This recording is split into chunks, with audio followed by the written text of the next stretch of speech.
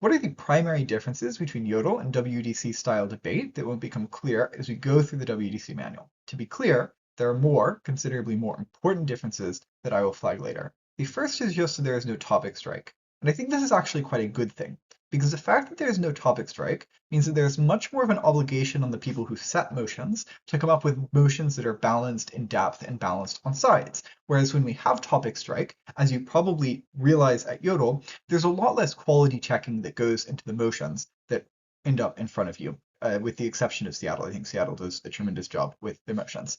Second, there are no points of privilege, so if something inequitable happens in round, you can and should take it up with the tournament equity team, or me, if you really want to and feel more comfortable doing so after the round, but you cannot ask for a point of equity in the midst of a round. If something is so severe that it is a major disruption to the round, then generally speaking, the chair has an obligation to step in and point it out.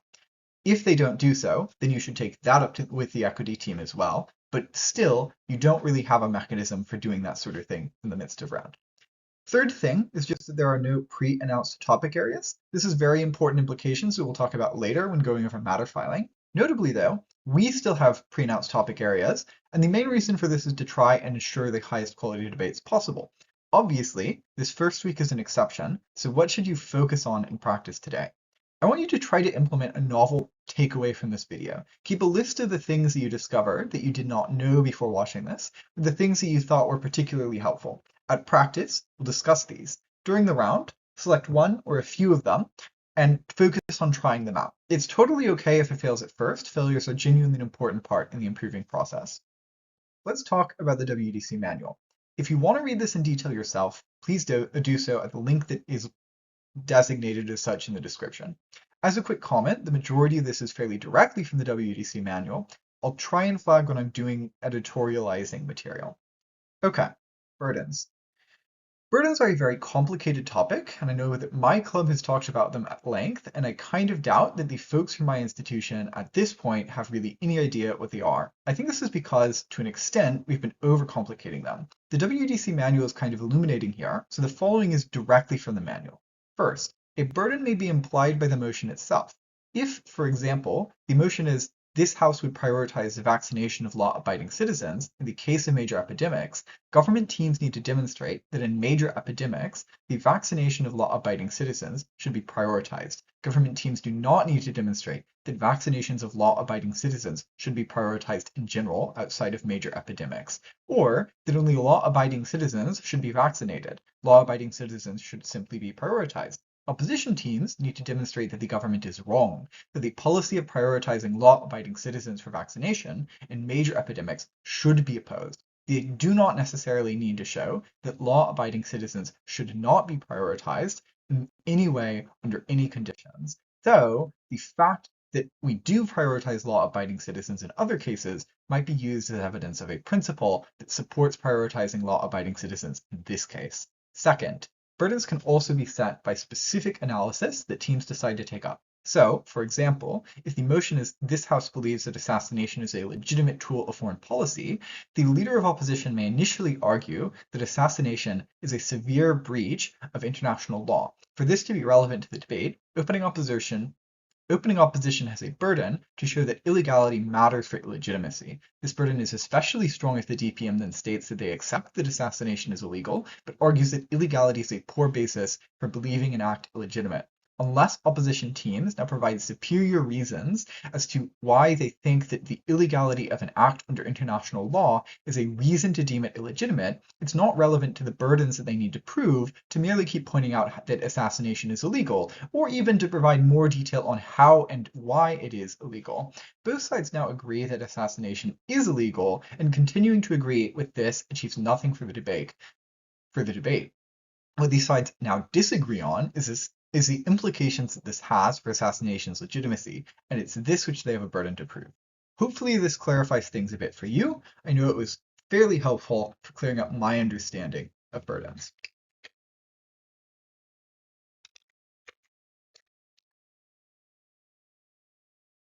Okay, motion types. First motion type, this House would. For these debates, government has the powers that the actor implied by the perspective of the motion has. but the debate is not about the real-world counterpart that the actor takes up. This, one, rules out arguments from the government side as to why this motion is in the interest of the implied actor, and two, rules out arguments from opposition side as to why the implied actor would never pass such a policy. However, government does not get to control the reaction to this policy, both in the sense that people will react to the policy as they normally would, and things will be imperfect, take for example banning something, and in the sense that it is very legitimate to argue that the policy will be reversed, though likely by itself not something that is round winning, because it just proves the impacts are short term. Okay. Opposition teams do not need to defend the status quo. They have roughly three options in these motions. Notably, the opening opposition team is the team that decides which path is pursued by the opposition bench with regards to the two mutually exclusive options that opposition has. That is, once the leader of opposition either commits to a countermodel or the status quo, even if it is done implicitly in their speech, opposition is now locked into this path. And to be clear, right now, it's not clear if this is just something that outlaws countermodeling for back half or both, but I believe it is something that outlaws both, and I think it's good to err on the side of caution here. Okay, opening opposition has three options for these motions. The first is to defend the status quo, the second is to suggest alternatives, and the third is to suggest a countermodel. I'll talk about the second first. I mean, the first is fairly intuitive and obvious. The suggesting alternatives is a sneaky way to shift the comparative of the debate without actually countermodeling. So when you suggest an alternative, you're doing it just like any other argument in the debate. So because of that, and given the fact that you aren't using fiat, you're just saying, well, maybe this is what the world looks like instead, you need to prove one of two things. You need to prove either that this is the likely trajectory of the world if the policy is not passed, or that the policy meaningfully detracts from this other thing that you're analyzing that is going to achieve a similar end. Second, you may suggest a countermodel, and that is a plan of action of your own. So opposition teams, if they choose to suggest a countermodel, are granted the same amount of fiat power that government teams have. However, the countermodel must use the same or fewer resources than the government's policy. These resources, notably, could include the expenditure required to implement the policy, the use of some other resource that are not directly obtainable through expenditure, or the public will required for the policy, or any other number of various different resources that might go into a policy. If opening government's model requires usage of multiple sorts of resources, then countermodels must use the same or less of each type of resource that opening government used. Whether a resource is the same type is defined by whether or not the two resources can be converted into each other easily in the vast majority of circumstances. So, for example, if a countermodel were to cost far more money than opening government's model, that would likely be impermissible, even if it was far more popular and therefore used less public will, because it is not clear that public will is obviously and easily convertible into money in the vast majority of instances, and therefore you cannot make the transfer. A second requirement for the countermodel, which should have been the last slide, my bad, is that it must be mutually exclusive with the policy that is mandated by the motion. It's not completely clear this is assuming a lack of resource constraints, but it seems like it is from the way that the WUDC manual reads. And I think it's better to err on the side of caution here because judges might penalize you if you don't. So, for example, take the motion this House would invade Sudan. If the PM models that the US should invade portions of Sudan controlled by the RSF, the leader of opposition argues rather than invading, the US should give military aid to members of the SAF, even though this takes substantially less resources and political capital, and even though to add this onto opening government's plan would require additional resources that are not fiated by the motion, the two aren't mutually exclusive. If the countermodel fails the mutual exclusivity test, it is probably just better to run it as an alternative, as I talked about previously. A third requirement of the countermodel is just that countermodels must be related to one of the policy areas that the model itself is related to. If the original policy was aimed towards multiple policy areas, the countermodel does only need to target one of them. Let's go through some examples of countermodels to get the point across. First, this House would legalize marijuana. Opening opposition countermodels will take all of the public will saved by not legalizing marijuana and will set up new clinics to deal with drug addiction. Unfortunately, this is not a legitimate countermodel because it isn't clearly mutually exclusive. More importantly, it isn't clear that public will is easily convertible to the money required to set up new clinics, nor is it clear that this would cost less public will. Second motion, this House would hire significantly more police officers. Opening opposition countermodels and says we will instead redirect all of the money that opening government would use on police officers to hire social workers instead. Unfortunately for opening opposition, this isn't clearly mutually exclusive of the first policy. Third motion, this House would significantly increase taxes for individuals in the highest income bracket. Opening opposition says we'll educate individuals about philanthropy. Again, it's not clear that this is mutually exclusive. Fourth option, this House would ban the sale of junk food. Opening opposition countermodels to say we will put a tax on junk foods. This probably can be rendered a legitimate countermodel to the extent that it is probably true that banning something that is so widespreadly consumed as junk food is something that will be quite difficult to regulate and therefore cost a decent amount of money, whereas taxing this good might bring in some amount of revenue and probably will cost nowhere near as much money. Given that a tax on something that is banned is not something that you can legitimately do as a government realistically, the two are mutually exclusive of each other. Therefore, this fourth countermodel would be legitimate. A second and related motion type is this House believes that X should do Y.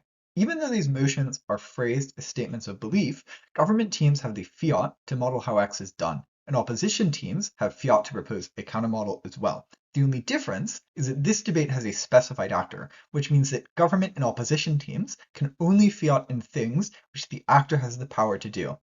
As with this House WUDC motions, arguments from the interest of the actor or saying that the actor would never do the motion are not within the purview of the debate. Both teams are granted fiat, and the debate is not about the effect on the actor themselves, unless you can point out that there is a particular moral salience to the impacts on the actor involved. Third, next motion type is this House believes that X. These require government to argue that X is true, while opposition must argue that X is simply not true. Since opening government is not proposing a policy, they cannot implement a model in these motions. Next motion type, this House supports or opposes X. These require teams to support or oppose X in the way that it is likely to manifest in the world. What that way is up to the debate to characterize, but you cannot fiat a specific way of manifestation. In other words, the debate is about whether or not X, in the likely way that it will manifest as characterized by the debate, will do more harm than good or vice versa. Next motion is this House prefers X. This motion is the same as the others, however opposition side is set as defending the status quo. Next motion type, this House prefers X to Y. These are also the same as the others, however opposition side is set as defending Y. Next motion type, this House prefers a world in which X to a world in which Y. These motions are backwards looking, so teams need to consider how the world would have developed if the thing or things within the motion never existed. So, for example, if the motion is this House prefers a world in which organized religion does not exist, you have to consider what the world in which organized religion never existed looks like in comparison to our world in which organized religion does exist. Now, there may also be debates that specify to a world in which Y, and in those debates, the opposition side is also defined and may be the status quo, but also may distinct from may be distinct from the status quo. Notably, in worlds where the motion is this House prefers a world in which X to a world in which Y, both sides could be arguing for the status quo or something that is distinctly different. So government could maybe be, hypothetically, the status quo if characterized to be as such. In these debates, arguments about the transition from the status quo to a new world, since the debate is about an alternative world, are not permissible, nor are arguments about retrocausality, that is, how the alternative world came to be about. The world is just granted to have existed by fiat. Debaters should, quote, use their common sense to determine the point at which the new world most likely diverged from the status quo. So, for example, if the motion mentions new technology, it would probably be unreasonable to assume that that technology existed 2,000 years ago. Next motion type is this House regrets X. These motions ask whether the absence of X would have been good for the world. The debate is not limited to the world since X happened, however. Teams can also make arguments with regards to how the existence of X may prevent future harms or grant future benefits. Teams should also describe what the world in which X never occurred most likely looks like. So, for example, the motion this House regrets the selection of Kamala Harris as the Democratic nominee. In that motion, teams must also consider who alternative nominees might have been, not just whether or not Kamala Harris was particularly bad or particularly good. Next motion type, this House predicts X. These motions ask teams to prove that X will happen. There is no requirement to prove that X is a desirable outcome. The debate is decided by the persuasiveness of analysis with regards to the likelihood of X happening. That is, government doesn't have to prove that X will happen, and opposition doesn't have to prove that it won't. The debate is decided by who contributed most to the balance of probability with regards to whether or not X will happen. Next motion type, actor motions, where this house as an actor would do X. These motions ask teams to consider the actor's own perspective. Arguments about the thing being good generally are only impactful insofar as teams can prove that the actor cares about doing generally good things. Arguments from duty are allowed. However, when duties conflict with the actor's values or interests, judges should, quote, consider the actor's own value system to determine which reason will ultimately be stronger in persuading the actor. But judges should not assume pure self-interest. Debaters should give reasons as to why self-interested values are more important to the actor. And this is true for every sort of argument in the round, holistic, utilitarian, or whatever. It is important to provide additional persuasive reasons as to why each consideration is most persuasive to the actor in the motion. Notably, adopting the actor's perspective does not include any limitations in the actor's knowledge of the world, and this is pretty important. Any information that is provided by teams in the debate is information that the actor then becomes aware of. However, whether or not the actor accepts or rejects this information is within the debate to characterize. So, for example, if the debate is from Putin's perspective, claiming that you have a strong moral obligation to do the most good possible for the world, even run in a very strong principled manner and well explained, probably is information that Putin would write off. Or, if the debate is from Trump's perspective, making a logically sound argument that tariffs are bad, done in most ways, is plausibly something that Trump would discredit, even if he has access to all of the logical loops that you decided to move through. For clarity with regards to motions worded this house would with an info slide painting the house out to be a specific actor, e.g. you are a blank, these motions are also to be treated as actor motions. Some actor motions will have this house as an actor, supports, believes that, prefers, predicts, etc. These motions are all subject to the same rules as the analysis motions previously talked about for the sake of setting up the debate, their corresponding ones. However, arguments under these motions should be evaluated under the rules applying to actor motions. So, for example, if the motion is, this house, as Xi Jinping, believes that Donald Trump's re-election was good for the CCP, the Chinese Communist Party, the motion asks debaters to analyze whether or not Donald Trump's re-election fits into what it is that Xi Jinping thinks is good for the CCP, not what is good generally, not what is good for the CCP, and not what is good for Xi Jinping. The motion this house, as someone behind the veil of ignorance, prefers to be born into a world with an 100% inheritance tax, asks the question of whether or not someone without revealed preferences about the world and with no known spot in society would prefer to be born into that world or ours. As a side note, the veil of ignorance thing does not necessarily imply a Rawlsian framework for viewing the round. I think some debaters will frequently get caught up with that. Because there are some motions that say this house from behind the veil of ignorance would X, and some of you have read Rawls. Okay, what happens when it's more than one actor? So, for example, maybe the motion is about this house as Iran, which obviously is not one unique actor, and it's not clear what the exact preferences of that individual are. When this is the case, open government has definitional fiat, and we'll return to what definitional fiat looks like later. They have definitional fiat over who is included in the actor for the debate, subject to all of the normal rules that apply to definitional fiat. So, for example, this house as Iran could reasonably be defined as the government of Iran, or the people of Iran as a whole, or probably the Iranian Revolutionary Guard Corps. And maybe, those are probably the ways in which this could be defined. It probably couldn't be defined as a particular general in the IRGC. Rule fulfillment. Here is the WUDC manual, word for word, on what the duties of debaters are within the debate. 1. For the PM, ensure that the debate is adequately defined. 2. For the member speakers, extend the debate. 3. For all speakers, ensure that your arguments are consistent with all other arguments made by yourself, by your teammates, and by the other team on your side of the debate. 4th, for all speakers, take at least one POI, assuming that one was offered, and offer POIs on a regular basis. 5th, for all speakers, speak within the time frame that is allotted. Notably, none of these mean that you lose the debate. Rather, each has associated penalties. Many of these are literally just ignoring the material that you delivered that broke the rules or conflicted with them. Let's talk about POIs first. A couple of things that you should know. First, you are perfectly legitimate in cutting off POIs from other debaters, especially if they have reached their 15-second mark. If they have not reached their 15-second mark, it is a little more questionable, but it is still completely allowed. In the instance that you cut off a debater before they reach the 15-second mark, the judges should assess the legitimacy of cutting off that debater. Notably, on the debater's side, they should immediately sit down and be done talking. They've been cut off. If judges think that the debater's point that they were trying to get across was not clearly delivered at the point that you cut them off, that is, it was not understandable by the judges, then you should not be credited, or you won't be credited, as having taken a POI in that instance. If they think that it was, then you're perfectly legitimate in doing so.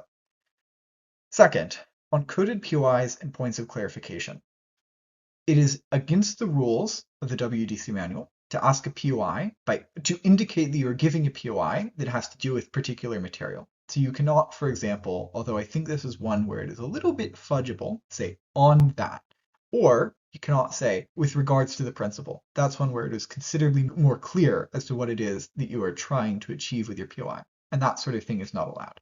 However, there is one instance in which you are allowed to indicate what it is that you want to offer a point of information on, and that is instances where you're planning to ask a point of clarification. Points of clarification are POIs that are generally addressed to the Prime Minister or the Leader of Opposition, and they effectively ask that debater to clarify something about the technical aspect of the debate. So maybe it has to do with the definition of the debate as set up by the Prime Minister, or the challenge to the definition of the debate as set up by the Leader of Opposition, or the model or countermodel by one of them. That's what a point of clarification is, and you can indicate that so that they know that you have something on the way in which the debate has been interpreted.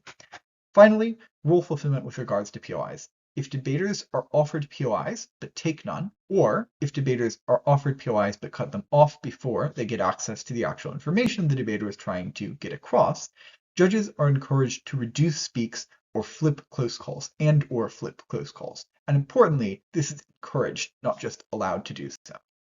Knifing and contradictions. The penalty for contradicting yourself is literally just that the material that you said, contradiction, is ignored. And if it increases the persuasiveness of the first material, if it decreases the persuasiveness of the first material, that is considered when evaluating the debate and where you are positioned. Knifing. Okay, knifing is an explicit negation of something that your previous team said. So, for example, if opening government said that the sky is purple, and you say, no, actually, the sky is green, that would be a knife. There are lots of things knifing is not. A few examples of this that I think are useful.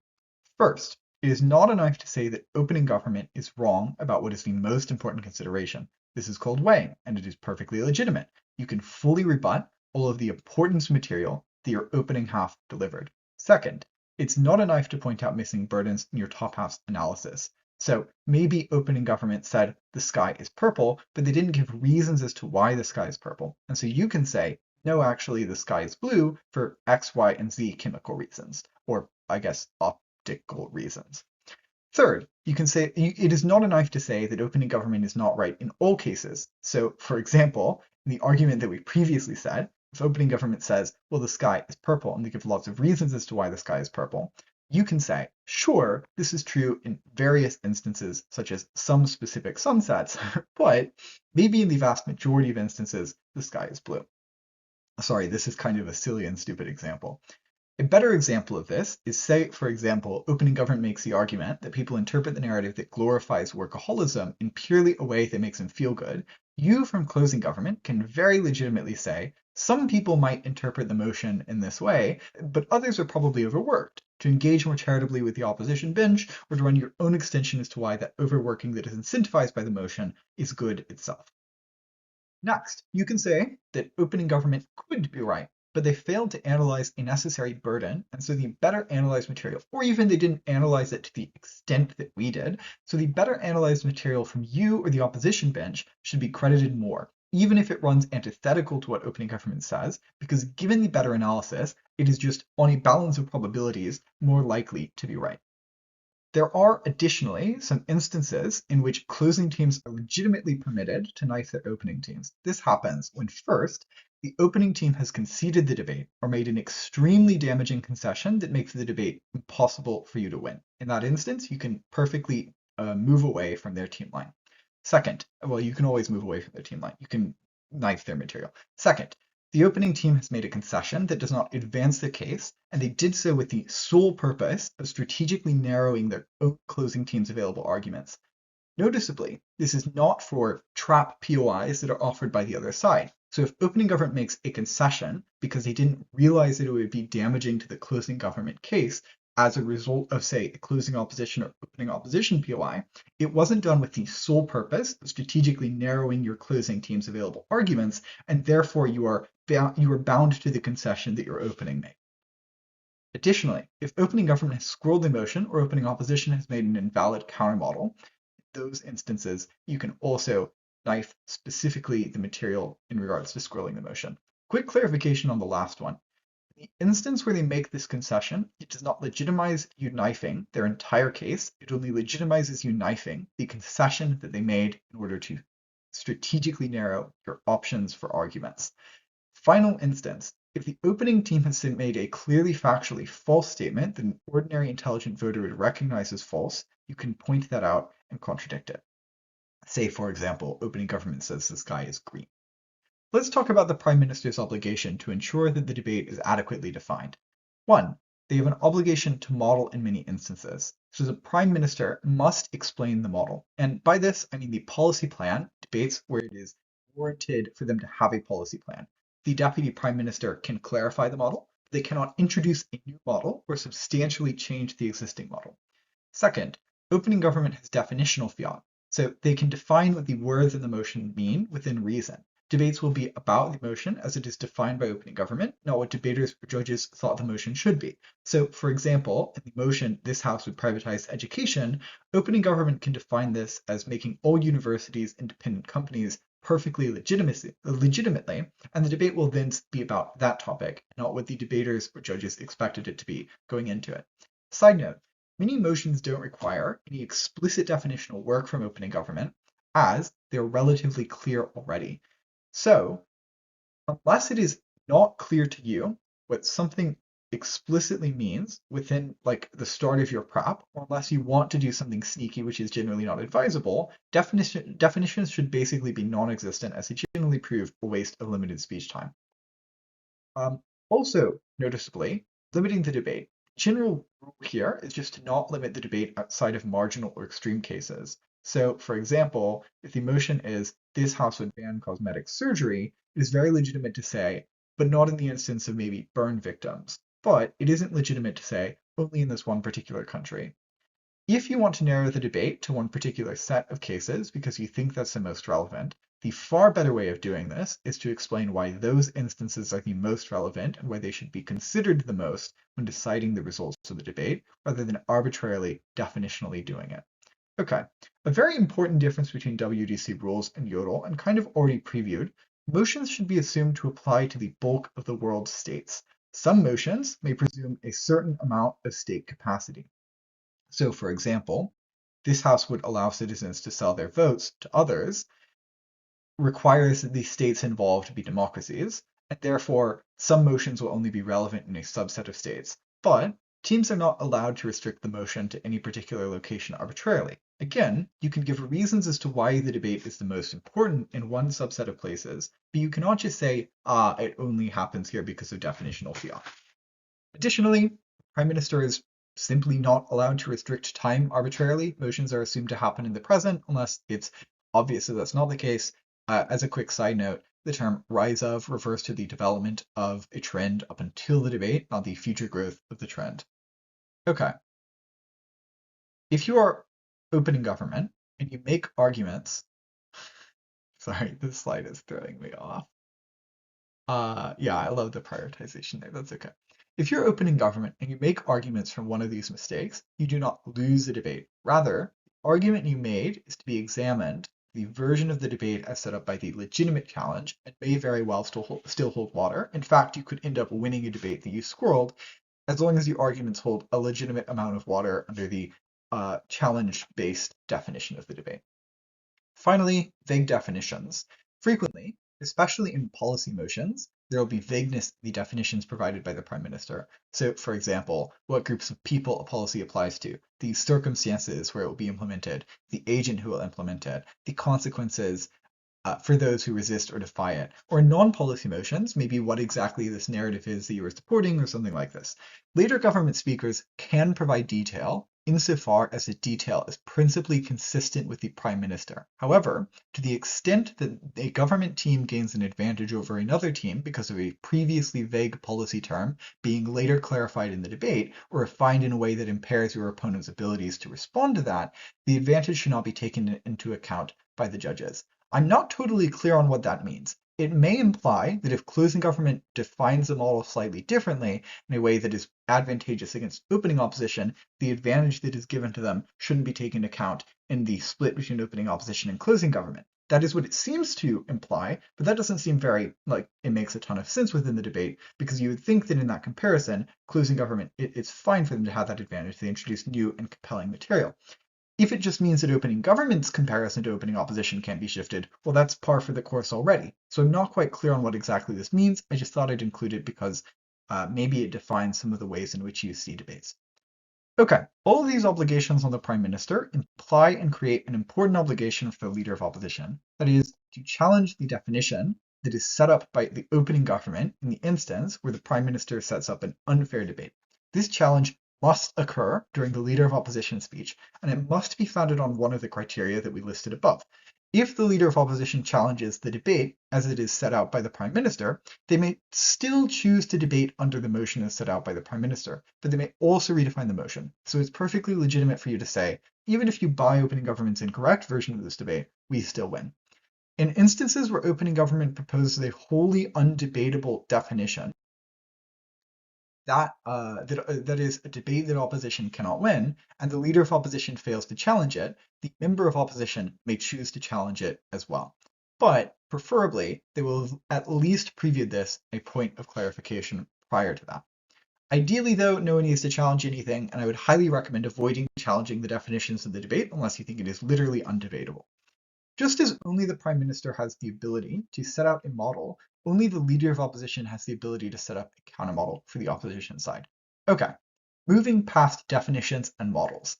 The member of government and the member of opposition are both responsible for extending the debate. An extension is literally anything that has not been said by your side. You'll rarely be told that you had no extension. And if you were told that, probably are being over-exaggerated too. However, closing teams' comparison to their top half is decided by which was more persuasive with regards to the motion. Now, as a side note, and I'm realizing that the slide here is a little misleading because we do require back half teams to weigh their contributions against their front half in close cases. The side note is, I think a lot of the time in Yodel tournaments, the criterion for having an extension that beats your opening is just, did you have a relatively well-constructed case that was new? We over-penalize being derivative, and we don't, as the slideshow says, and we don't require back half teams to weigh their contributions against their front half in closed cases. But in the International League, you will not be quite as penalized for having somewhat derivative in the sense that you reach the same impacts or have similar mechanisms under a given motion, and you'll need to weigh your material. So you'll need to make this adjustment to the international circuit. Okay, whip speeches also represent a pretty drastic difference from our circuit.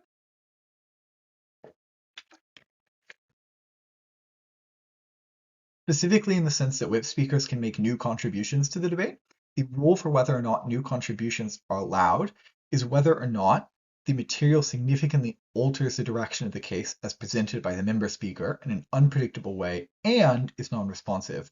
If something that is new is offered, which is rare, judges should just ignore it. There is no need to additionally penalize. Just to be clear, any material that is refutational, but significantly alters the way your case works, is perfectly legitimate for you to deliver as a whip speaker. It is only the material that is not responsive and significantly alters your case. That's a very small amount of material. Let's go over some judging differences. First, actually before that though, Debaters, please don't skip past this section. There are important informations in here for informing your strategic choices and how you approach these debates. So make sure you're paying attention and taking notes on this too. There are probably two primary differences that affect judging and debating decisions. The first difference is just that judges should be fully capable of logically following and analyzing a debate, and you have a responsibility as a judge to evaluate the logical flow of arguments to determine the extent to which teams have won them. This, in fact, is legitimizing judge intervention with respect to the logic of the arguments that debaters provide. Which means, for example, if debaters run a backlash argument, they thoroughly analyze why the motion will make some people upset, and they also thoroughly analyze why even when backlash happens, and they also thoroughly analyze why when backlash happens, it harms people in meaningful ways. Even if the other side does not point out the missing logical gap, you as a judge are expected to recognize that they failed to analyze the burden, that when people who get upset because of the motion get upset, they choose to do the sorts of backlash that they say leads to harm. Yodel, in comparison, from my observations, has a much less interventionist general demeanor, in that if you don't point out missing logic, judges will frequently overcredit arguments that have holes in them. That will rarely happen internationally. If other debaters don't point out the holes in your arguments, judges will in their reason for decision. Second, quick note on that. Importantly, though, this does not give you permission to be interventionist with regard to spec knowledge that the ordinary intelligent voter wouldn't know. More on that in a bit. Second, there is a structured way for coming to decisions. Judges are required to vote on pairwise comparisons. So that is opening government versus opening opposition, opening government versus closing government, opening opposition versus closing government, opening opposition versus closing opposition, and so on and so forth. And each pairwise comparison should not be affected by teams that are outside of the pairwise comparison. So that is, closing government, giving very good material that was directly tied into the OG case, and a round where opening government lost to opening opposition, even if the top half was a close debate, does not mean that opening government should beat opening opposition, or closing opposition delivering case-smashing refutation to closing government doesn't mean that closing government should lose to opening government or opening opposition by itself. Teams are persuasive with respect to other teams in the round, and judging is about directly comparing contribution by contribution, which teams are more persuasive than others. General rule of thumb as a judge, try to have an idea of who won the top half by the start of the member of government speaker. A couple of other notes on the structure here. In voting, chairs act as a tiebreaker on clashes that maybe have 1-1 or 2-2 or whatever vote on them. In very rare situations, the ranked pairs method is required to decide a debate if the decision, as a result of voting, would otherwise be circular. If you're interested in finding out more about this, go watch the video that is linked in the description. It talks about it, but it probably will never come up for our purposes. Lastly, on the ordinary intelligent voter standard. The ordinary intelligent voter has the sort of knowledge that you would expect from someone who regularly reads but does not memorize the front pages and world section of a major international newspaper in the year leading up to WUDC. This is good motivation for you to do so as well, by the way. Quote, imagine a bright and reasonable, well-read university student who is studying a subject completely alien to any topic that would help them understand the debate in question.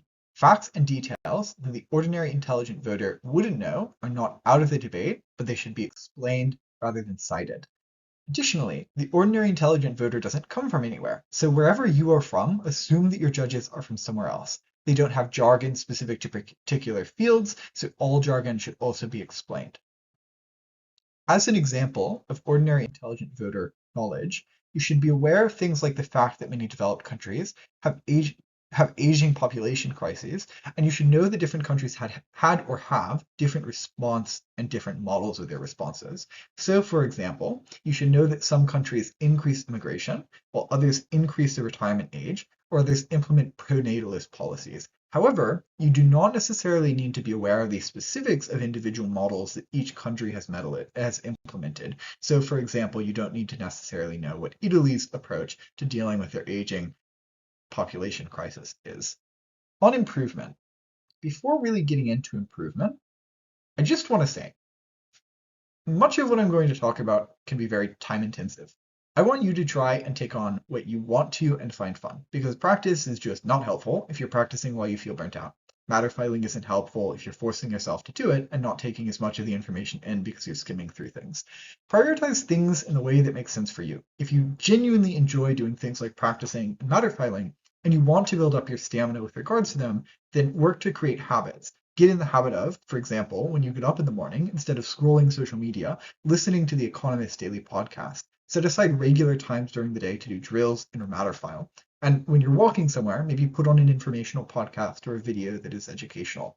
Importantly, try to keep good habits too. So try to keep a regular sleep schedule. Try to minimize things like scrolling Instagram reels or doing stuff like that that waste your time. These sorts of things make it so that when you focus on debate, that focus in your work is the most efficient and undistracted.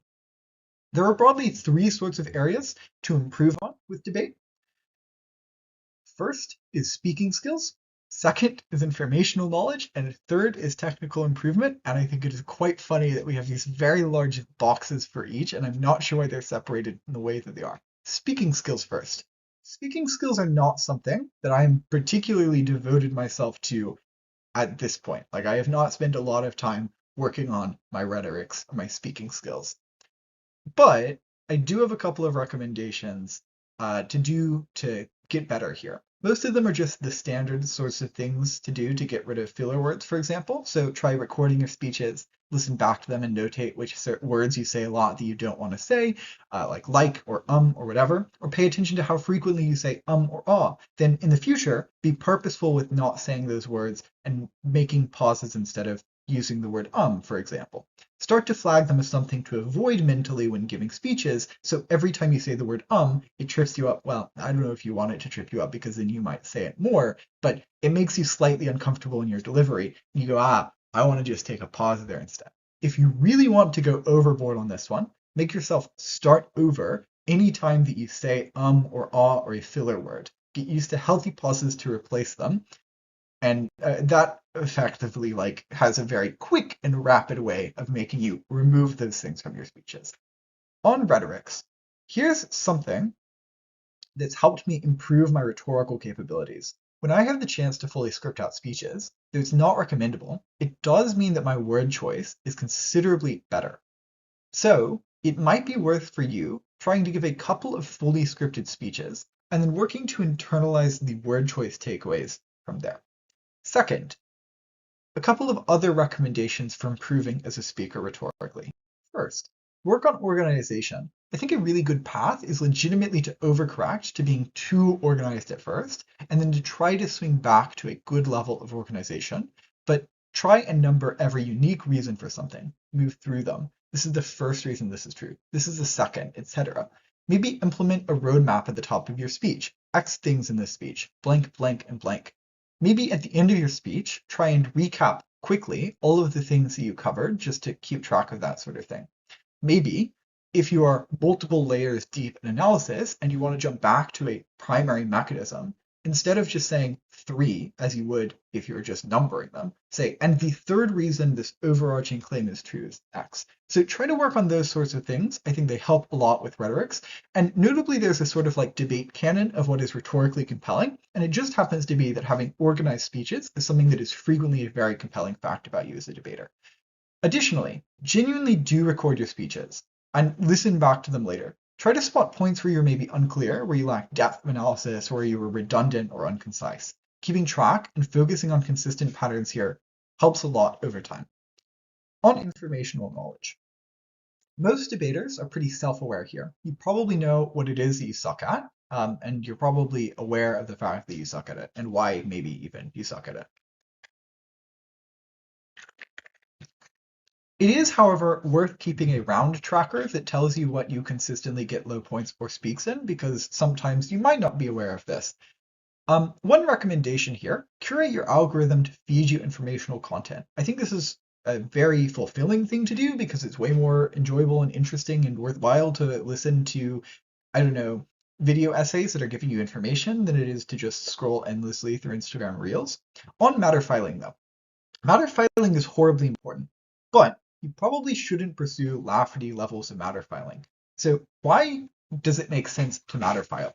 First, It increases your confidence. And I think confidence is genuinely horribly important for your success as a debater, because being more confident in the material that you're delivering means it's going to be delivered in a better manner. You won't hedge against being wrong, that sort of thing. Confidence also frequently affects case construction. So if you lack confidence, you will likely legitimately hedge your arguments to cover more ground with the hopes of winning in some way, whereas with a confident path to victory, you can better prioritize and analyze in more depth one stronger argument.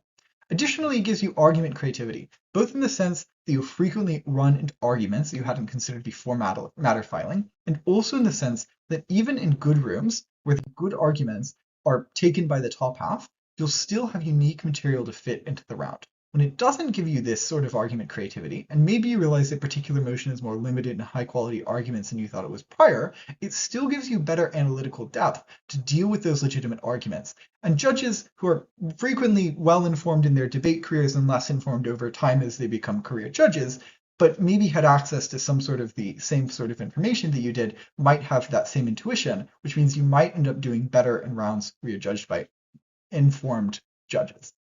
I also think it imbues you with a much needed sense of realism. So details generally allow you to tailor arguments more to the potency of each motion.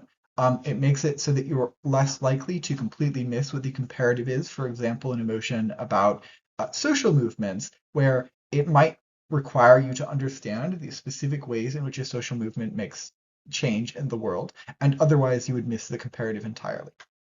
Additionally, details, generally as long as you have a good gauge for what is illustrative and what is unimportant, lend themselves to good speaker points and more difficult to take down arguments that are flush with very ripe characterizations. How do you decide what to matter file? The first thing is just prioritize your weaknesses. So try to pay attention to what it is that you're consistently sucking at in debate. Maybe use a speaks tracker to get this sort of thing.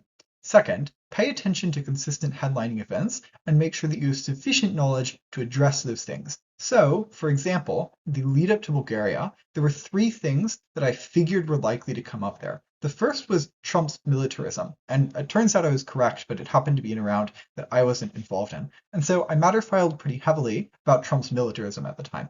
The second was unease about Russia, with Europe, obviously. And this one did come up in a round that I happened to be in. And as a result, I was very prepared for the round because I had a good understanding of how this looked like, what it actually looked like for countries that were next to Russia, what it looked like for countries that were further away, and the sorts of dynamics at play there.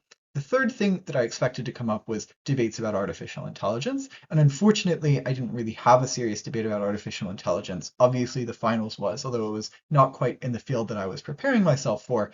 But that's fine. The point is, like, these are things that you can generally predict come up at tournaments, not maybe these specific themes. Although, honestly, these specific themes will probably be applicable at Ottawa as well. But frequently there are things that consistently make headlines for a while that you can expect motions to be about. So for example, right now, you're probably going to see a lot of motions set about the conflict in Iran or into the near future, because that's such a, I guess, immediate thing that everyone is thinking about. And yeah, that sort of thing. Additionally, try to matter file about the location of your competition. So I prepared something like a 50-page brief on Bulgaria's like history and politics and stuff like that. And maybe it wasn't the most efficient thing because it ended up just being a debate about taxation in Bulgaria. But actually, it turned out that the matter file was very useful there. In fact, I managed to convince the chair, although we ended up losing to the team that got first on a 2-1 split with the panels, I could manage to convince the chair that the case that we delivered was considerably more nuanced than a team that went on to break at the tournament, because I just so happened to have matter filed the way in which the prosecutor general in Bulgaria, for example, worked and how that was an arm through which corruption occurred. And so I just had more specific mechanisms. The point is, frequently your competition will actually come up at the competition, and it is good to have information on it so as to not like A, dread that round that you know will be there, and B, perform well at the point that the round comes up. Okay. When matter filing, what should you focus on? I think you should focus on processes. Well, I'm going to steal a lot of these from a very good workshop that is linked in the sources for this. But it's worth focusing on the processes and technical details. So for example, what does NATO's decision-making structure look like? What is the process, the technical process through which IMF loans get handed out? What sort of checks are on them afterwards? Why should you focus on these? First, it builds confidence, because processes are genuinely difficult to understand. For example, monetary economics have lots of technical things surrounding them that make them quite difficult for you to approach. But at the point that you have a good grip on the way that monetary economics works, you feel much more confident in rounds regarding it. Similarly for finance, similarly for economics writ large, similarly for international institutions, for anything that has like a process involved that is complex. Second, extensions. In many instances, motions regarding these processes will have various openings for extensions that are only opened if you happen to know how various parts of how the process occur. And therefore it is quite useful as extension material to document the ins and outs of various complicated processes. It's a matter file. The honest answer is that everyone will have their own way of going about matter filing, but here are a few no's. First, to me, matter filing is a process of like removing the non-debate relevant details from what I read. And this involves purposefully thinking about all of what I read and filtering out the material that is fluff. Please actually, at the very least, if you aren't literally rewording and writing things down post-process yourself, at least type things out. Don't just copy and paste, because it helps to internalize the material far better to actually think about what you're typing and to try and figure out which of these are important pieces of information I need to include in my matter file and which ones are just miscellaneous fluff. Second, I think artificial intelligence is actually quite useful for at least three parts of matter filing. First, it frequently helps you begin the process of learning about something when it might be difficult to figure out where to start. I consistently ask ChatGPT for a plan to become a relative expert in a particular topic, and then follow like steps 1 and 2, and then kind of ignore the rest because it turns out ChatGPT is not really great at logical sequencing past long steps, and I've frequently figured out a more efficient way to learn about a point. But it is a genuinely good starting off point for getting access to other material that is quite useful. Relatedly, if you get lost for direction at some point in the matter filing process, you could do a similar thing with artificial intelligence to get you back on track. Here's my matter file so far. What are some good places to go for additional details I might want? Third, frequently, the nature of researched papers, unfortunately, and books doesn't lend itself to giving you things like structural reasons very easily. Artificial intelligence can be a very good fill-in. The material you're reading doesn't get to that depth, though it takes some effort to get good responses. You'll have to, I guess, mold your AI that you use to give you responses that are relevant or lush with details and illustrations, etc. Two other useful tips for internalization. One, try to give oral presentations or talk to someone else through what it is that you matter filed, because it makes it so that you understand it far better and you don't make any logical jumps that are intuitive to you but aren't intuitive to, say, a judge who is judging you on this argument down the line. Second, try writing it as if other people are going to read it. Even if it isn't the case that other people will read your matter file, it is quite useful to put things in very easily explainable terms in the instance that you forget it and need to quickly explain it to yourself, or you need to quickly explain it to your partner, or even just the simple fact that writing things in heavily explainable terms in simple ways that people will easily understand, even if they don't have like advanced knowledge in the topic they're matter filing, that makes it so that you deliver it more compellingly later because you've already formulated how you might give this to a judge who doesn't, again, have access to the same deep information that you do on a particular topic that you decide to go in depth on. I'm stealing this from like something that I added as additional supplemental material, and also you should go watch Ryan Lafferty's linked workshop on matter filing because it is quite good. What sources should you use? As I mentioned previously, artificial intelligence is a good pointer here. Try not to get overwhelmed by the vast majority of sources, like the large number of sources that are out there. I've also provided a link to all of the sources that I regularly listen to, though for these, it's less about matter filing from them and more about just taking in information when I have the time. Sometimes I'll run into something from them that's so good that I want to take notes on it in the future, and I store that in a playlist of videos and podcasts that fit into that bucket, and that is also available at the link in the description. When should you utilize your matter file in round? Ideally, you're not doing this at all. If you're using your printed material consistently, then you're going about the whole process wrong. If you do have to, 1. Use it in prep for matter generation. So for very limited periods of time, refer to it if you need something that you know is in there, for example, but you don't completely remember in the moment. 2.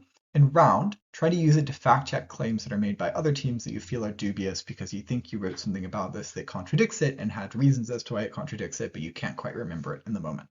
Try to make sure that the file, if it is at all long, is hyper organized. So add table of contents add headers, make it obvious where exactly everything is within it, maybe throw some sticky notes into it to make it so that you can just flip to the section that regards economics or international relations, or even more specific sections than that if you have a large enough matter file.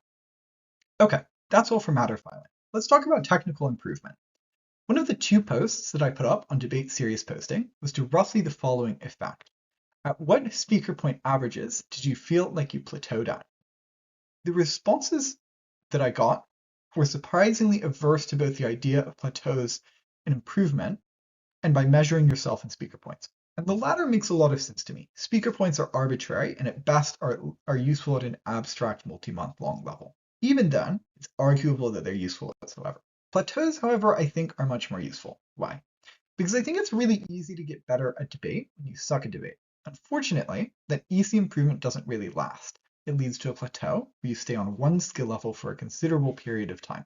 A lot of the time, this looks like going from getting bad placements round 1 to getting a near guaranteed first round 1 and bad placements guaranteed round 2 to first both round 1 and round 2 and fourth round 3, etc. Unfortunately, because of the way that British parliamentarian debate, I don't ever know how to say that word honestly. BP debate works. Oftentimes it's not super noticeable when you've reached a point of growth because your overall points that you achieve at the end of a tournament stay very similar. So try to look for the progress in the first few rounds. Generally, plateaus are followed by a short dip, then a large climb in skill level until the next plateau is reached. Why? This is because plateaus or skill ceilings are kind of defined by your understanding, that is the point of, not the how to do, specific technical skills within BP. That is, if your understanding of the point of refutation is that refutation is done in order to prove your opponent's points as untrue, you can get very, very good at doing refutation that does that, but a skill ceiling will still exist defined by the efficacy of the point of refutation that you have interpreted to be. Any extra effort at the point that you have gotten close to that skill ceiling will have diminishing marginal returns and sometimes can be counterproductive. This is why the process of growth towards a plateau starts out fast and diminishes quickly over time. Okay, what are the implications of this? 1. Because plateaus are discouraging, you should track your progress, but pay attention to individual rounds, not whole tournaments. See if there are patterns and watch how those patterns change over time. Additionally, record yourself because you will legitimately improve as a speaker in a way that is very indiscernible to judges who see you every once in a while. Try to listen to old recordings because it is incredibly morale boosting. You can go, you suck shit at this particular thing that I'm actually quite good at now. Second implication on pushing through plateaus. Listen to judge feedback.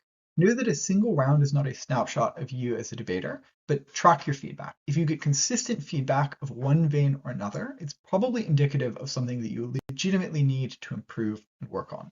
Try to experiment in practice rounds. In most practice rounds, nothing is on the line. These are perfect places to try experimental strategies, and not every new direction is going to be a good direction, but you can flesh out which ones are here.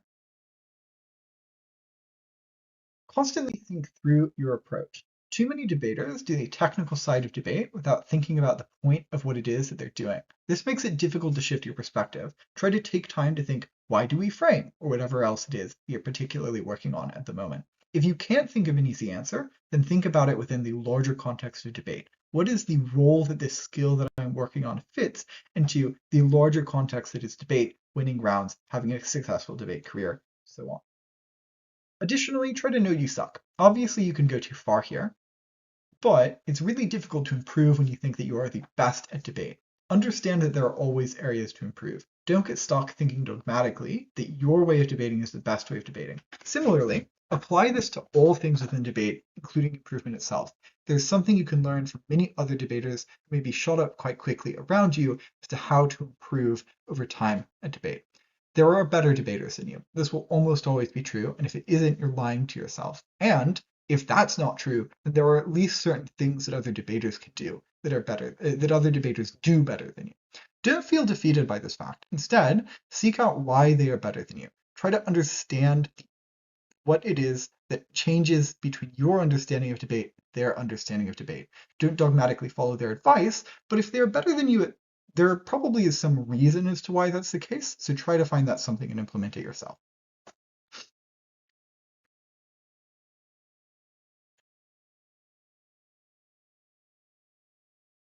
Generally speaking, debate performance is bottlenecked by your weakest skill. This is what you should focus on your improvement towards in individual spar rounds, tournaments, and your own practices. That is not to the loss of other skills, but just as the primary focus, which other things are secondary towards in the moment. How do you pinpoint this weakest skill? There are a number of ways that you could do this. First, you could aggregate feedback to patterns. Things that are consistently repeated in feedback to you are probably your weaknesses. But individual rounds are not that enlightening, so try to keep track of what your feedback consistently is over time. If you're struggling to get an inkling as to the things that you might struggle with, ask judges specific questions around them and track their responses. Second, track actual performance data. I have a spreadsheet for this, and my spreadsheet does not track performance over time in a graph form, so that might be worth adding that might be worth you adding to it. If you have positions that you consistently suck at, or topic areas where you always collapse, then you should focus on those first. Third, compare yourself to better speakers. Prepare and deliver a speech and watch a top room version of the same motion. Identify differences such as missing mechanisms, better framing, better strategic choices, more efficiency, all of those sorts of things.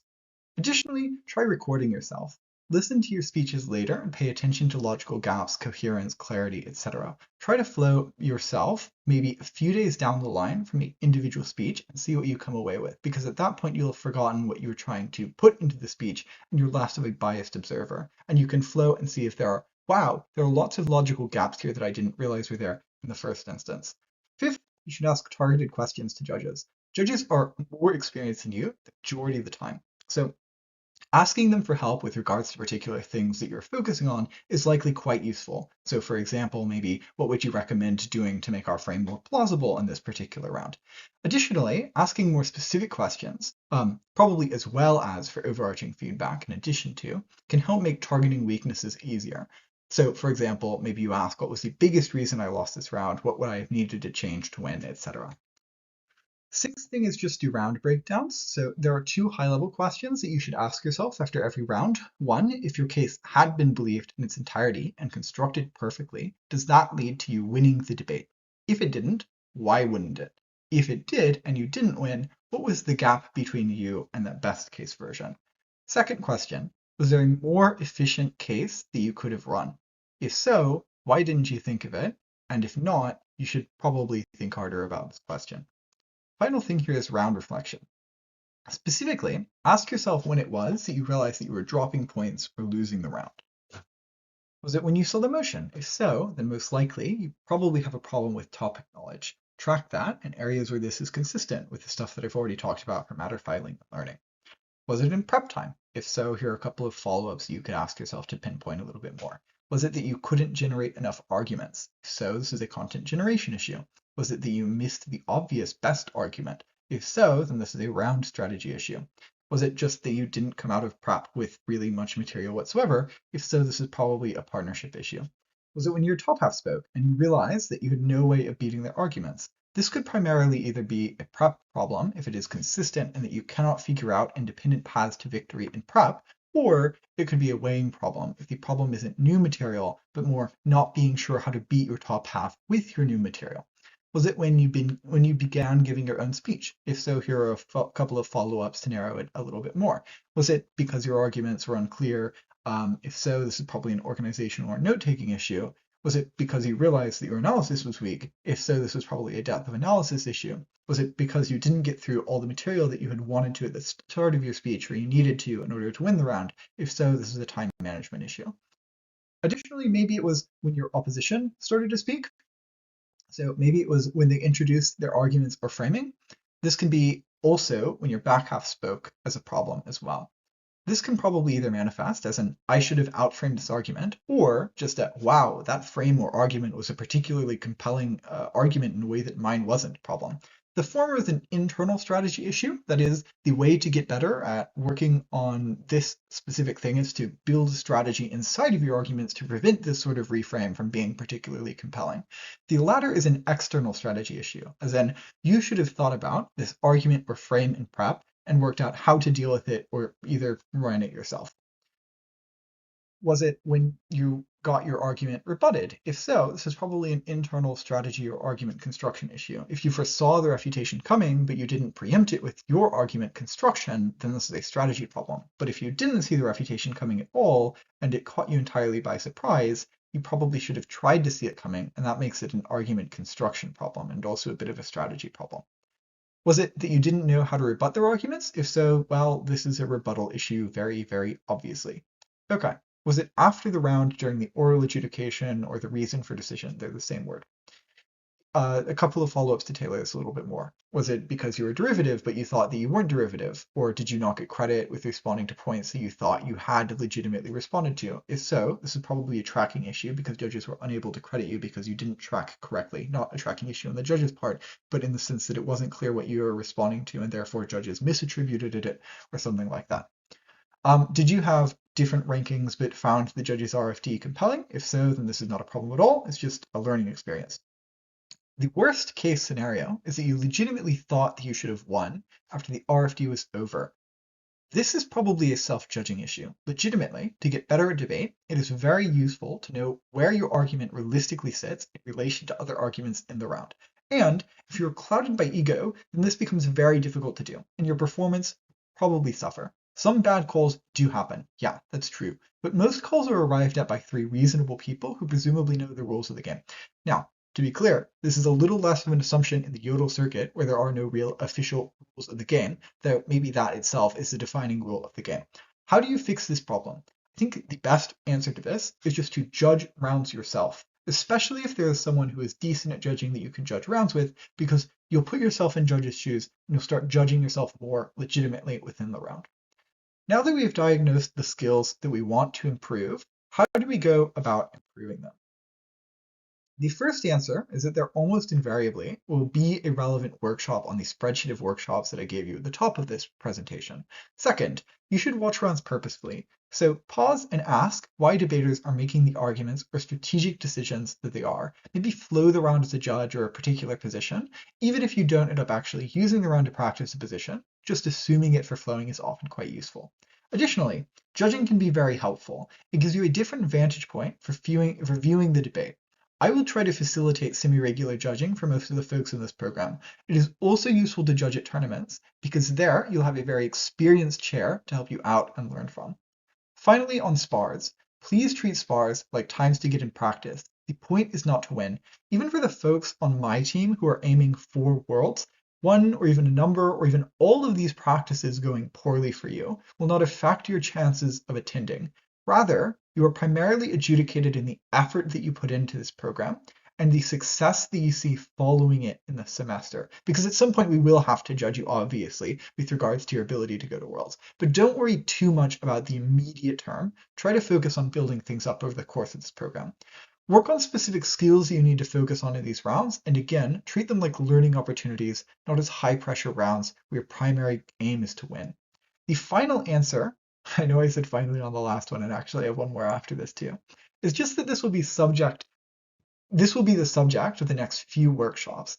So just as a reminder, come prepared to practice later today or whenever you're watching this to talk about any questions, things you thought were interesting, and with one thing that you learned from this as a focus for practice. Last note, it is important to isolate the skill that you want to improve and then to work on improving it by itself. Treat debate legitimately like a sport, not in the sense that you should go work out at the gym if you want to have a long and good career in debate, maybe you should for longevity or whatever, but in the sense that athletes, while they might do scrims sometimes, also spend a very large amount of time practicing minuscule parts of their sport, putting small miniature pieces together to an overarching puzzle that is their sport. The same approach is effective with regards to debate, and you should practice all of these things. Hence, I have created a sort of drill sheet for people who are interested in doing this approach to practicing. That's all for the workshop. I'll see you either later today or next week or whenever, based on when you saw this. Well, hello and welcome to day 2 of our summer program. This workshop is going to be focused on building up good argumentative skills. So kind of just the basic building blocks for approaching BP debate, and I'll interweave in a considerable amount of strategy as well. But we're going to cover everything from just argumentation all the way through weighing, logical analysis, refutation, and all of that stuff. Okay, let's get some stuff out of the way at the top. This is roughly the argument structure that I use, and I highly recommend doing something that is at least somewhat similar for overarching argument structure, though admittedly the argument structure I'm about to present to you is a bit of a lie because very secretly the comparative portion happens at many points in the argument. So the argument structure that I use starts off with a claim, moves on to logical positioning, then I give reasons for the argument being true, reasons for the argument being important or impacts, and then reasons as to why the impacts are comparative, and finally, weigh the comparative difference in impacts against the comparative difference of impacts from other cases and other arguments made within the debate. Logical positioning, just to be clear, is what it is that the argument is going to achieve with respect to the round. So it's setting up the argument and the things that I'm going to try to do with the argument at the point that the argument is completed. Additionally, I'm planning to throw around a bunch of words throughout this workshop, so let's go over a couple of key words. First, a mechanism. A mechanism is just an independent logical pathway as to why a certain thing that you're trying to prove is true. So generally, these sit below the layer of like a claim or a burden of proof, or even in many instances, impact or refutation. So it is just the independent logical pathway as to why this overarching thing that you're saying is true.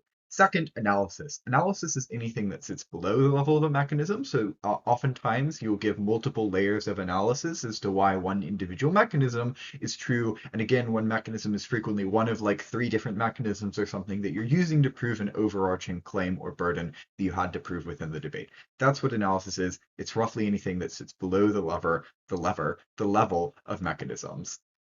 The next thing that I'll be talking about at many points is weighing. And just to be clear on what weighing is, and whoops, I skipped ahead a slide. Weighing is just doing work to explain why your argument is more important than their arguments. The comparative. The comparative of a debate is the 2 different sides. At many different points in the debate, multiple comparatives will likely be thrown about. So opening government might say, opening opposition's comparative is this, and closing opposition might say, no, actually, opposition's comparative is this. So frequently there will be competing and contested claims as to what the comparative of a debate truly is, but the comparative is just what the 2 worlds of the debate actually look like. Differently, comparativeness is a test of how comparative an argument is. So how much access they have to a specific impact. For example, most impacts in any debate are completely uncomparative. Take, for example, nuclear war.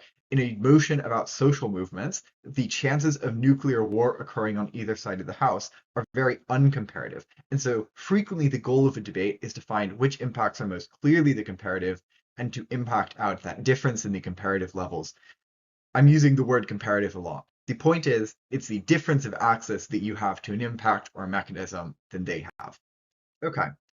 A couple other words that probably need to be clarified. An actor.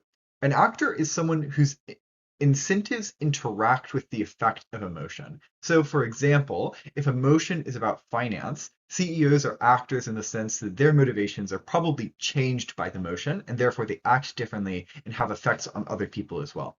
A stakeholder is some entity that is affected by the motion kind of terminally. So children are frequently stakeholders in motions about structuring the education system. Low-income individuals are frequently stakeholders in motions about affordable housing, that sort of thing. Very frequently, entities are both.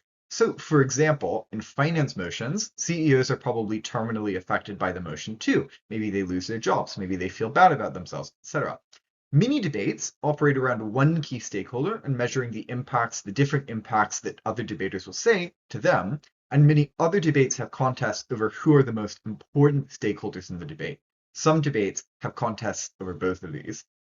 Third thing to note is just that I've included supplemental material, so please go watch the supplemental material that I've included as, in addition to this workshop. It is meant to accompany it and hopefully say certain things way better than I could. I'm going to do 3 things in this workshop. The first thing I'm going to do is roughly to formulate my theory of debating, or how I approach debates. This is something that I hadn't thought about a ton before making this workshop, and so it's very sort of rough sketches, but hopefully it is quite useful for formulating, well, it's quite useful for me to formulate. Hopefully it's useful for you to see debates through a similar way that I view them. The second thing I'm going to do is just to provide you a large list of things that you need to do to have complete arguments. And I want you to take pretty good notes on these because doing all of these should be your primary focus over the course of this program, with a secondary focus, of course, on learning the content that we're talking about. Both of them are important, but succeeding at the basics well is a prerequisite to any real level of success. Third, I'm going to offer a large number of heuristics. I also want you to take good notes on these and to try to implement them all in drills, see what works for you as inspiration for good content, and then focus on time management with regards to them. It's worth pointing out that all of this will sound like considerably too much at first. That's why you need to target individual skills and work on gaining your footing at those individual skills, and then eventually cut down on them time-wise till you can fit as much of these skills as possible into your speeches. Don't worry about implementing everything in your next debate speech, or even debate speeches that are like a while down the road. This is also part of why good notes are important, because if you don't have good notes, it will be legitimately difficult to do this efficiently. You'll probably have to return to this workshop a number of times. One final note or disclaimer. Remember all the way through this what the point of what you're doing is. I'm including this here because I don't want to have to repeat it at the start of every single skill I cover, but actively think about why you do individual things that we're going to talk about in this workshop. So, for example, the reason that you refute arguments is not because you want to disprove your opponent, it's because you want to beat them in the round, and that has really important implications on what refutation you deliver. Because if the point were purely to disprove them, then you should spend lots and lots and lots of time delivering as much refutation as possible and going down the line by line of their case, one individual detail at a time. But since your goal is to win the debate round, and refutation is one tool at your disposal to win that round, it completely changes how you ideally will do refutation. Rather, it makes sense to deliver refutation that is time efficient, so maybe the strongest things first, and to stop at roughly the point that your material has become, or will become because of your analysis, more compelling than theirs. But even this is somewhat missing the point, because actually there are 3 different teams that you want to beat, and not one, so you'll probably have to make concessions from even that time efficient point of refutation. And, like, actually, let's reorient ourselves even further. Your primary goal is probably not to beat this one individual team, or even all the teams in this particular round. Definitely not if you're at one of my spars, and probably not even if this round is the bubble of the tournament that you're currently attending. Your primary goal is the long game. Maybe it's to break at Ottawa Worlds. Maybe it's to break at a Worlds 2 to 3 years away. Maybe it's to have a long and successful debate career. Try not to let the urge to win in the moment overpower your actual goals in debate, and practice and attend tournaments with those goals in mind. And this does mean doing things that are inefficient or difficult or scary in round to prioritize making them more efficient and easier and less scary over time. Okay, let's talk about winning debates. EP debate is a format which is characterized by a primary goal and a primary constraint. That is, your primary goal is to be the most persuasive with respect to 3 other teams in a particular motion, and your primary constraint with regards to that goal is the time that you have within the round and the time that you have to see the motion. To limit the number of variables at play, you know ideally who it is that's judging you ahead of the round. It's the average intelligent voter. They're someone with an eye for logic, but no in-depth knowledge regarding the actual topic of the debate. This gives you roughly 4 strategies for improving your standing in a debate. Option number 1, you could take less time to deliver the same level of persuasion. Option number 2, you could make your delivered material more persuasive. Option number 3, you can make your opponents take more time to deliver equally persuasive material. And option number 4, you can make your opponent's delivered material considerably less persuasive. Let's begin with the first question though. How do you deliver material that is persuasive to begin with? In order for an argument to be persuasive, it needs to satisfy roughly 3 conditions. First, the argument needs to be sound with respect to the average intelligent voter. This has 2 components. The first component is that the argument must be factual. So the argument cannot have any premises which contradict ordinarily known facts. So, for example, someone could make a very, very compelling case as to why the sky is green, but judges are allowed to intuition check this and explain that it's simply true. Similarly, but less obviously, someone could make a very compelling case for Bolivia investing really heavily in deep water port infrastructure, but the simple objection that Bolivia has no coastline would completely ruin this argument. The second component is the logical part. That is, the argument cannot have any glaring logical gaps. So take an example. The motion is this house would ban the sale of cigarettes, and you want to make a black market argument. Specifically, that cigarettes are still sold, but now the conditions in which they are sold are less safe. You need to prove a number of things for this claim to be true. The first thing you need to prove is that despite a ban, there will still be demand for cigarettes. Second, that despite a ban, there will still be willing suppliers. Third, that the government will not have the wherewithal to prevent these sales. And fourth, that sales in an unregulated market are less safe than sales in a regulated market. The rough sum of all of these parts, or your burdens of proof, is the argument that you set out to prove. Notice two things about this. First, the argument falls apart if one of these is unproven. So, for example, if you don't prove that there will be willing suppliers, then the opposing side can take out the whole argument by providing simple analysis as to why there won't be suppliers in the market. How do you come up with these burdens? The general rule is just experience is quite useful, but also a very good heuristic is to try to come up with all of the reasonable objections to your argument. Each of these will probably reveal a burden themselves, and without which there would be a logical gap in the argument. If you want a good example of this, please watch International Debating Gym's module on burdens of proof, which is attached as supplemental material. Second, on the internal burdens, for almost every part of this argument, there is at least one who and one why, and the why can generally be broken down into incentive and capacity. Quickly, before getting back into that argument, why is it important to prove both incentive and capacity and not just one? Two examples for this. There are many compelling reasons as to why Russia has a strong incentive to invade Germany. Germany has a very large economy. Russia feels wronged by Germany's participation in funneling aid and weapons to Ukraine. Successfully invading Germany would be an extreme blow to the liberal international order and the United States. So, why does Russia not invade Germany? A plausible reason that you could give for this, for sure, is that there are many competing incentives that Russia has with regards to invading Germany that deter it from doing so. But another reason, maybe, is that Russia literally doesn't have the capacity to launch a full-scale assault on Germany, let alone a successful invasion. And so, Russia, maybe having a very strong incentive to do so, but lacking the capacity for it, decides not to do it, or doesn't do it. Another example to illustrate the incentive necessity. It's probably true that I have the capacity to spend all of the money in my bank account on chairs or something, but I lack the incentive to do so, and therefore I don't. These are silly examples, but the point is that without both incentive and capacity, actors generally won't do things, and therefore you need to prove both of them to prove that something happens. Okay, back to the argument. How do we prove this for the argument? The first premise that we had for the argument is that there will still be demand for cigarettes. The actors here are broadly twofold. They are people who are addicted, and maybe also people who are particularly curious. On the first category, for people who are addicted, it is quite difficult to get off of cigarettes. Maybe you have more of a personal connection with convenience store clerks who might point you in the direction of where to purchase them after the ban is instated. Notice that we've proven both incentive and capacity in this instance.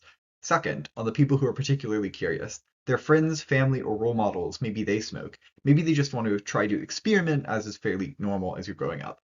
And it's not that difficult to find a drug dealer in the age of internet anonymity. It's very easy to just find one on an anonymous site, and therefore you have both the incentive and the capacity in some instances.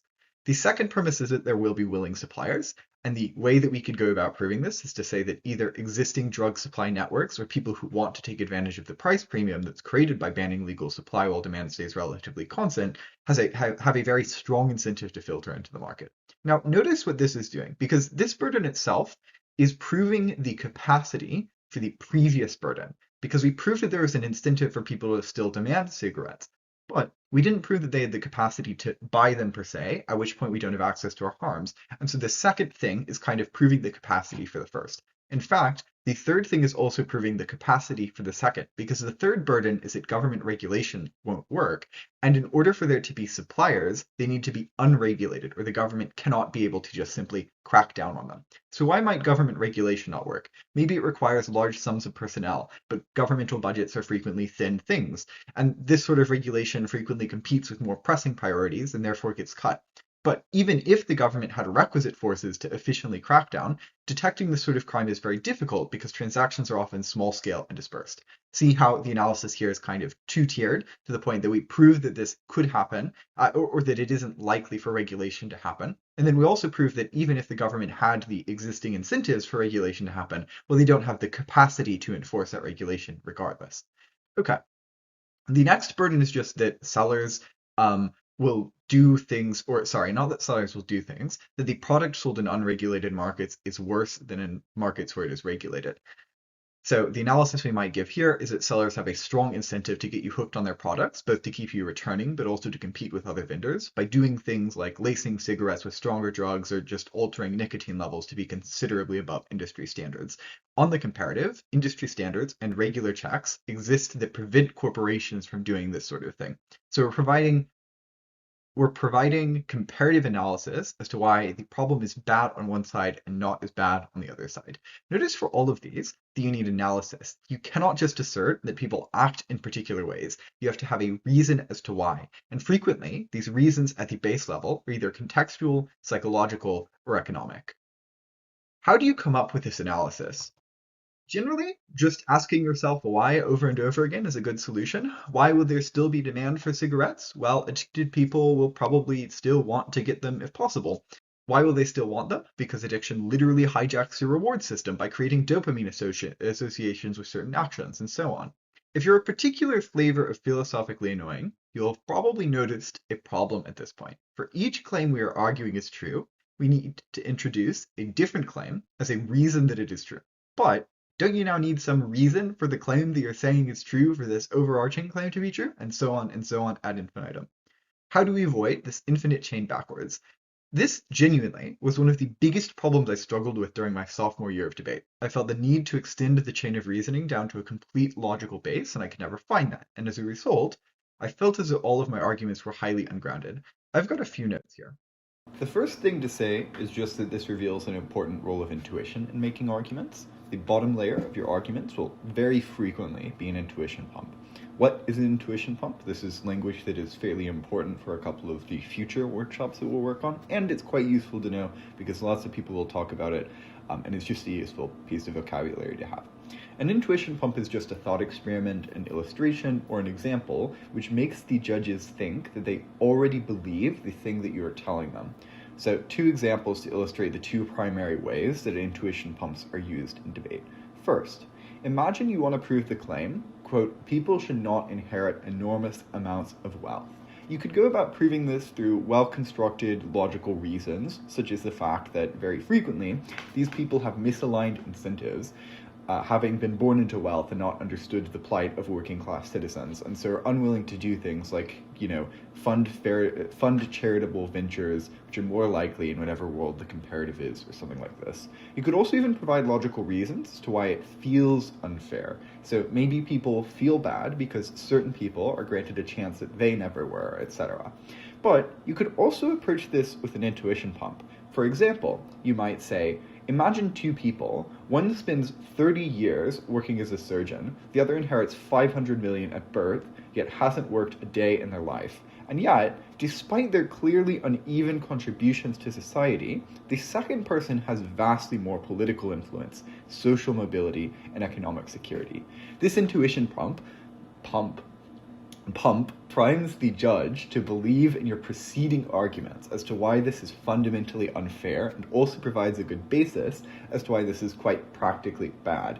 This priming is one way that an intuition pump can be used, and it is the way that supercharges logical reasons that follow it. Second example, returning to our example motion, maybe you want to improve the logical basis for, quote, people who are addicted find it difficult to quit nicotine. You might use an intuition pump along the lines of the following. Notice how you are addicted to your phone, how difficult it is to put down Instagram Reels at night, or how frequently you find yourself habitually endlessly scrolling. Nicotine addiction is far, far stronger than that. You literally feel physical discomfort and anxiety if you give it up for extended periods of time. It rewires your brain's reward system to focus on it, especially if you're a hardened addict and you've been doing this for years, and it's one of the few things that brings you some sort of solace in life. Maybe that last bit was a little too extreme. But the point is, this illustration, the first part is honestly somewhat unnecessary and not super, you don't need to give the example that is less bad than what you're going to intuition pump about. But it's useful, I guess, for putting judges in the shoes. But the intuition pump makes it feel makes the judges feel what it is like to be in the shoes of the person you're talking about here, and makes the claim that you're making feel very, very intuitive to them.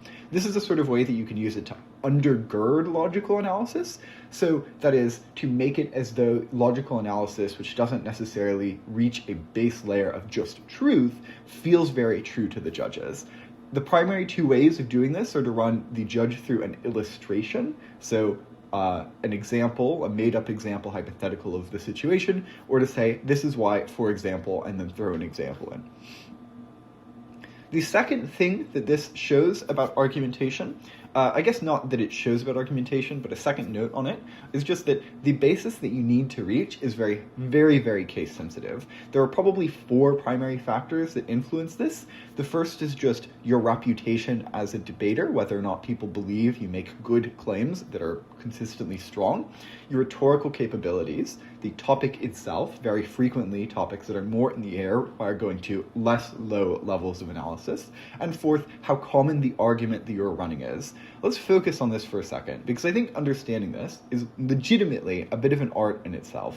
I'm going to run you through 2 examples of when I think debaters have been very skimpy on going to deep levels of logical analysis, yet gotten away with it for reasons that are somewhat replicable. It is worth pointing out that both of these debaters have insane reputations, and most people probably could not get away with the exact same thing they're doing, though it illustrates some ways in which you might be able to cut back on the depth of analysis that you have to give in your speeches, as long as you already have a grip on what is sort of intuitive to people. Why is urban warfare difficult? Because the precision airstrikes that Manuel wants to prop do not work in urban areas. Hint, you know what happens when you try to do precision airstrikes? You get Gaza, mass humanitarian civilian casualties, because you cannot target specific sites. You lack intelligence about where forces are operated, which means civilian casualties get worse on their side of the house, which not only means you don't displace the RSF, you kill civilians in the process.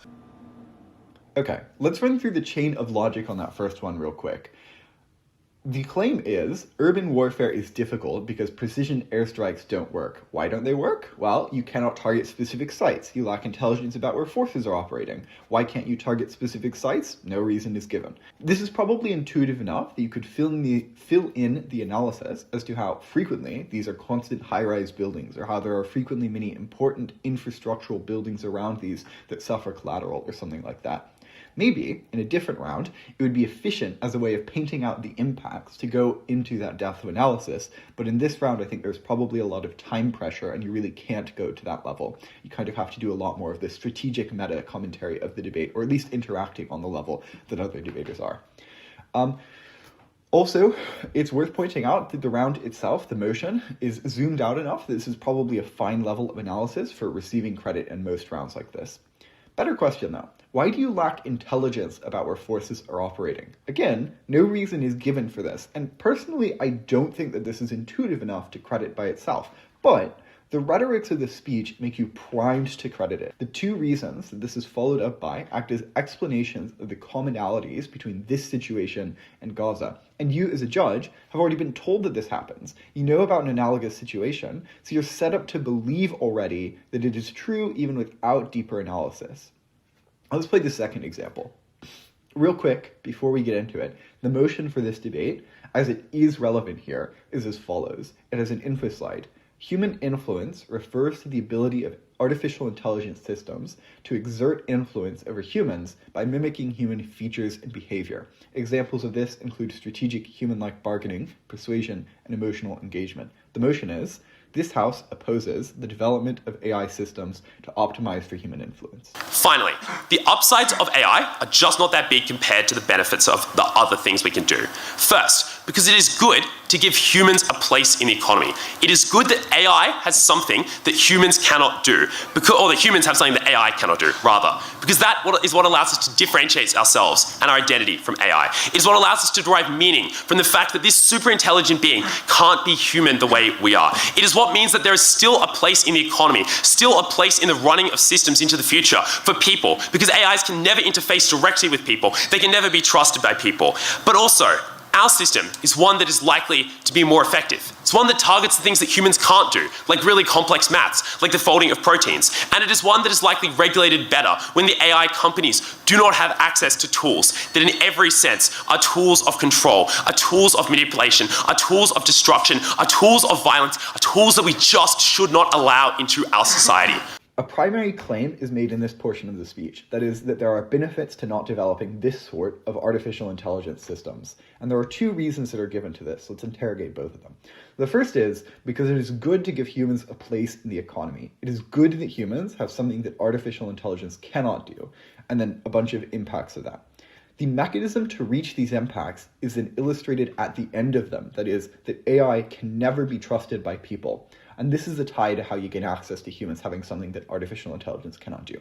I think this is perfectly fine and worked out to a decent enough depth, though maybe somewhat questionable still, but that might just be me being interventionist with regards to AI.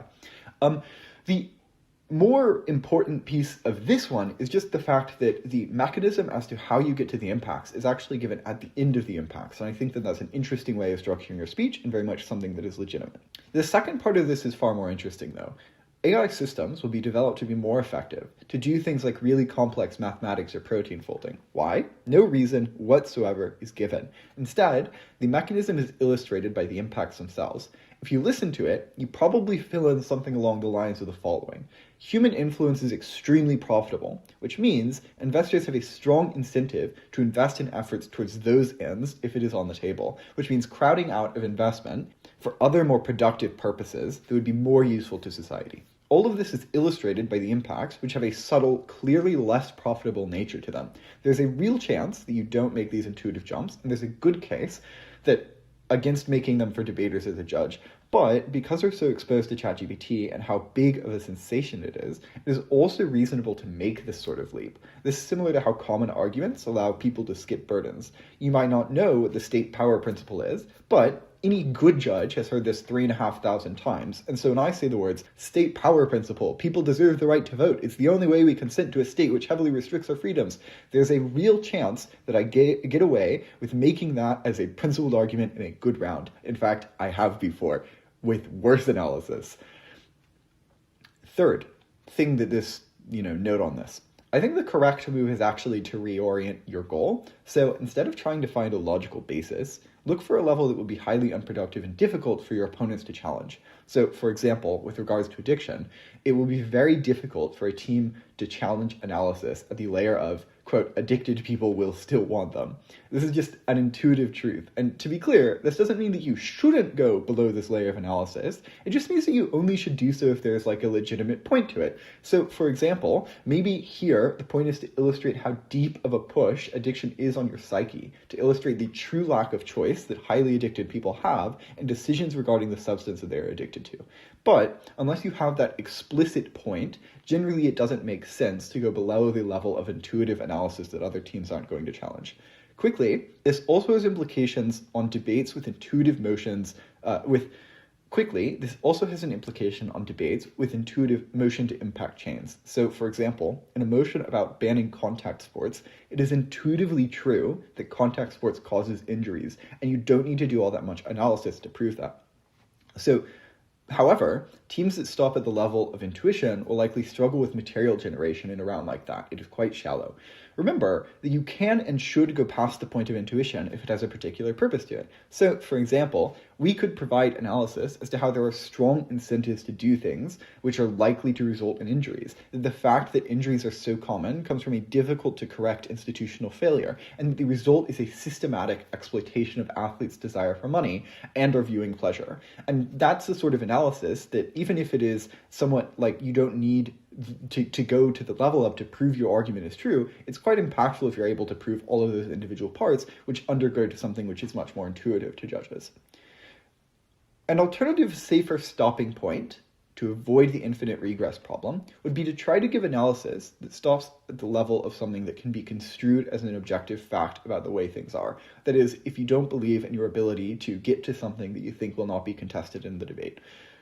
So, for example, in the motion about banning cigarettes, because addiction literally hijacks your reward system by creating dopamine associations with certain actions, is a statement that is for all debate purposes just a truth about the world. And to be clear, there's a skill in debate that is simply getting away with saying things that are somewhat controversially true about the world as brute facts or about the way we or the world are. I've flipped the slide too early, but it's worth noting that the factual and logical components of truth are fairly obviously justified with respect to the WUDC manual, but they're also justifiable with respect to persuasive standpoint. So one, very obviously, if an argument contradicts a well-known fact about the world, judges will likely internally flag this and write the argument off. But two, these increase your plausibility. If you don't explain that there will be willing suppliers, then you've proven a large portion of the argument, but the judge has to fill in one of the key logical premises, which leaves the actual size of the argument up in the air to judge discretion. And it's much more compelling to actually provide good analysis there. One additional note, causality is probabilistic rather than absolute, and this goes for refutation to causality too. Judges will frequently believe that both could be the case and decide debates by a balance of probability based on what's been analyzed. Your goal with building constructive, truth-based analysis is to convince judges that your argument is likely. Frequently saying things with certainty does help those ends, but do remember that you don't have to prove complete certainty to win any debate. Second condition that an argument needs to satisfy, it has to be important. You can provide lots of compelling analysis as to why a claim is true, but none of that necessarily means that the outcome of that claim is important. So, for example, in the motion, this House opposes the narrative that liberalizing your economy is the best way to achieve rapid economic development, you may have given compelling analysis as to why this narrative leads Western development institutions to condition aid on liberalization because developing countries have a strong incentive to not liberalize any portions of their economies, and the widespreadness of this narrative in Western development institutions leads them to overblame those background conditions and overcorrect against them.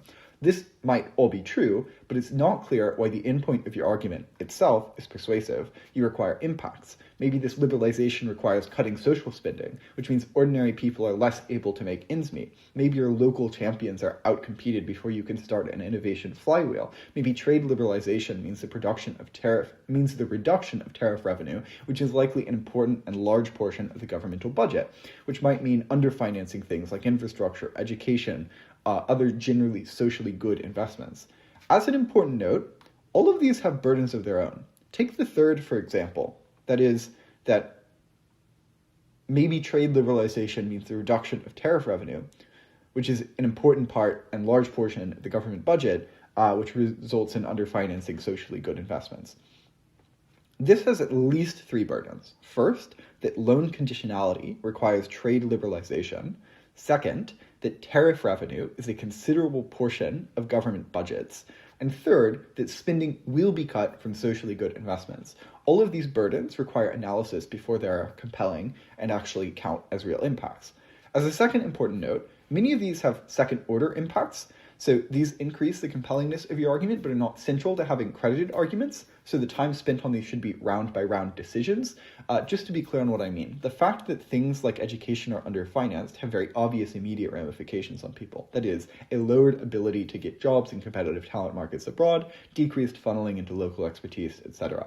But they also have long-term ramifications. That is, when education is structurally underfunded, harms compound over time, meaning that innovation 100 or so years down the road is magnitudes below where it would be if education received proper funding. Rich places have strong access to private funding, and therefore they grow at significantly faster rates than localities that are reliant on the state, meaning that inequality worsens over time as well. That sort of thing. Those are the sort of things that are second-order impacts. A good impact fills two conditions. First, it is uncontentious or justified. So this basically means either other teams will not contest the impact, take, for example, people's quality of life improving in some way. And by contest, I mean like literally the value of the impact itself. It is quite plausible that teams will say, no, our impact is larger. That's not what I'm talking about here. Additionally, maybe having better access to job security, saving lives, these sorts of things that are just sort of like terminal ends in themselves. The second option is that you've justified why your endpoint is good. There are roughly two ways of doing this. Either you can explain why the specific situation, the thing that is achieved, so for example, maybe if your impact is something like people becoming more distrustful of the government, it isn't clear that this is a good thing by itself, so you want to provide analysis as to why, in this instance, it's an important safeguard against governmental abuse or something. Or you can explain why the impact is principally good. So for example, maybe a motion impacts out to increase choices, which isn't clearly something that is good by itself, But you can say on principled ground that increased choices is good for like autonomy reasons or whatever. The second thing that a good impact fills is that it should be specific. So, wow, I did these out of order. That's okay. It should answer all of the following questions. First, who's affected? Second, how are they affected? And third, what do they look like on the other side of the debate? The third condition, yeah, there we go. We got to it finally. But back to argumentation. The third condition that an argument needs to satisfy is that it must be comparative or topical. This is the step that should generally be built into the previous two. In fact, it's something we've kind of done already.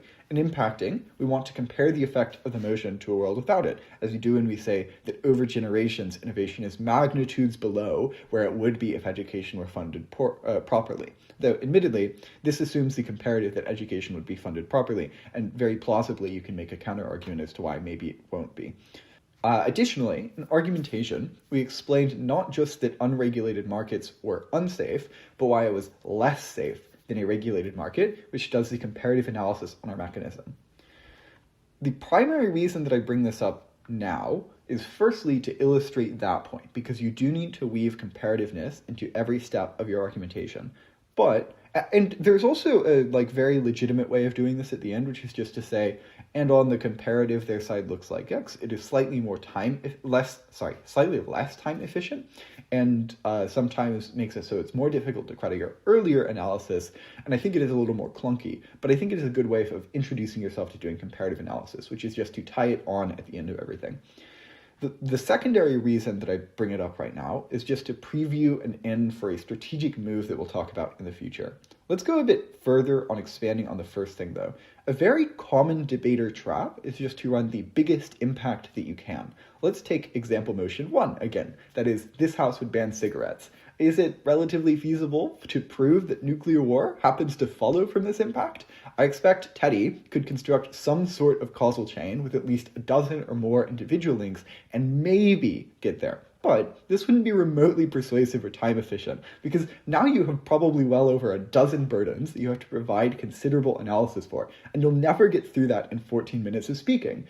Even if you did, most likely, the judges will just write off the argument at hearing the point of the impact. And even if you got past all of that, the argument would likely fall to the very quick piece of rebuttal, while whether or not we ban cigarettes is probably one of a myriad of factors that could potentially result in nuclear war. So the actual difference of this impact is as a result of this debate is minimal at best. In effect, the argument's impact is not a comparative impact.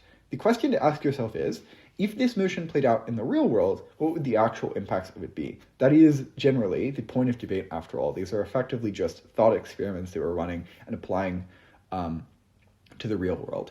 Obviously, the flip of this is also true. So if your dad is a smoker and you know for a fact in a way that is very easy to prove that he has a particular moral conscience and that will prevent him from smoking once cigarettes are banned, you could probably make this argument in a way that makes it compellingly unchallengeable. But it probably won't be that compelling to the judges, because even though it is very clearly comparative, it's far too small of an impact to filter into the decision meaningfully. Okay, we set up the baseline for something being persuasive, but remember, you don't win debates by being persuasive in a vacuum. You win the debate by being more persuasive than the 4 other teams in the round. And this is where refutation, weighing, logical positioning, and framing all come into play. First, on logical positioning. So logical positioning is effectively the impact of something that you did on the round itself. So this is the meta-commentary. It looks like saying, if we prove this argument, then opening opposition cannot reach their impact of X, because we've made it logically contingent on our outcome, which they don't have access to. It can also be done in hindsight, that is, after an argument has been delivered as to what it is that the argument achieves. Very frequently, logical positioning requires a before and after sort of analysis. So here's where the debate was before our analysis, here's where it is or is going to be after. In some cases, the before can be left as implicit, such as the example in which I gave a moment ago. It might make it particularly potent to do analysis as to why opening opposition is beating opening government because of the analysis that you're about to defeat. One example of what this looks like successfully, go watch outrounds at good tournaments. Most speakers deliver some amount of logical positioning. Just to be clear, And to set up this for later, in effect, this is delivering your path to victory in the debate, explaining what it is that you plan to do to win the debate or to beat certain teams concisely. Generally, it looks like, but is not limited to, one of the following. First, positioning your material as filling in a key burden that your top half missed, on back half specifically. This can be a logical step, without which their argument doesn't stand by itself. It can be just explaining why their argument matters, which, while your impacting is obviously logically dependent on their argument, renders the importance of their argument dependent on you. It could also be explaining why their argument's impacts are enough for them to beat other teams, which, again, while still dependent on their stuff, renders the comparison with other teams dependent on your analysis. Second, it could look like positioning your material as central to the most important thing in the debate. So on back half, this generally looks like if you're delivering a horizontal extension, you should accompany this by how your top half missed this material, and regardless of what your position is, it should always be accompanied by why this is the most important thing in the debate. So for example, you can maybe say, this debate is about framing. This debate turns on immediacy of impact. This debate hinges on what the comparative looks like for a particular actor. And obviously, that is not enough. You have to explain why those things are the key question of the debate and what they do to the debate as it is played out or as it is likely to play out. And then obviously you also have to deliver how your case answers that question better than other teams. As a more concrete example, if the motion is, this house would ban zoos, and opening government says that animals suffer in captivity, and opening opposition responds with mitigation, a plausible but not highly certain flip as to how maybe they suffer more outside of captivity, and that zoos are educational and enjoyable for humans, if you are closing opposition, you could explain that the government side's best case hinges on the question of whether or not animals have moral claims that are strong enough to override human benefits, and that if that answer is no, then government's claims, even if they could plausibly be more severe, are morally secondary to the minor benefits that we as humans derive. All of this would be in setup for a case which argues, of course, that animals don't have moral claims, which is, you can run that if you want to. But that would be a more concrete example of what this would look like. The third thing that this can look like is just positioning your material as responsive to the most persuasive things forwarded by the opposition side. I think the last example was a bit of an example of that. Obviously these are loose lines that are not highly definitional per se, or have concrete boxes around them. The fourth thing this can look like is just positioning other material as logically dependent on yours. And very obviously you can do this to top half, as I talked about with back half positioning, but you can also do this to other material within the debate. So one very obvious example of this is preservation of life versus quality of life debates. Very obviously, any positive impact is contingent on people being alive in the first place. Less obviously, you can actually flip the dependency, and we'll talk about that later on when we're talking about principles. The point is that you can render the other side somewhat logically contingent on your, advantage, and explain that interaction within the debate. There are many other ways that you can do this. One final one that I will talk about here is just positioning other material as logically insufficient to win the debate. So explaining that this material, maybe it was good, but it isn't enough for them to actually win the debate in some way or another. Or it isn't enough to do the interactions that they say it does with the debate, that sort of thing.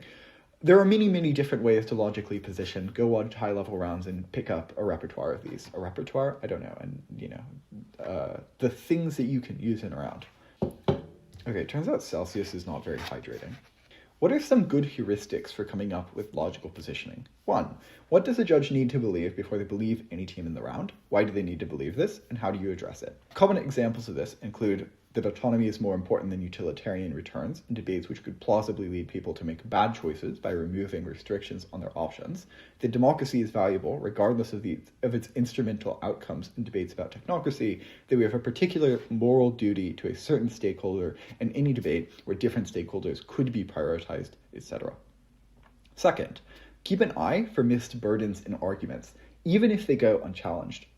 Always keep in mind, though, if you're doing this, why the burden was particularly important for the argument in the first place. Third, what assumption is everyone else making but not proving? How do you address that assumption? What does it do to the other material in the round? And how does that advantage your side? Common examples of this include actors will respond to things rationally. Social narratives will actually be internalized in the first place. People will trust a particular policy. All of these things are frequent assumptions that people make that affect the way the debate plays out that you can quite often challenge. Fourth, and similar to the first, what is the highest level of clash that the debate will collapse into? So, security versus liberty, growth versus risk, distribution versus efficiency, and why do you answer that clash best? To be clear, you can provide logical positioning for analysis regardless of whether or not it achieves one of these big things, but just keep in mind what it is that your analysis is doing to the debate and why what it does is productive for you winning. It is generally worth keeping this in mind anyway. Frequently, you provide analysis that has a purpose in debate. This is just the process of making that explicit and told to the judges. If you're running something, you probably implicitly understand the answer to both of those questions already. Okay, there's not a very clear distinction between this and weighing when this is done after the case has been delivered, and framing when it's done before the case is delivered. Framing and weighing, in fact, are both distinct forms of logical positioning, though I think their connotations are somewhat separate in the fact that they are less associated with doing meta-arguments about the debate, and instead with harnessing facts about the real world or persuasive statements to shift the way the debate is viewed. Before moving on, one concrete example of what this looks like.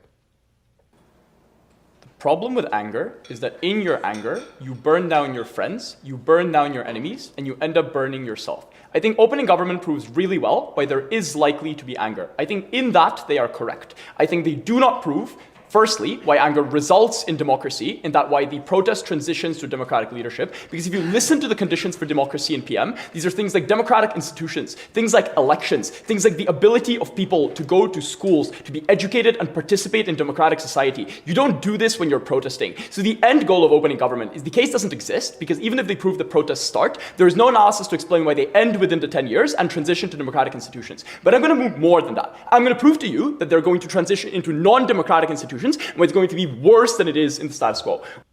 I think this is a particularly potent example because of how well it pairs a very rhetorically strong introduction with a great explanation of why their case, if proven, just completely beats opening government. I think, and to be clear, this is not to say that you shouldn't do logical positioning in other positions, that there are 4 positions in the debate where this is particularly potent when done well. The first is as the deputy leader of opposition, as in the example. You get the last word against opening government. You don't even have to take a POI from them. So if you set up their case as below yours, it is very, very difficult for them to beat you in the round. Second, as a member of government, you've seen the whole top half debate play out. You can quickly win the debate over them by logically positioning your case or a contribution as effectively prior to or far more important than the top half primary clash.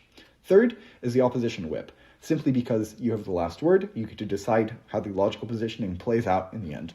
And fourth, as a prime minister, because you chose the most important arguments for a reason, you should communicate that reason compellingly to the judges, do a good job of running those arguments, and you will have a hard time losing the debate at the point that you've explained why it is that they are likely to win. Why is this so strong? First, similar to framing, and we'll talk about this in a second, this looks somewhat impartial. It looks like taking facts about the debate, making it clear and followable, and then explaining why these facts happen to line up in your favor. Second, it generally involves crediting what other teams have done very well, engaging with their best case, and explaining how you still win out against them. Third, it can sidestep very difficult to win questions. So, for example, if the top half has an intense debate on whether a policy's impacts are good and bad, you can do logical positioning to say, well, the thing that this debate turns on is how this policy affects a particular group of stakeholders, then explain why. There are lots of reasons for this, we'll get into them with weighing, and then give compelling analysis focused solely there. And if done right, you don't have to worry at all about the massive top half clash that gave compelling reasons for other groups, and this will beat the entirety of that complicated clash. I will add one final note before moving on here. Sorry, this section is probably somewhat weak and not systematic. This is one of the things that I have a central goal to work on right now, and so I don't have perfect heuristics for it, nor do I have fully formulated thoughts around it. Okay, let's talk about framing. Framing is analysis which shifts the focal point of the debate with regards to the real-world version of the debate, not the material inside the debate. Try to think of the end of the debate as a picture of the real world, which has been illustrated to various degrees by all the material that different teams have argued. Framing acts as deciding which portions of that picture are in focus to judges. Something you'll notice, or at least that I noticed when judging really good rounds, when watching really good rounds like the HWS round robins or world finals, is that at the end of every single speaker's speech, you feel as though you've come around to and to see how their worldview of the debate works. While having logical rigor is useful to those ends, framing is probably the primary skill which allows for that, for you to feel compelled by each individual world that is forwarded of the debate. Importantly, framing cannot be assertive. Do not just say, the debate only happens in highly functional democracies, or even, the debate has the most impact in highly functional democracies by itself. Explain why. Maybe it's because the debate is about selling your vote, and in democracies with minimal checks on power and corruption, things to that effect already somewhat happen, and so the debate is less comparative than it is in democracies which explicitly outlaw and enforce the ban of that behavior. The general way to do this is to introduce some characterization or characterizations which shift the importance of particular contexts, actors, or stakeholders. We'll return to characterizations later, but framing should be accompanied by logical positioning as well. Where was the debate prior? Where is it after? Why is your material advantageous in the after phase? Framing is also useful for time efficiency in another way that we'll come back to later on as well, but internally it reduces the load on you for weighing later down the line in your speech as it sets out at the top which impacts matter the most and gives the fundamentals as to why those impacts matter the most. Okay, we'll talk about weighing then. Arguments win against other arguments by having more important impacts than them, but what about two arguments that are roughly equal to each other in weight? Judges still need, at the end of the debate, to come to a decision between these two arguments. This is where weighing comes into play. The importance of an argument is roughly a factor of 4 different things, and weighing is explaining which of those things the judges should decide the debate through. I said 4. I think it's 3. Those 3 things are the scale of the impact, the likelihood of the effect, and how much we should care about the people who are affected. Each of these has further ways that it can be broken down. So first, on scale of the impact. Before getting into the minutiae, one very common weighing debate is between a high-scale, low-probability impact and a low-scale, high-probability impact. This is the only time that I'm going to give you an illustration pump, but I'm going to use this to illustrate the sort of intuition pump, to illustrate the sort of intuition pump that you might use to win the weighing debate. And we'll talk about this again later, but very frequently you have to win a debate between 2 different ways of weighing the round. Here's the intuition pump. Suppose that you have the option to implement a policy that will make millions of people living in your city's lives considerably better with a very high degree of certainty. Yet, there's a small chance that doing so causes a massive dam by the city to break, flooding the city and killing everyone. Most people would not opt to pass this policy, even if they knew that the probabilistic expected value of it was positive, say, in economic terms. This is because we know that there are certain risks that are so severe that we ought to do everything in our power to prevent their occurrence. Here's an obvious relevant application of this weighing. The creation of artificial superintelligence, for example, would be a debate where this is sort of highly efficacious. Anyway, the point is, this is a sort of intuition pump you could use to explain why you should care more about the metric that you're using than the metric that they're using. And one important note about weighing is that while I'm about to give you a bunch of metrics that are all hopefully somewhat useful, and I'll give you some ways of weighing between them as well, but you should always, in any debate, and the reason I'm not doing this systematically is just because there are so many different metrics and it is very difficult to explain how each one beats each other one, but you should in every single debate justify why your metric is plausibly the most important in comparison to the other metrics that teams might be winning on. Okay. The first subsection of scale is just how many people are affected. There are roughly 3 common weighing clashes with numeric weighing. The first is, why does the number of people matter more than the severity of impact? And one way that you can go about winning this is to point out that large in scope, that is, large number of people affected impacts, frequently create systemic effects. So, for example, if 10 million people become unemployed on our side, even if 100 people die on theirs, on our side the changes legitimately frequently in state trust, crime levels, family stability, etc., which in effect co-opts their metric via second-order impacts. Second, Why does the number of people matter more than the likelihood of the impact? And this can use similar weighing as mentioned at the top of this category. You can also point out that if the debate is between a high likelihood impact and a low likelihood individually impactful thing with large enough numbers involved, potentially yours is just more likely on aggregate to take effect. So maybe it has a low chance of happening to each individual within society, but given that it is something that affects so many, that could plausibly affect so many people, that means that maybe yours is winning on certainty because you know it will affect a number of people, or something like this. The third is just, why does the number of people matter more than the vulnerability of people impacted? There are probably at least two compelling ways to weigh here. The first is that we have no obligation to help the most vulnerable. Just as people didn't choose to be born into their shoes, they also didn't choose to be born into middle-class shoes. And to show a preference towards one would be, in effect, discriminating arbitrarily towards an even larger group of individuals. I bet you feel very moral after that line of analysis. The second is to co-opt their criterion. So quite plausibly, given that your group is particularly large, there are vulnerable populations inside of it. Find them. Illustrate what this impact looks like for them. If you can explain why they are more vulnerable than the group the other side has access to, try and do that. Second, under scope, or whatever I said the overarching category here is I think, scale. How severely are the individuals affected? So there are a couple of subsections under this too.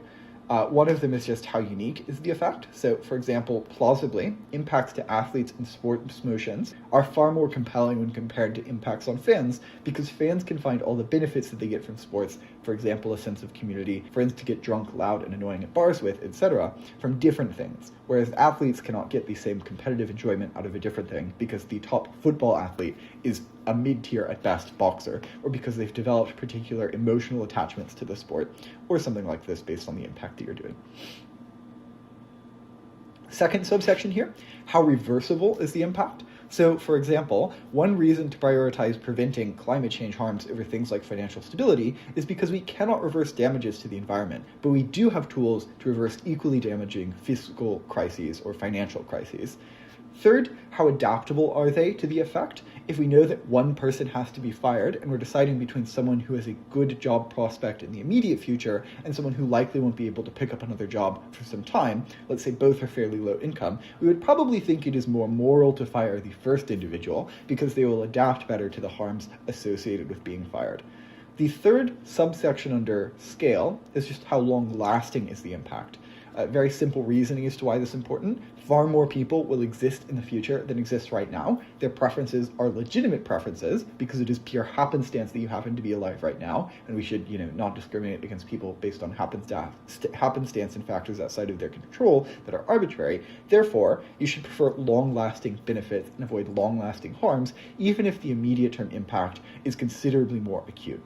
The fourth under scale, is just how frequently does the effect happen.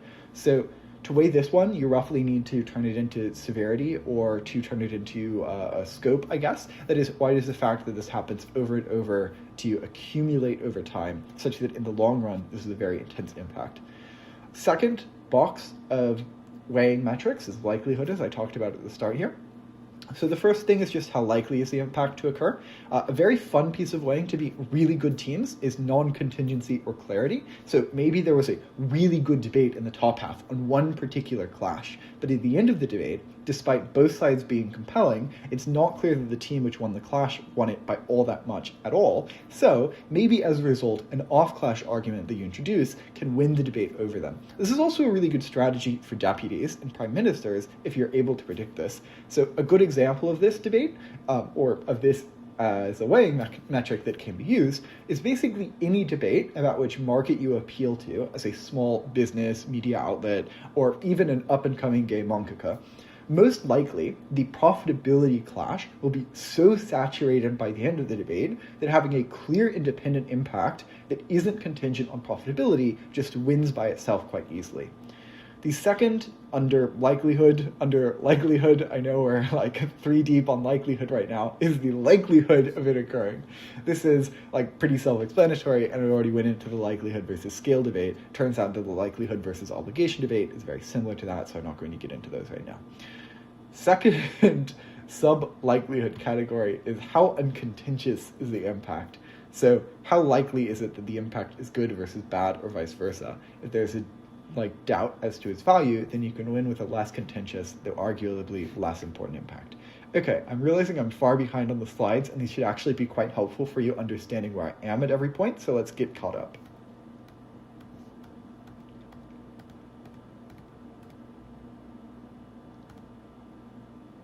Okay, moving on then. The final bucket is care. So there are a number of ways, or I think actually two primary ways that you can go about proving you are winning on care. The first is vulnerability. And part of vulnerability is just weighing on severity. That is, the most vulnerable or the most impacted by emotion for similar reasons to the economic law of diminishing marginal returns. That is, your first $10,000 is worth way more to you than your second $10,000. The second way that you can weigh on care is to do with responsibility, and this can be weaponized in two ways. First, maybe the end outcome is good, but it's not clear that the people who are forced to be responsible for it should. So, for example, maybe the motion is, this house would require teachers to identify and report early signs of radicalization. One way to weigh against all of the consequentialist clash is just to say, irrespective of the outcome of this debate, whether or not it is good or bad, or results in good or bad positive, utilitarian things, teachers should not be morally responsible or should not be made responsible for producing this outcome. I think it is bad to make them do that for whatever reasons you want to give. Maybe they're moral, maybe they are practical to do with rule utilitarianism, whatever. The point is, you can say the actor who's forced to do this should not have to be responsible for doing this. The second thing is just that you can point out that maybe we have a particular responsibility to prioritize certain stakeholders. So, for example, it is a plausible argument that a state has its first duties towards its citizens because these are the people who it unconsensually restricts the freedoms of on the promise it will prioritize their aggregate interests. Additionally, this is a way to weigh on vulnerability because frequently we can say that the actor in the motion has a particular obligation to the most vulnerable. Maybe it's because the actor had a part in setting up the conditions under which this stakeholder now exists. Maybe it's just because you ought prioritize those who no one else has the means, I guess, or no one else is prioritizing or whatever else you want to run. You can always say that you don't have the ability to choose what shoes you were born into, and we agree that it is unjust to discriminate based on factors outside of people's control, and therefore, regardless of who's involved in the motion, they ought prioritize the least well-off in society. Logical positioning is frequently considered weighing. So, for example, one weighing metric, which I have not included here, is logical priority, because I've already gone over it. But judges frequently consider it a weighing metric. You can also internally weigh arguments. So there are two primary ways of doing this that I've seen. There may well be more. What do I mean by internal weighing? Because it's probably not super self-explanatory. Internal weighing is just saying that your case is the most important because of internal, that is, mechanism-based reasoning, rather than external, that is, impact-based reasoning. Internal weighing is primarily a tool used to win disagreements regarding the interpretation of the motion itself. So, for example, if the debaters say that the motion results in two mutually exclusive paths, then you can do internal weighing to explain why your path is more likely more important than theirs. Okay. So there are two ways, as I mentioned, to do this. The first is just to say that our version of events is a more likely version. This doesn't really need an intuition pump to prove the importance of whether or not being likely internal to an argument is important. So here are some heuristics for coming up with internal likelihood weighing. 1, you could compare the compellingness of reasons given for each mechanism. Do yours have more analytical depth? Are yours rooted in more realistic characterizations of the world? The second heuristic is to compare logical steps from the motion. So how far out is their impact from the motion versus yours? The third is to compare noise and mechanisms. So how many different unaffected factors, by that I mean things that are not affected by the motion, are involved between mechanisms that they're running, and why does yours have less of that noise per se. The fourth is that maybe we know that things have played out the way that you say they have, but their side is purely speculative. I think this is a scammy way to go about this form of weighing, but sometimes it legitimately does work to make judges feel like your mechanism is more grounded in the real world, or your interpretation of the motion is more grounded in the real world. The second thing that you can do for internal weighing is to explain that the actors affected on your side hold more power to affect others. So, for example, frequently you can use this to explain why impacts to men, say, in feminism rounds, are the most important because they are structurally advantaged by systems ripe with patriarchal coercion and frequently sit in positions where they can enforce those norms or do away with them. Think the disproportionate number of male CEOs, for example. And as a result, convincing men is frequently a very important thing. You can also just say, well, frequently men are just less convinced of the goals of feminism than women are for fairly obvious reasons. And as a result, maybe this is more of a comparative change if the narrative that you're pushing as a feminist movement now appeals more to men to get them involved in the first place, or whatever the debate is about. That's everything on internal weighing and weighing. How do you weigh? The first thing you do is to explain the metric that you're winning on the most, or the most advantageously. Second, you should explain why it is that you're winning on it. This has burdens of its own. Take the example, this house supports green central banking. You want to, and in this example, let's say you want to weigh against opposition on reversibility, claiming that environmental harms are less reversible. There are a couple of burdens here. First, there are ways to recuperate from financial harms. Second, that the ways of recuperating from financial harms will actually be used if those financial harms manifest. Third, that mechanisms like that don't exist for recuperating from climate change. The third thing that you have to do for weighing is to explain why winning on that fact is the thing that the debate should hinge on. These are what the intuition pumps that I gave you at the top are for. Therefore, explaining why it is that the judges think that this is the most important question within the debate. You can do this through logic, you can do this through intuition pump, but you need to explain why it is that your metric is the thing the debate should turn on, and you also frequently need to give analysis as to why it is more important than other implicit or explicit metrics that other teams have given. Sorry, I skipped ahead again, but additionally there are 3 ways in which you can weigh your own material, though things generally fit onto a sliding scale here rather than falling at one distinct point or another.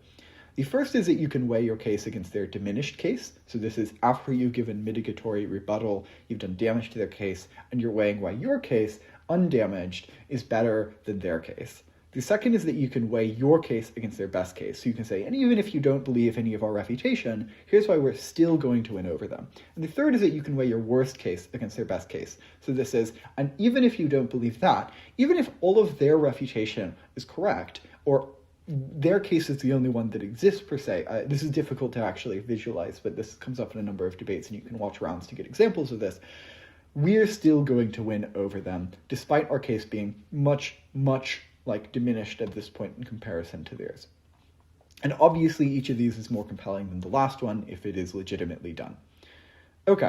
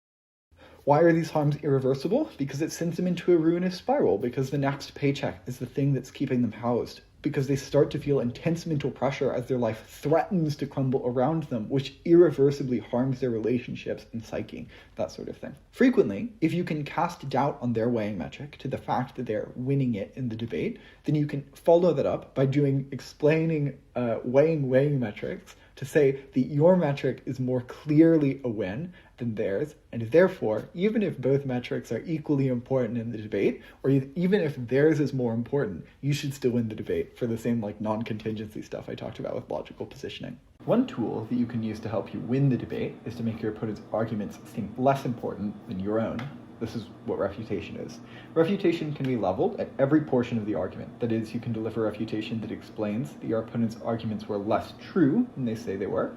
You can deliver refutation that says that they were less important than they say they were. And you can deliver refutation which says that they were less comparative than they say they were. This gives us a pretty clean delineation of the sorts of rebuttal that you can offer in debates. So the first form of rebuttal or refutation that you can deliver is truth-based rebuttal. So that is, the argument isn't true, therefore you don't get to the impacts in the first place, or it is less true. Second, impact-based rebuttal. So even if you get to your impacts are not as important or not important at all. And third is comparative-based rebuttal. That is, even if your impacts are important, they're not actually comparative and they're achieved on our side too. Notice the way that these can be layered, because it is genuinely quite good to layer your refutation within debates. It makes it more redundant. We'll talk about some other reasons it's important later. But for now, note that generally speaking, the way that you want to layer your refutation is to go, here is why your arguments are not true or less true. Even if they were true, here's why they are not important or less important. And even if they were important, here's why you don't have access to them. And then add on to all of that, and even if you did have full and total comparative access to all of these, here's why our case is still more important than yours, and do the weighing stuff we talked about a moment ago. Truth-based rebuttal can be further divided into the following: truth-based mitigatory refutation and truth-based negation. So truth-based mitigatory refutation is rebuttal that says, well, no, your argument is less true than you say it is. There are a couple of ways you could go about doing this. One of them is just to say that their contextual characterizations are not true in every instance. So, for example, maybe some worker-owned platforms let gig workers govern themselves democratically, but in many instances, this isn't actualized because many workers lack platform engineering capacity or the time to meaningfully participate in collective decision-making. And so, if a team predicated their claims on that specific characterization, you could point out that in not all instances is it true. The second way you can go about this is to say that the mechanism, if the mechanism is dependent on a large quantity of actors behaving in a particular way, why might the actors not behave in that particular way? So, for example, maybe climate change shaming will cause some elites to stop their luxury emissions, but many will likely continue to do so because of whatever competing incentives you want to point out exist. The third way to go about this is if the mechanism is dependent on a singular principal actor, and by principal actor I mean a decision maker, the one who makes decisions. This is not super important debate terminology, but something that probably will come up in this program multiple times. You can ask what things stand in the way of the principal actor doing something even if they have the theoretical capacity and incentive to do so. So, for example, states can regulate banks, and they probably have a pretty strong incentive to because they want to avoid things like financial crises. But frequently, they don't decide to do so as a result of state capture and inefficiencies. Another example, many militaries could win wars, and very obviously they have the incentive to do so because you're a military. But frequently they fail due to poor communication of information and poor coordination. Many companies could raise wages for low-wage workers when faced with public backlash, and maybe they have an incentive too because it's how they could quell backlash, but they'll probably only do so if the alternative competes with their profitability. In effect, they have a stronger countervailing incentive. So just these are all ways that you can diminish the likelihood of the argument being true in the first place. Sometimes you can just completely get rid of it by pointing out that the context in which you're debating about is one in which these characterizations actually happen to fall on your side than the ones in which they fall on the other side. You might notice that all of these are effectively dragging realism into what the opponent said. Debate is very frequently a race to be the most realistic, and this should be a guiding principle for most of your refutation, especially mitigatory refutation. Second option, you can do truth-based refutation. So this is rebuttals that says the argument is just not true. There are a couple of important notes here, because you can do this in a parallel fashion and in a non-parallel fashion. And okay, that I just realized, that is so debate jargony. Parallel fashion or parallel refutation means you're saying that something else is true instead, and not directly saying that the reasoning you use to get to your point is untrue. Non-parallel refutation is engaging directly in what they said and saying this is just not true, not factual, not logical, that sort of thing. So if you're doing this in a parallel fashion, you also need accompanying analysis as to why your claim as to what is the case, which is somewhat contradictory to their claim, in the sense that both of them cannot be true at the same time, or they can't reach their outcome if your claim is true. You need accompanying analysis as to why your claim is more likely than theirs. Okay, there are a couple of ways of doing parallel analysis. So one of the ways is kind of what we were pointing out a moment ago. Why do the involved actors actually have the incentive to not do what is necessary for the argument to be true?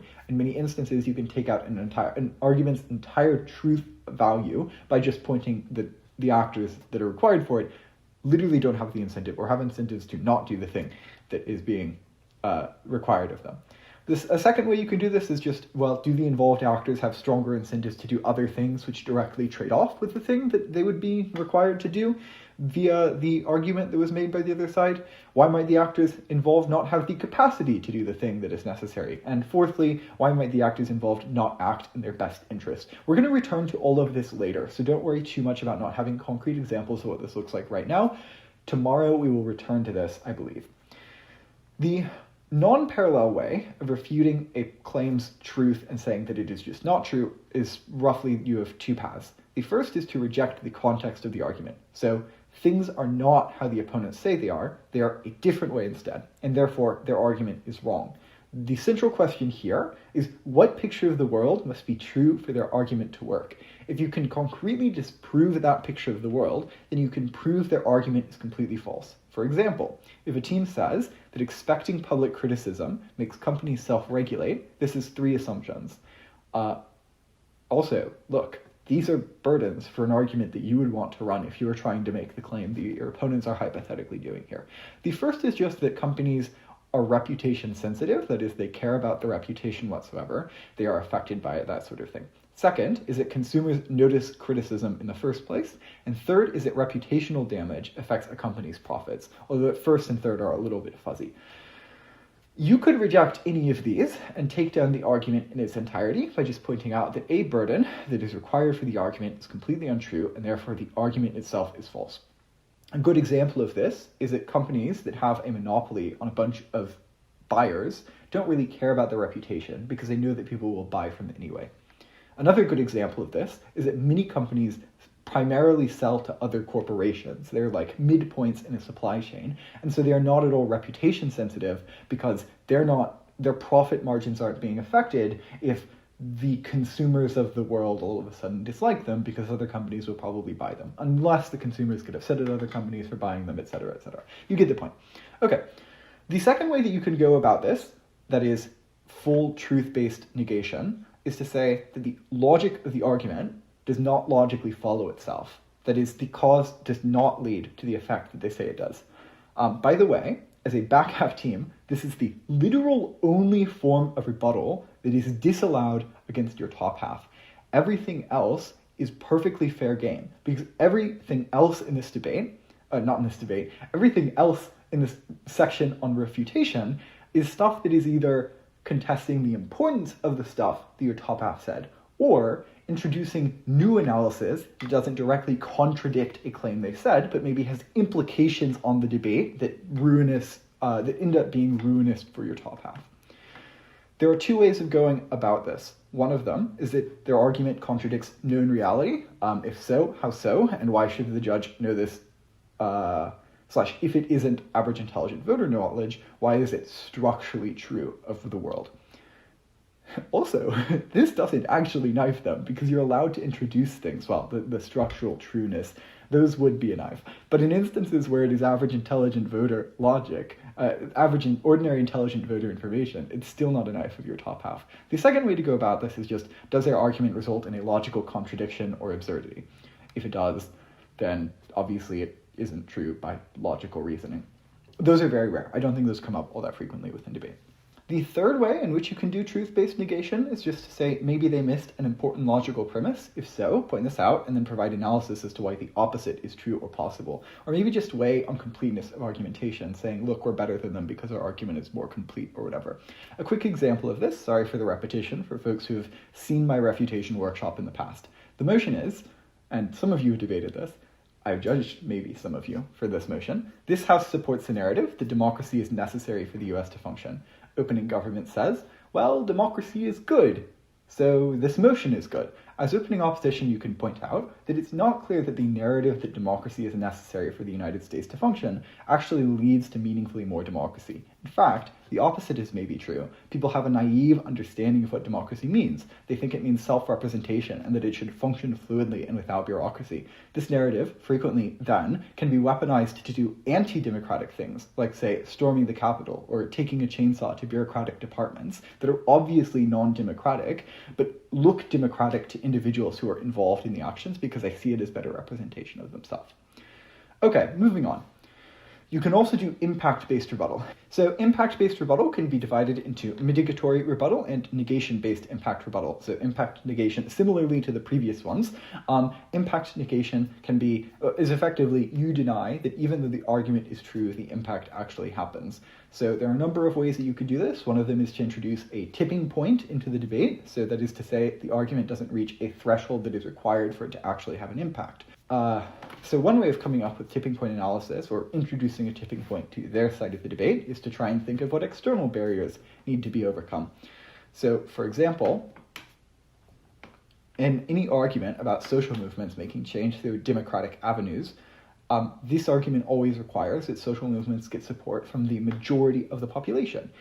Any poorly done argument on the effects of climate change requires that we reach a tipping point where we stop the impacts of climate change. I say poorly done here because there are actually two ways to turn tipping point arguments into non-tipping point arguments. The first is just to do, as we talked about earlier, scale your impacts. So don't say we fix climate change, say we marginally increase the chance that we can prevent climate change's worst impacts. Second, you can point out that short of a tipping point, there's still a very real and legitimate impact. In this instance, it looks like some number of people having slightly less miserable, slightly longer lives because the spiral of climate change is slightly pushed back, or it's not as severe in the immediate term, or maybe we have a slightly increased time period to technologically and economically and geographically adapt to climate change. Those sorts of things are very real in the moment impacts that don't require you to prove that you reach a tipping point at which climate change has stopped. You can do this with most arguments, by the way. Just try and think about ways in which it doesn't require a specific tipping point to reach real impacts for real people. The second thing is mitigatory analysis or refutation on impacts. So you can explain that the impact is less bad or good than they say it is. So one way of doing this is saying, well, the impact is trivial. For example, frequently an effective way of rebutting any argument made from the fear of missing out, for example, that poor people feel bad because they can't take the time off from work to go to the wilderness spaces while rich people get to do so, is just to point out that it is very, very rare that this sort of consideration actually weighs on you legitimately. It's just not something you really think about in the majority of instances. A second way of going about doing mitigatory analysis is to say that people adapt over time. So are there natural ways that society will respond which mitigate this impact? For example, this House regrets the Industrial Revolution motion. A plausible argument from opposition side is, well, now we have all these fancy trinkets which make me happy, like my phone, for example, toilets that spray water at you, that sort of thing. A very good response to this is to say, well, it turns out humans have a sort of baseline level of happiness that isn't heavily affected by the level of technological developments around them.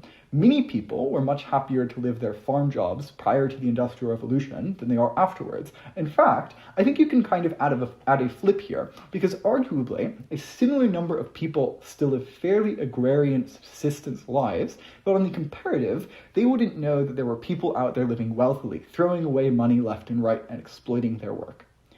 Another thing that you can do on impact-based rebuttal is to do an impact value flip. So this is, you can explain what the value of the impact is and why it is actually the opposite of what they say it is. So, for example, refer back to the last thing here. That would be a flip of technological innovation is good. How do you do this? A few ways. One, you can provide additional characterizing analysis, which explains the context that the thing supposed to be good exists in, makes it actually a bad thing. Again, previous example.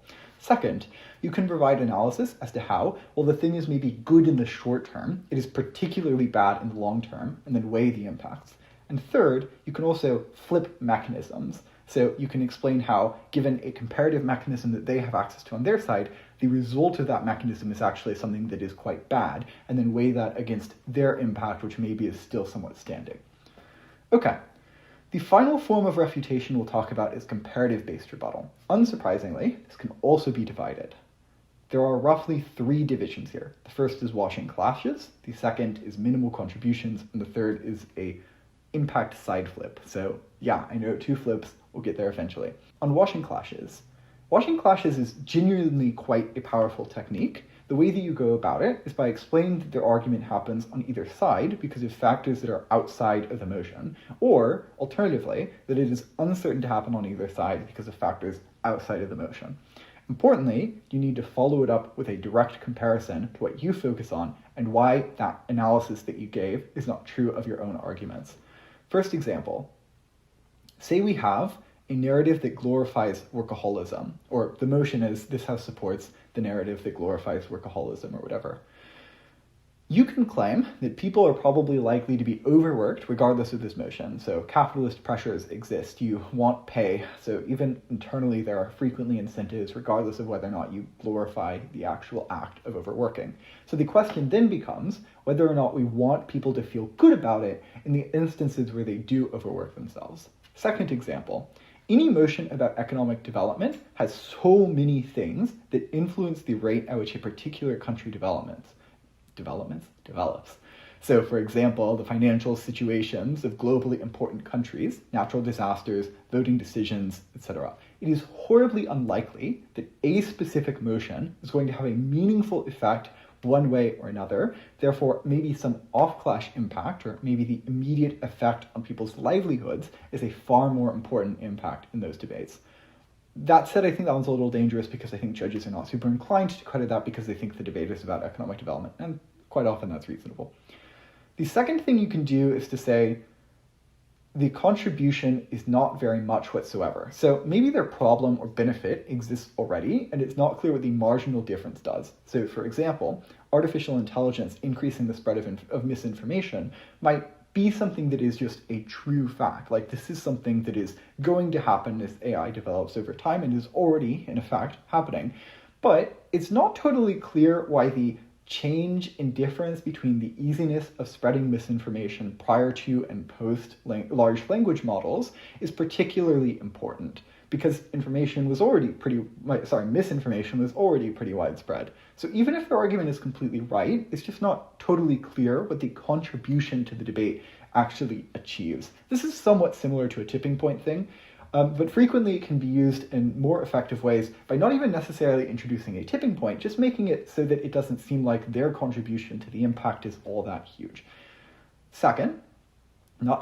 Third, you can do an impact side flip. And yes, I know this is confusing because, as I mentioned, there are 2 impact flips that you're doing that you could potentially do.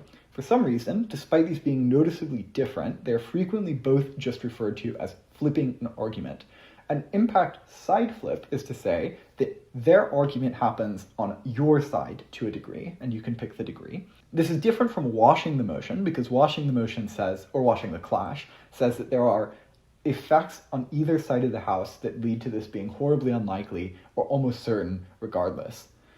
How do you do this? Imagine you're making an argument in the opposite direction they are. So, for example, maybe they say that it's good for the economy. You might say, no, it's actually quite bad for the economy for these three independent mechanisms. They say it saves lives. You say, no, it kills lives. That it kills people. That sort of thing. Another thing that you need to do with these is just to weigh or do the logical implication of the analysis you're providing. So if you prove their metric more, then explain why that's the case. And if you prove their metric less, then explain what that does to the debate. Probably, it means that the change is more marginal here than it is somewhere else, which is the focus of your case maybe. Or maybe, even though you prove it less, you prove it for a group which is so uniquely important that it doesn't matter that you access their metric somewhat less than they do. Side note, given all of these refutational options, there are a number of ones that run in tension with one another that you should be careful to not deliver both of at the same time in a speech. So what are those tensions? The first tension is running truth-based rebuttal and washing rebuttal. So if you make arguments as to why their argument is not true, and therefore, by logical conclusion, they don't reach their impacts, and then explain why the impact actually happens on both sides for factors outside of the motion, these are obviously in tension with one another. There is a way around this tension.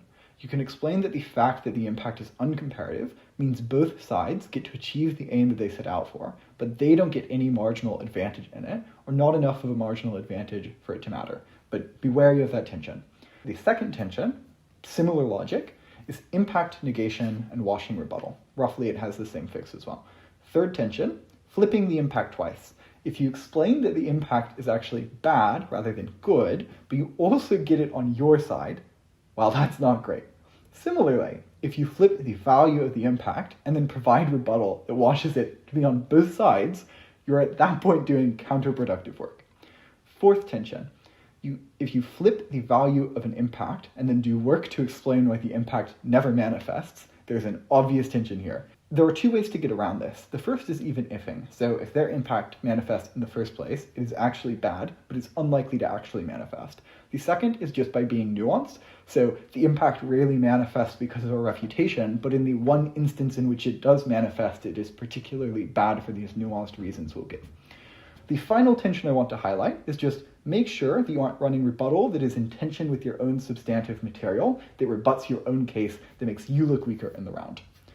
Second side note, please treat refutation like an argument. It needs accompanying analysis as to why the refutation is true. Frequently, it will have internal burdens, just like a normal argument, which each needs accompanying analysis. Please don't just counter-assert. You need to give reasons as to why your refutation is true. Third side note, and we'll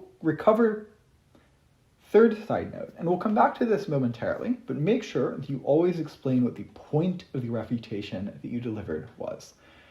Well, we've run up against a problem. There are 3 teams that you need to reduce the persuasiveness of, and you are only one team. So how can we time efficiently reduce other teams' persuasiveness? Refutation cannot be the answer because it only takes down one team at an individual point in time. The answer to this is a fewfold. The first is prioritization. The other 3 are logical positioning, framing, and weighing. So logical positioning first. While logical positioning may only target one team, its goal is to position you above all the teams that team was beating by accepting the best case of all their material, which is far more time efficient than refuting each of them individually. The second, on framing, framing shifts the debate from what previous arguments had focused on. This is particularly potent with good speakers because it is much easier to shift the focal point of the debate than to rebut logically well-constructed arguments. In fact, framing the debate to a new context or a new focal point is highly effective mitigatory rebuttal to an extent. Their point won't disappear, but it will become considerably less relevant than it was when they made it. When you deploy a compelling frame, it directly positions it above all the material that was delivered by other debaters, which makes it a very time-efficient way of winning against multiple teams. Finally, weighing. In mini debates, multiple teams will contribute to one clash or have similar impacts, which makes weighing a fairly time-efficient way of beating multiple teams. And, in the sense that weighing, when done well, puts you above the best-case version of a different team, it is far more time-efficient than refutation, which tries to take down their best-case version. The second answer is just prioritization, as you can see on screen. It turns out that not everything needs to be refuted. So rather, only two things really need to be taken out for your case to win the debate.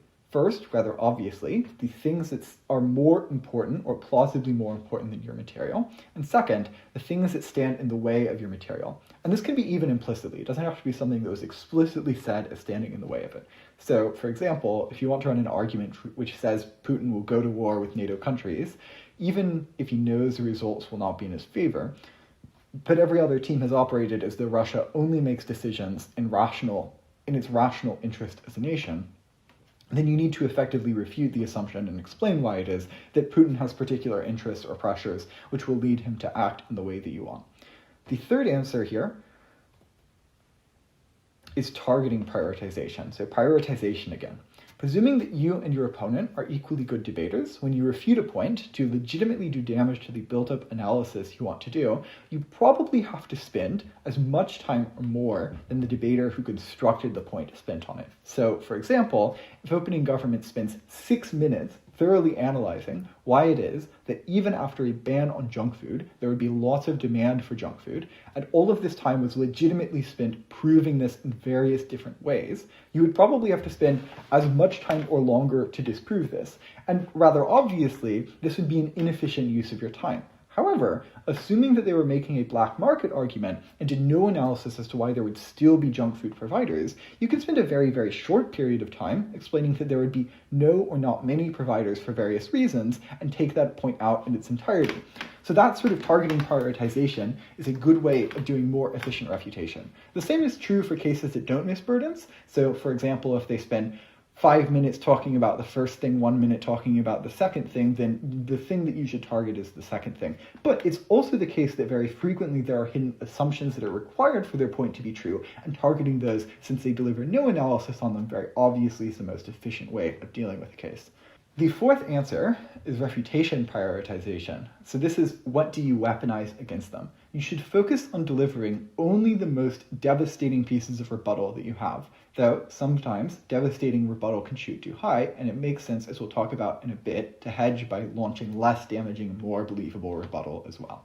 On a related note, where should you place your refutation? My answer is that any of the following 3 options are totally fine as long as you are cognizant of the risks that are associated with them. The first is just front-loaded rebuttal. And front-loaded rebuttal is generally the safest option because if there are very important things in the debate or things in the way of your case, then you know that judges will pay attention to your refutation if you put it at the front and deal with it first. And also, it means that judges will be paying more attention to your case afterwards because they'll go, well, now I don't implicitly feel like this thing is standing in the way of this being true, and I'll flow with more detail because now they have access to their impact instead of you doing it later, which risks judges not paying as much attention to the analysis they required to have something out of the way for it first. However, it runs 2 risks. The first is just that frequently you end up doing redundant things and wasting time later on in the speech by accidentally refuting again or doing the same sort of thing internal to an argument, and so sometimes it can be a bit of a time waster in your speeches. The second is that it reduces the time for constructive delivery, so frequently constructive portions of speeches are the most important portions of speeches, and in those instances, if you front load 3 minutes of refutation and you go, I did not mean to front load 3 minutes of refutation, now my 5-minute case I don't have time to get through entirely, well, that's just not great. However, as I mentioned, it is most likely to be credited and safest. The second place that you can put rebuttal is integrated to your positive material. I think this risks a couple of things. The first is just, in many instances, you don't actually legitimately integrate rebuttal into your constructive. You just kind of say it as a way to avoid doing refutation, and dropping arguments is generally not a good thing. The second is, many times that you do this, if you don't flag where the refutation is and how it interacts with the other cases, you likely won't get credited by your judges because judges are just going to miss it as you're going through your constructive material. So this is corrected fairly easily by flagging clearly, but that's something to work on and something that makes this a more efficient way of doing refutation. However, it does bring with it the benefit of reduced redundancy risk, so you're probably not going to go over the same refutation twice if you're just going through your constructive and flagging where it interacts.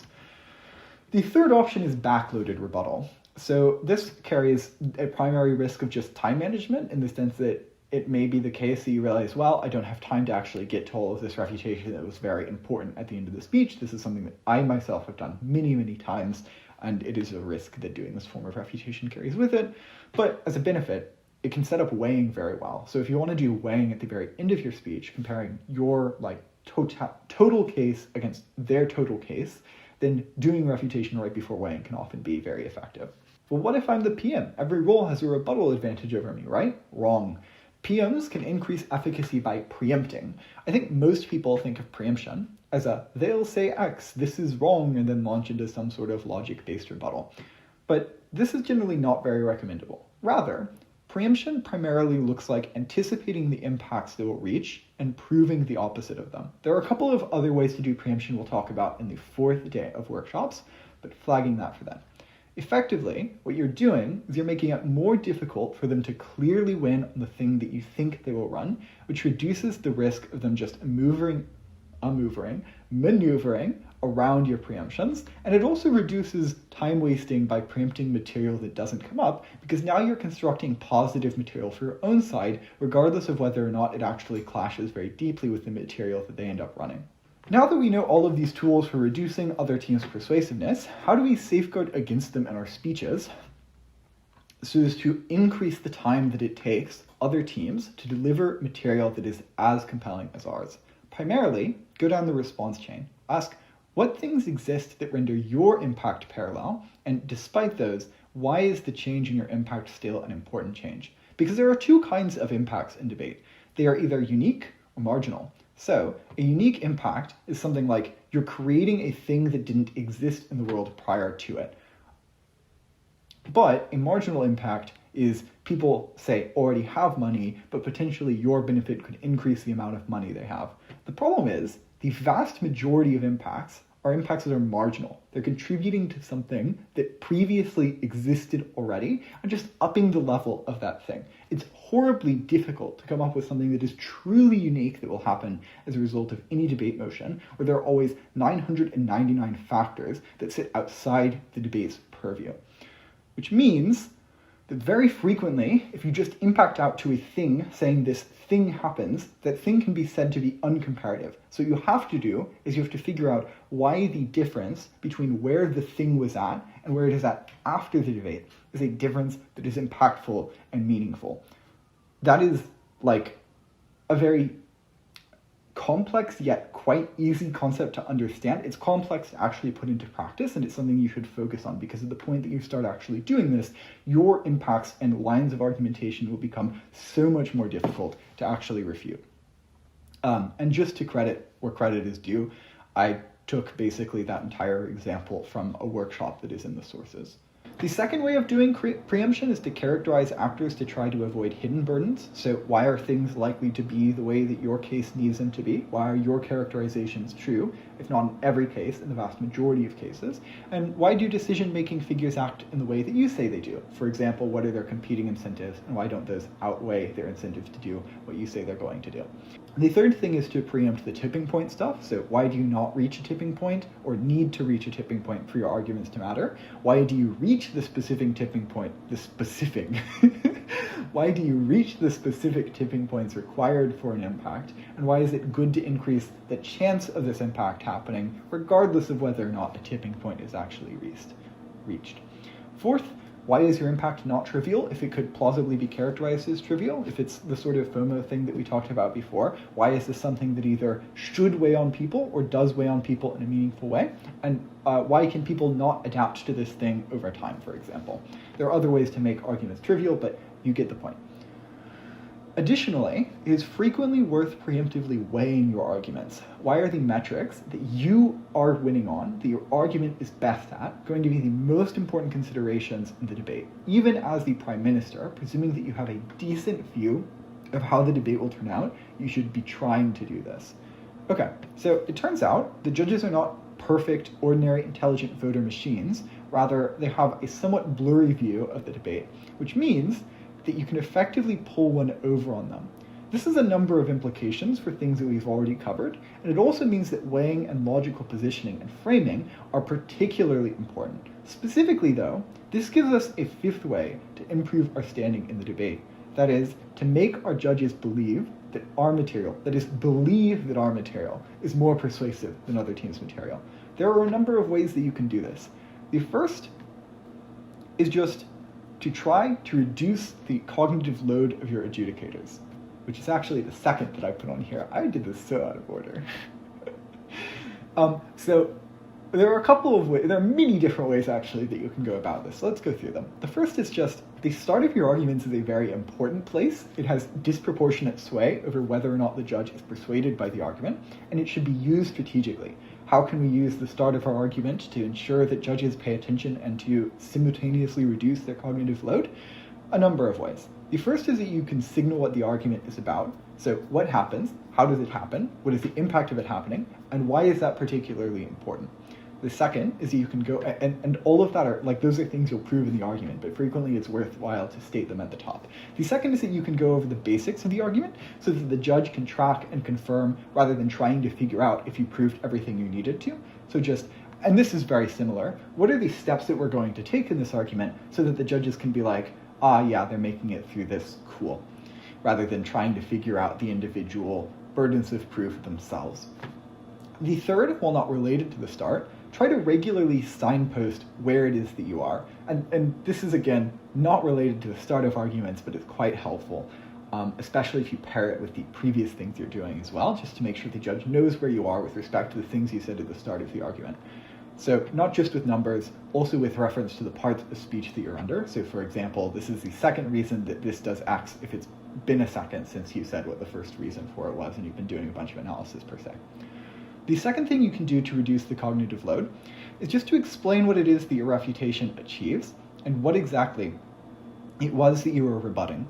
So, general rule of thumb, if you cannot identify why it is that you're delivering the rebuttal that you're delivering, that is, in what ways it contributes directly to you winning the round, you probably shouldn't deliver the refutation. Presuming that you can, then it's worthwhile to tell the judges, along with the rebuttal itself, as to what the rebuttal is doing. Are you attacking a core impact? What are the implications if you're doing that? Are you flipping their advantage? Are you reducing their impact? If so, why does it matter that it's reduced? All of this sort of stuff.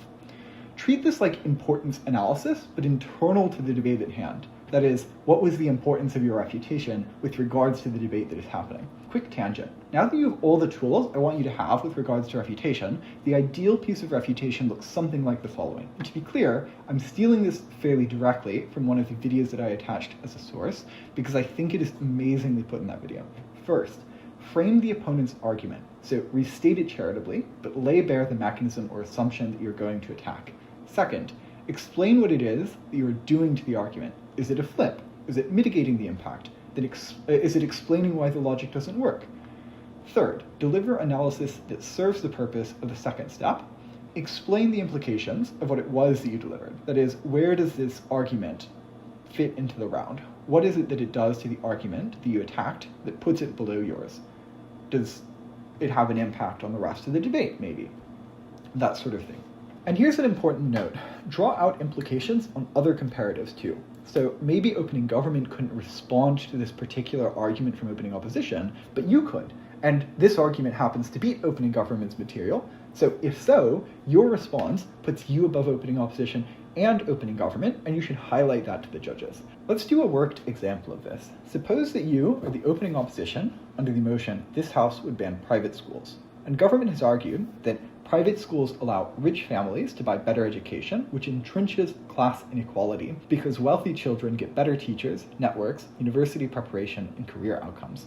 Banning private schools forces rich families back into the public system and turns them into political pressure for improving public schools generally. And we're going to presume that they've done a decent job with all of this. The first thing to do is to frame the argument. So government argues that private schools are a major mechanism by which wealthy families entrench generational inequality, and that, on the comparative, wealthy individuals will put their zero-sum resources into improving public schooling for everyone. Notice the framing here. I'm pointing out the implicit assumption that this is a primary mechanism for entrenching class inequality in this particular way in the first sentence. And in the second, I'm bringing in a characterization of wealthy people that I'll weaponize momentarily. That is, that they have zero-sum access to resources. Returning to framing. But this argument depends on one crucial assumption, that once private schools are banned, rich parents will rejoin and use their resources to improve the same public school systems as everyone else. This exposes exactly what it is that I'm going to attack with my refutation. Second, explain what you are doing to the argument. So it's not that private schools are not unequal, it's just that on the comparative, things are unlikely to get much more equal on either side of the house. We say, instead, that the inequality only relocates into a less visible form. Third, deliver analysis to that point. Rich people have multiple substitute mechanisms to preserve their advantage. For example, many will move to expensive school districts where, because of property tax distributions, schools are already known to be or considered fancy. Since school quality is roughly tied to geography, banning private schools just shifts competition from tuition markets into housing markets. Wealthy parents bid up property near the best public schools, driving out low-income tenants who got lucky enough to live there for a long period of time, and ensuring that these same children still get access to better education that is unequal. Second, they are far more likely to spend their zero-sum resources on private enrichment outside of school because it is a far more cost-efficient use of their money. They purchase tutoring, exam preparation, music lessons, sports coaching, university admissions consulting from private entities. Notably, these things are harder to regulate than schools because they are fragmented across markets and therefore considerably less visible. Third, their students crowd out zero-sum spots on sports teams and gifted programs and special admissions pathways, etc. As a result, parents frequently don't feel the pressure to spend money or political will on improving the school system writ large because their student is already excelling. Fourth, you explain the implications, or the fourth thing that we're talking about with regards to the structure. We prove that banning private schools does not reduce educational inequality. At most, it removes a highly visible form of it and replaces it with a much less visible form. This refutation matters for three reasons. First, it mitigates their primary impact. The educational gap does not close by much if it closes at all, and therefore, our much more clearly comparative impact of whatever it is that you're running is far more important. Second, it flips their argument. We provided two independent mechanisms as to how this actually crowds out lower income folks and increases educational inequality, which means even by their metric of educational equality, we win the debate. Third, it puts us ahead on the comparative. We can accept that private schools produce inequality, but our world allows the state to regulate that inequality directly. So even if you believe the debate on inequality is a wash, our side is better able to actually respond to it. Returning to refutation writ large, there's a sub-implication here. It is frequently difficult as a judge to tell who is winning a point. It might be the case that you deliver truly stellar refutational analysis on a particular point that is far better than the material that they gave, but it ends up being undercredited just because of judge imperficacy. You can help avoid this by weighing your refutation. So why is it that your interpretation is the likely one rather than theirs? Don't just leave it up to the judge to decide the they said, we said clash.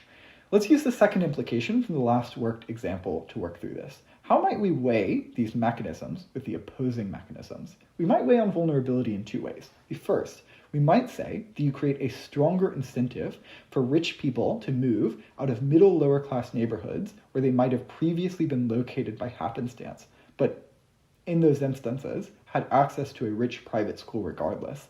This means that you decrease the funding for many lower income areas, decreasing educational quality. Even if we increase educational equality for already mid to higher income areas, that evening out is considerably less important than the damage that we dealt, because they have access to fallback mechanisms, for example, family with wealth, etc.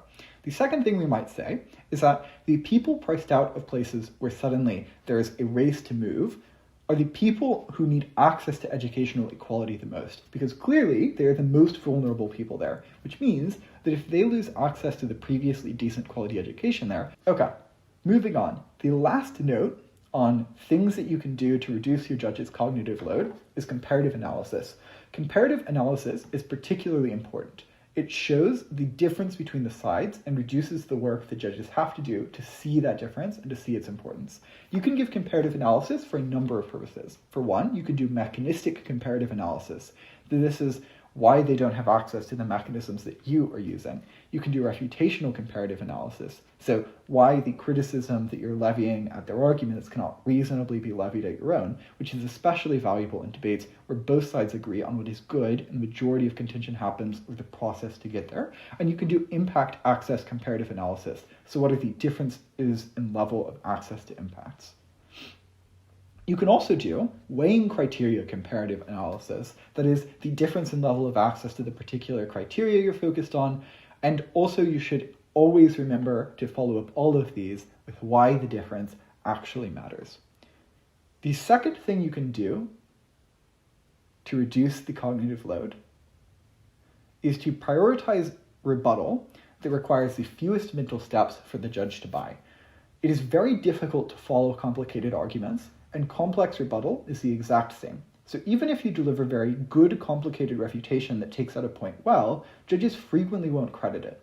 And it is worth pointing out that judges tend to have a lower standard for refutation. And by that I mean, like, if I'm a judge and I'm listening to you refute an argument, I will just tune out if I think there are way too many steps involved in the refutation. But if I'm listening to you construct an argument, I might try to follow, even if I'm not paying quite as close attention as I otherwise would be.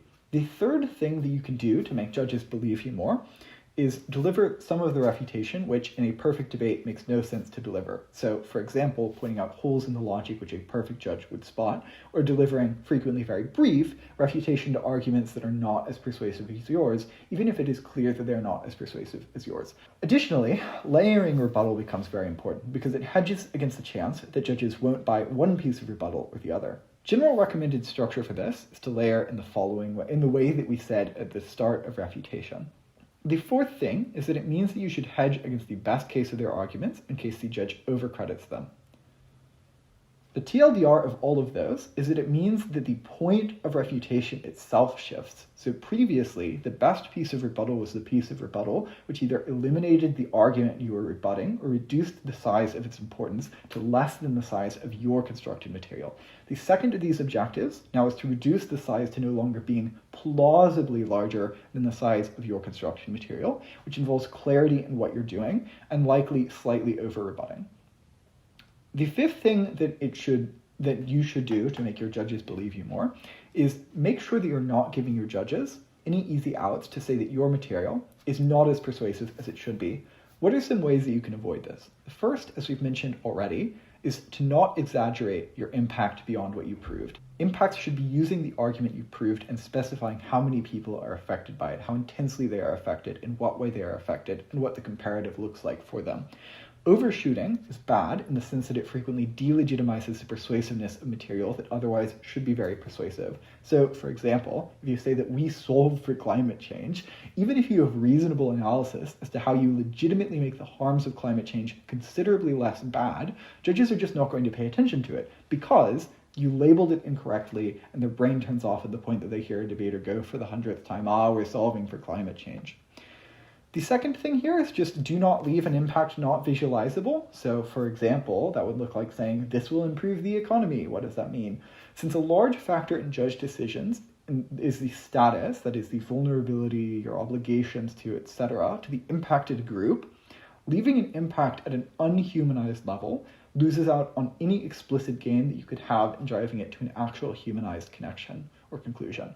The weighing process also becomes more difficult as likelihood and magnitude are implicitly or explicitly left in the air if it isn't humanized. And this is an important note. Judges legitimately give teams considerably more points because they reduce the cognitive load on them. Like, if you tell a judge that the metric they should decide this debate on is likelihood, and give good analysis as to why, even if there are other plausibly more important metrics that could be the deciding factor of the debate, judges will generally favor yours as long as there is no competing analysis, simply because you've reduced their cognitive burden with regards to particular comparisons. Again, the questions to ask are, for impacts, 1, who is affected, 2, in what ways are they affected, and 3rd, what do they look like on the other side of the debate.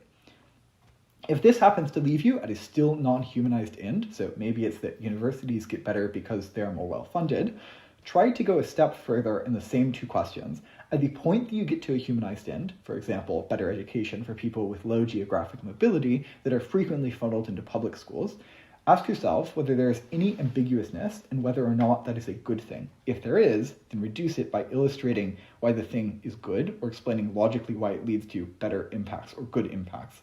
So for example here, even though I think this is quite an uncontentious end, you might explain what it looks like for a student who previously believed they didn't have a post-higher education path because their nearest public university had horribly low post-grad employment rates. Or you might explain that this means that people will be better able to form employment-relevant skills and therefore will have expanded job opportunities. You should try to overcorrect on this at first and then reel it back in once you've got a good grip on the sorts of things that generally go uncontested. Third thing here for hedging against worst case interpretation of your own arguments is just to not leave impacts as this could happen, explain why it is likely to happen.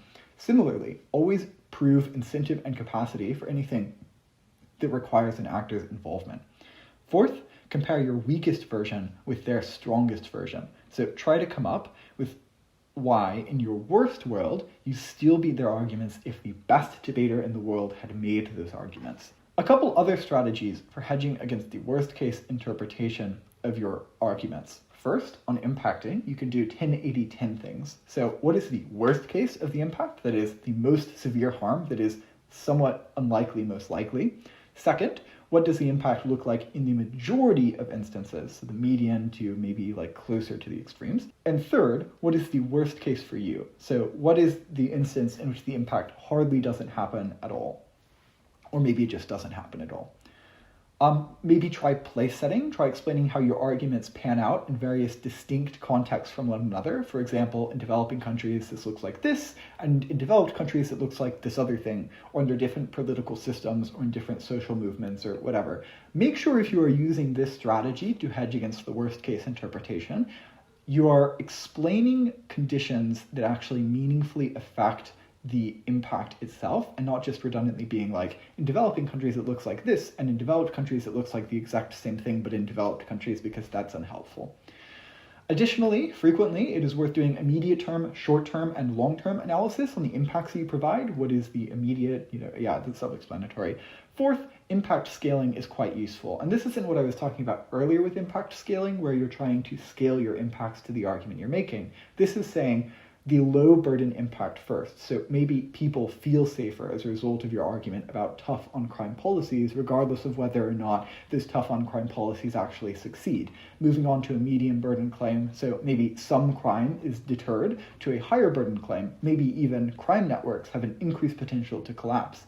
Notice what you're doing here. Be careful not to say that this policy results in them collapsing. Rather, it is increasing the potential for them to collapse, because judges will write the first one off. Additionally, you can point out second-order effects. So in any debate where people get money, they consume more, they invest more. The money multiplier means that macroeconomic stimulus is likely to occur as long as it happens on a large enough scale. Maybe local businesses are more likely to succeed as they become less reliant on seasonal consumption changes and that sort of thing. Maybe that means that someone is able to buy art they find horribly meaningful that they couldn't have on the comparative because a particular store didn't close down. That last one's a bit absurd. But each impact always has ripple effects, and there are often worth considering these ripple effects within impacting your own arguments. Finally, illustrations. So illustrations are your bridges from abstract logical claims to a more concrete understanding of what those claims actually manifest as. And you can frequently scam judges if you have decent analysis just by having very good examples, as I talked about at the top. You can also make impacts and link chains seem far more likely just through providing examples of them actually happening. They are importantly not things that replace explanations. Ideally, they illustrate them rather than replace them. And to be clear, by examples here, I don't mean literal things that have happened. I just mean hypothetical scenarios that put your judges in two particular shoes, those being the people impacted or a situation that occurred elsewhere. Okay. I think this is the final thing on hedging against the worst case interpretation. Yes, I believe so. Try doing mechanism impacting. So that is adding impacts to every step of your argument. Impacts do not have to go out at the end of argumentation. Very frequently, you can build mechanisms that have impacts themselves. And it is generally worth pointing out how these impacts interact with the other side when they clearly do so. But it's also generally not worth weighing these impacts because they're kind of just miscellaneous thorns to an argument. If you think of an argument like a blackberry bush for a moment, these are things that poke out along the way of that argument. which means they're very useful for first speakers because if the other side takes out a large portion of your argument concretely, your second speaker can go, but look at how big and painful this particular thorn is that they didn't reach with their refutation. Okay, before getting into this question, let's talk about time efficiency, because you don't have unlimited time to go through all of these, so how do you select what to prioritize? The first is just that you should select impacts that align with your weighing strategy, because this makes things easier on you at the end because you have a clear way of weighing your impacts against other teams' impacts. Also try to select impacts which are more unique to your side, because these are just easier to weigh because the difference is more noticeable. And third, select impacts which are easy to make preemptive of opposing impacts. So, for example, democratic accountability impacts in a debate about technocracy versus democracy. You can make their likely best impact of efficiency, one, contingent on yours, in the sense that if people do not feel that the state is democratically accountable, maybe they will be less inclined to help it function in the ways that technocrats need, and two, and more importantly, because this is better analysis, preempted by the principled claim that we value democracy for what it is, not whether or not it results in efficient or good outcomes. The fourth thing to prioritize on impacts is just impacts that affect particularly vulnerable groups. This is a good rule of thumb for prioritization within illustrations too. You probably don't need to illustrate how Elon Musk or some rich person is affected by most motions. So one strategy that I've never really tried to hedge against the worst case interpretation is just explicitly preempting judge misinterpretation, and it might be worth giving that a shot. So, for example, this would look like, we aren't saying this, we're saying that. Or you might think, but actually, yeah, that sort of thing. Okay, well, how can you make your material more compelling? A few strategies for this. First, detail. Adding an unnecessary detail looks, at first, time inefficient, but it can make your case feel considerably more robust. A good example of a way to do this is to use the specific capital, city, of a particular country when referring to it for international relations debates. So Moscow, or the Kremlin instead of Russia, Kiev instead of Ukraine, Beijing instead of China, Pyongyang instead of North Korea, that sort of thing. Relatedly, characterizations add a lot of believability to arguments. So there are at least 3 places where you can add detail to make things more plausible. This is frequently referred to as world building. The first is to the mechanism. So let's do an example. Say you have the motion, this house would significantly reduce corporate taxes. The first version of an argument that you could give is that, and this is a very reasonable argument, businesses will have more money to spend, and wanting a return on that money, they'll invest it more, leading to productivity growth. But you could give this argument in a different way. You could say, most firms operate on razor-thin margins and prioritize short-term returns because of quarterly evaluations and constant, intense competitive pressures. So, when taxes decrease, the increase in earnings retention are typically reinvested into things that improve productivity. I think this version of the argument is far more plausible, but it has another important advantage. Where previously the argument was somewhat flimsy on account of it being challengeable via context, now, to challenge the argument itself, other debaters will have to challenge a compelling contextual characterization, which makes it considerably more difficult to take down. How do you come up with this? Ask what the contexts you want to exist to support your mechanisms are, and then explain why those contexts are the case. Additionally, you can frequently just go down the response chain. So what are the likely objections to your argument, and then build in characterizations to avoid those objections. So, for example, if you're running an argument which is contingent on sanctions functioning, 2 of the most likely responses to this point are 1, that the target country is not economically vulnerable to sanctions, that it is connected to supply chains which allow it to get around sanctions easily, or it has the internal capacity to be self-sufficient or whatever. And 2, that sanctions will never translate to real pressure because the political structure is insulated from them. An argument then about sanctions working in this context should weave in at least those characterizations. So why is it that the country prefers or is dependent in some meaningful way on access to Western markets? And why is it that the political structure is not insulated from the pressure exerted by sanctions?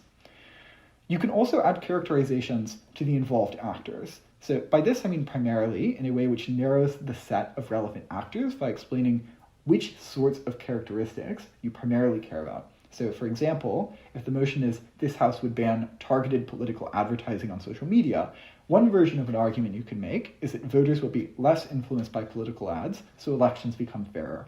But you could alternatively give this argument in the following way.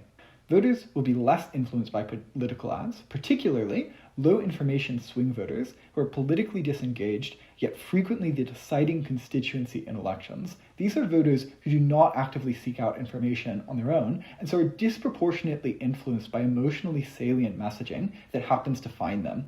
Removing targeted ads reduces the precision and repetition of this messaging to this subset of voters specifically, which lowers the ability to manipulate them. So this narrows the debate to the effects on these sorts of swing voters, and presuming that you gave better analysis than that as to why they're the key group to care about in the debate, this is a good way of narrowing the actual context in which the debate takes place. This also serves a secondary purpose that we'll cover tomorrow, but being specific with who is involved in your arguments makes judges more inclined to believe them. Additionally, you can add characterization to the world around your arguments. I'm in the way of that. That's okay. Since people have an inclination to believe more detailed claims, providing information about the context that would stay the same on both sides, or value-neutral claims supposedly, can be compelling in the sense that it supercharges your case, and in the sense that it makes your story more plausible just in the fact that it is more of a detailed story. So, for example, maybe a motion is about passing a particular policy that a certain social movement is a fan of. If you can convincingly claim that the social movement that supports the policy has seen rapid growth in popular support recently, but is yet to institutionalize any of its wins, this is something that doesn't necessarily add anything to the debate for either side, but can relatively easily be weaponized by you, i.e. by claiming that passing the policy would create a sort of virtuous cycle which leads to more success for the movement and more good policies, etc. Side note on this one, be careful, because this sort of analysis can easily render your impacts less comparative than they might be, e.g., why is it necessary to pass this policy if the social movement is already growing in popular support? So make sure that you're doing this in a strategic manner, not both. Second side note, one of the most compelling ways to deliver a case is to provide a few contextual specifics and then explain how it is that your mechanisms interact with those pieces. So for example, if the motion is this House would adopt proportional representation in national elections, you could first add neutral characterizations. For example, in many democracies, voter dissatisfaction with mainstream parties is reaching a crisis point, and then explain the mechanism and how it interacts with that. So that would be, in this instance, voters in proportional representation systems are far less likely to be afraid to vote for the parties that they want, because they are less afraid that doing so is a vote against the lesser of evils party that they would vote for under winner-take-all systems. And then the third step would be to explain how this interacts with the context.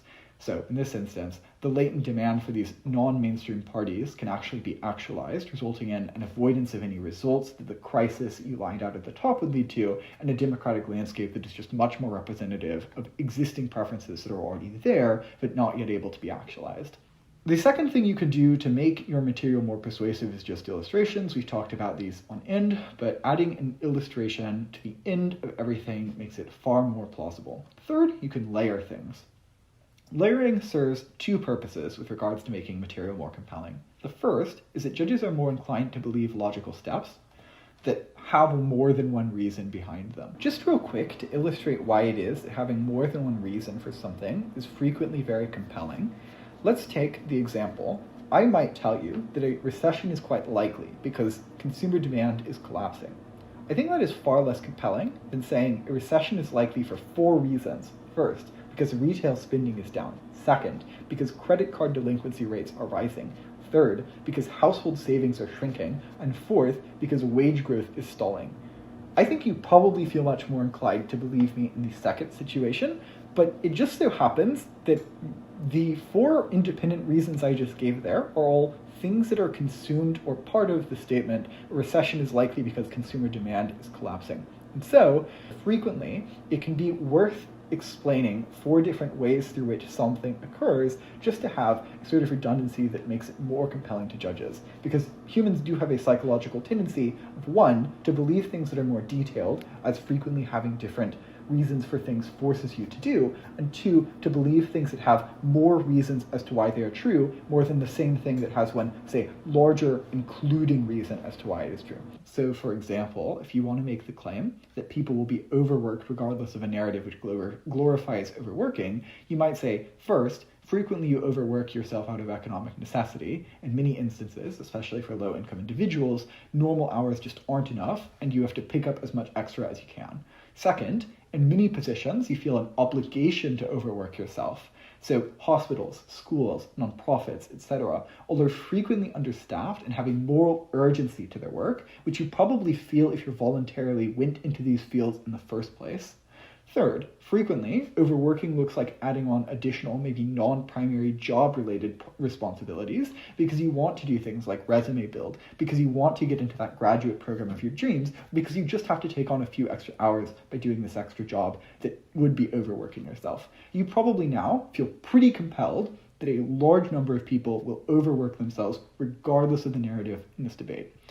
What if I added the following 2 reasons? Fourth, many workers lack the ability to refuse extra hours because they fear being fired, denied a promotion, or being punished informally for it. And fifth, that in many professions, the norm is to overwork regardless of its glorification, and working normally looks like underworking relative to your employers or to your other employees.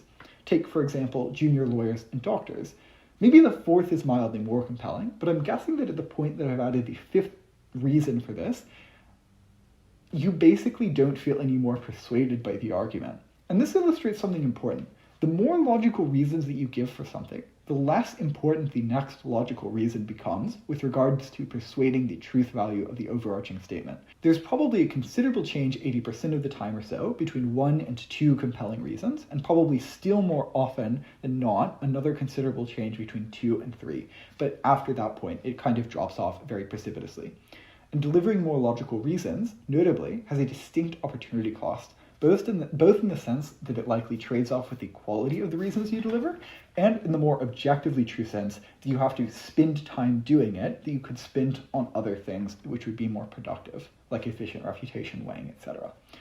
Well, you might object, if I provide 6 reasons as to why this logical step is true, I know that the other team won't bother to refute at this point because it would be absurd of them to spend all the requisite time necessary to do so. Yeah, this strategy could potentially pay off. And in very narrow debates, in debates where there is really only one clash, it very well might.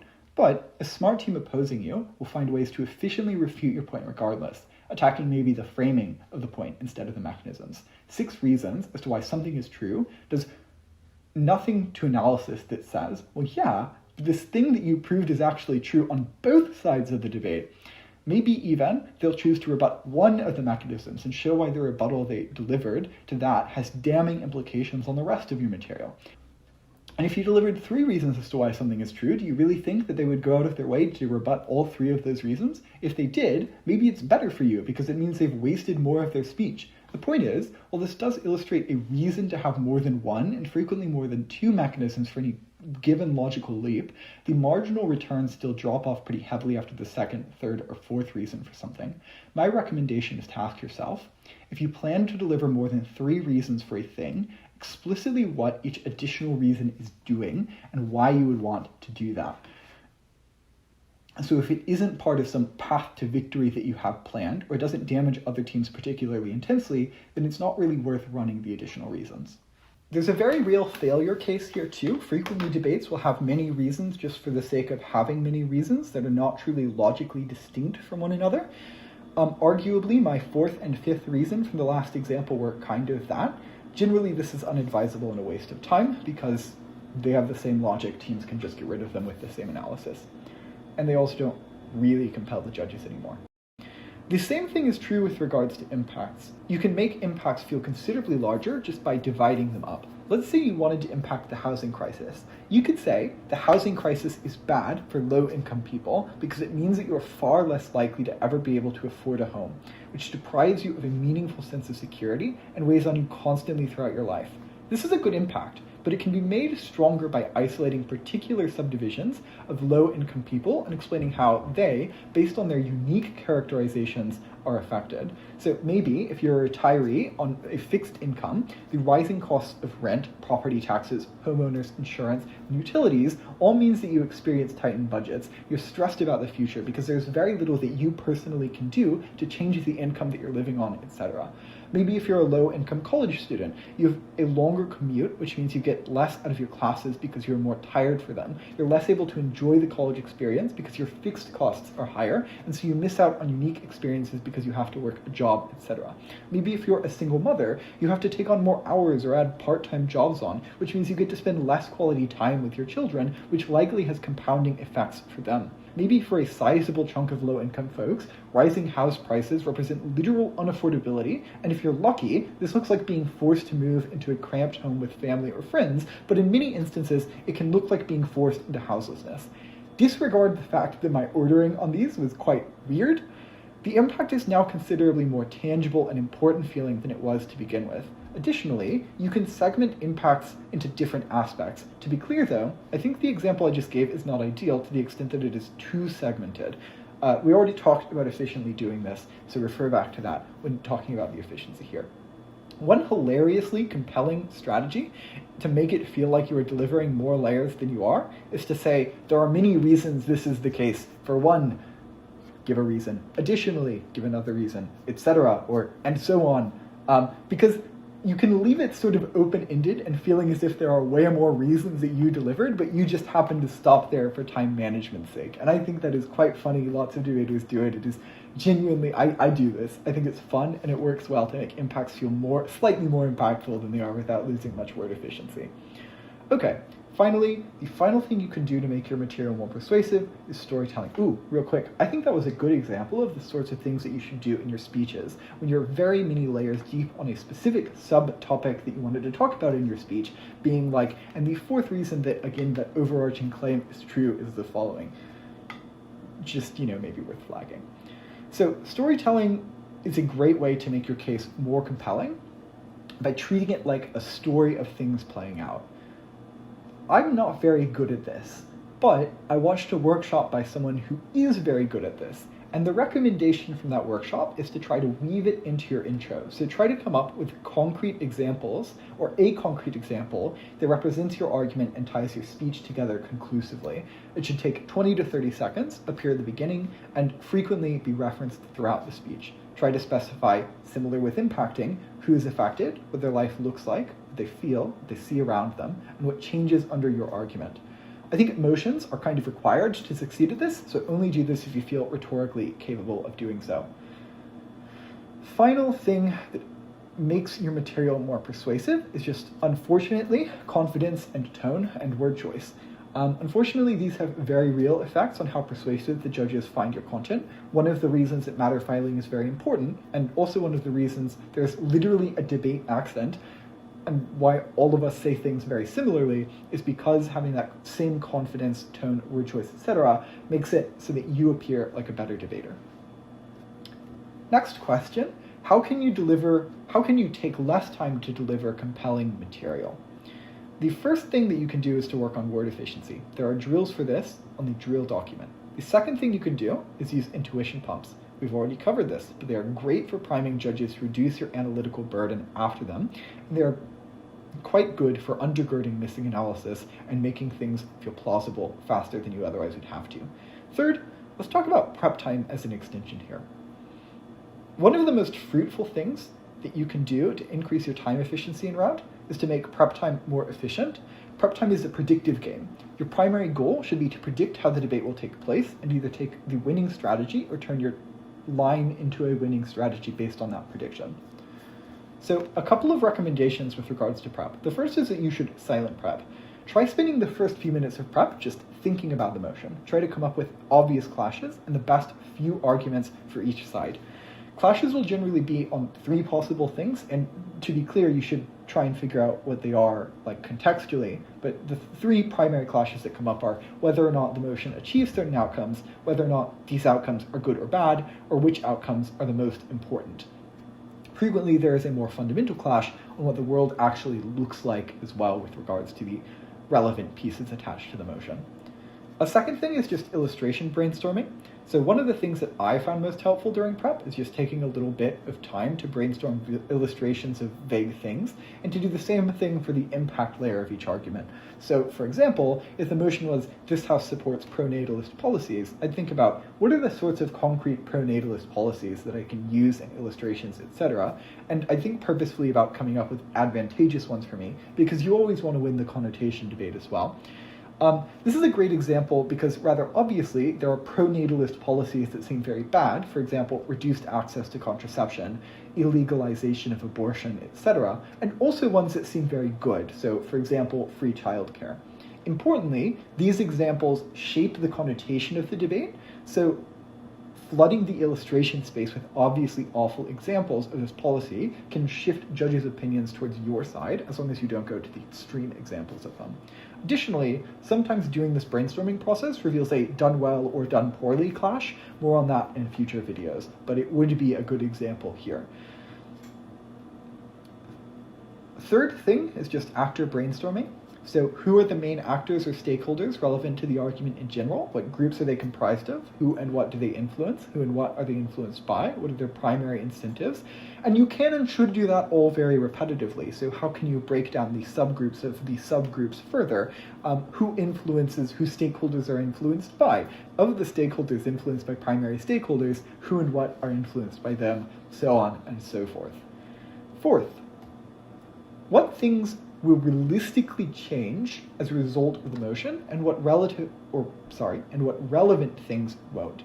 Of the things that will be changed by the motion, what are some plausible arguments as to why they won't actually be changed? Of the relevant things that won't, maybe what are some plausible arguments as to why they will? In any debate, as I mentioned, there are 99 million unknown factors outside of the debate which aren't changed and can be weaponized against the various comparatives that teams take up within the debate. Fifth, think about rebuttal to the obvious opposition arguments. This gives you a time advantage over them if they haven't incorporated that in rebuttal. More advanced, think about the responses to your rebuttal and what your response to it would be, so on and so forth down the response chain. Sixth, relatedly, go down the response chain. Specifically with regards to your own arguments, try to look for what I call true benefits and harms. That is, benefits or harms which are near certain to accrue on your side, even after the best case responses to arguments. Sixth, ask how you will weigh your arguments. So for example, if you want to run a low impact, high probability argument, you might build some rhetoric in that emphasizes the uncertainty of everything else in the debate. Seventh, ask how they will likely weigh their arguments. For example, if they have an argument that particularly obviously impacts out to vulnerable groups, explain how your argument also impacts those groups. Additionally, a truly amazing workshop by Ayal Moore is included in the supplemental material of this week. I would highly recommend watching it to make your prep much more efficient. Okay, the final thing that you can do to take less time to deliver good arguments is to work well with your partner. Try to do things like make plays, have frames/strategies/techniques that are useful for debating but are also situational and require you to be very coordinated, that you've planned in advance. Create shorthand names for these strategies so that you both can be on the same page when they have to happen in round and don't have to spend too much time discussing them. Try to divide what you can in round. So for example, when I was working with Ava didn't flow at all, and that was fully something that I had to do in the debate. If I saw something that would be in the way of the extension we had planned and prepped, I'd just point it out. Generally, you probably want a little bit more communication on flowing than that. For example, it probably would have been advantageous if Ava had looked at the flow that I was writing down, but my handwriting's too bad for anyone to read it, so who cares? The point is, create a standardized format with your partner. Maybe create standardized note-takings. That way you can read each other's shorthand, etc.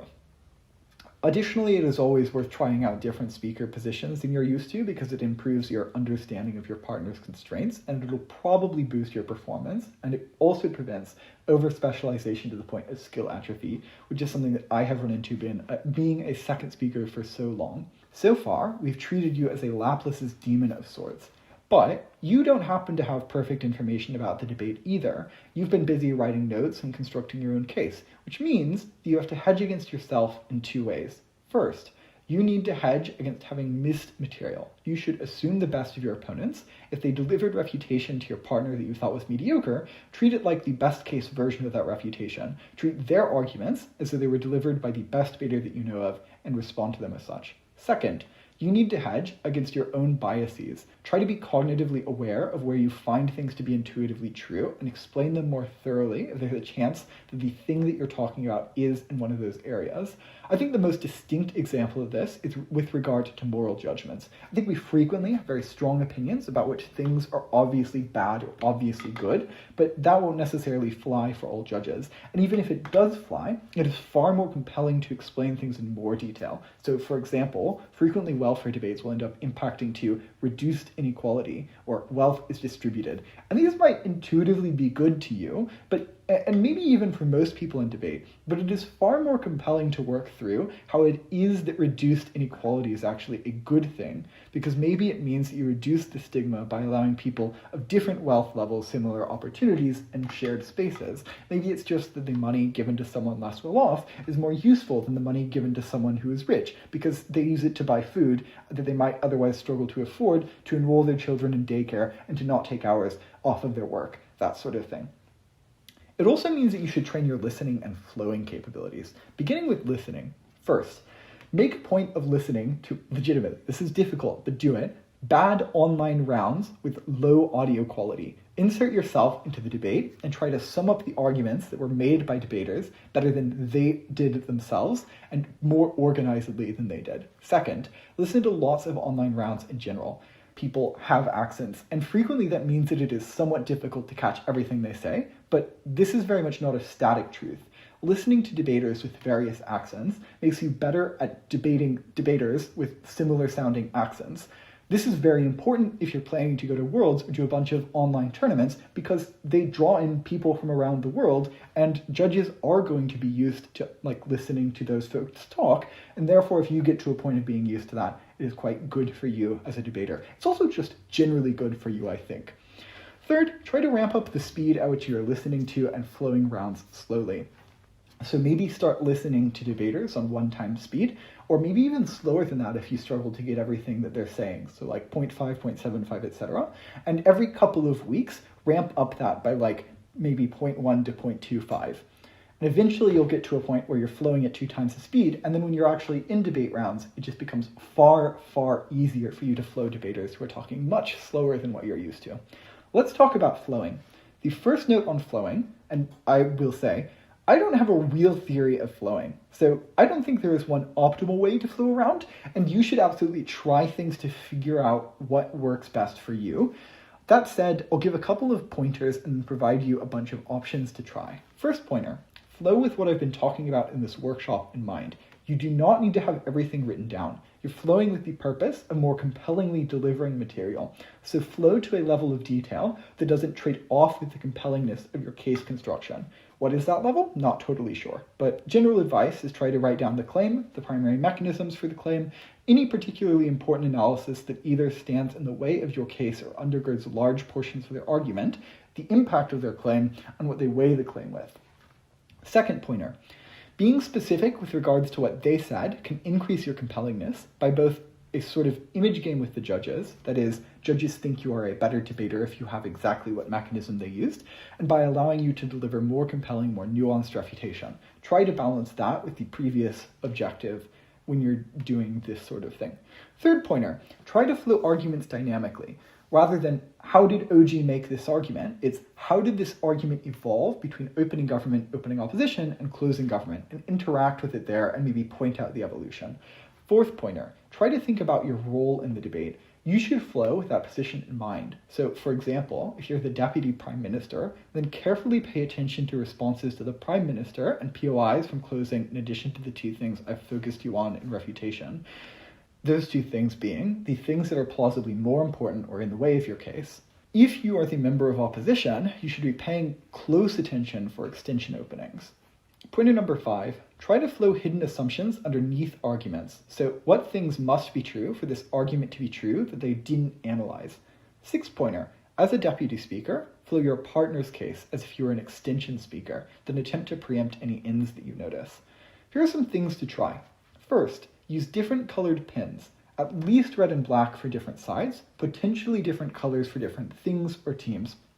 The point of this, importantly, is not just to use different colored pins. This is something I did. I just was like, I want to use different colored pins. I don't know if it helped me all that much. Rather, the point is to create habits with regards to what each color means so that you can more fluently switch your brain in the midst of the round, or you can more fluently go through your notes.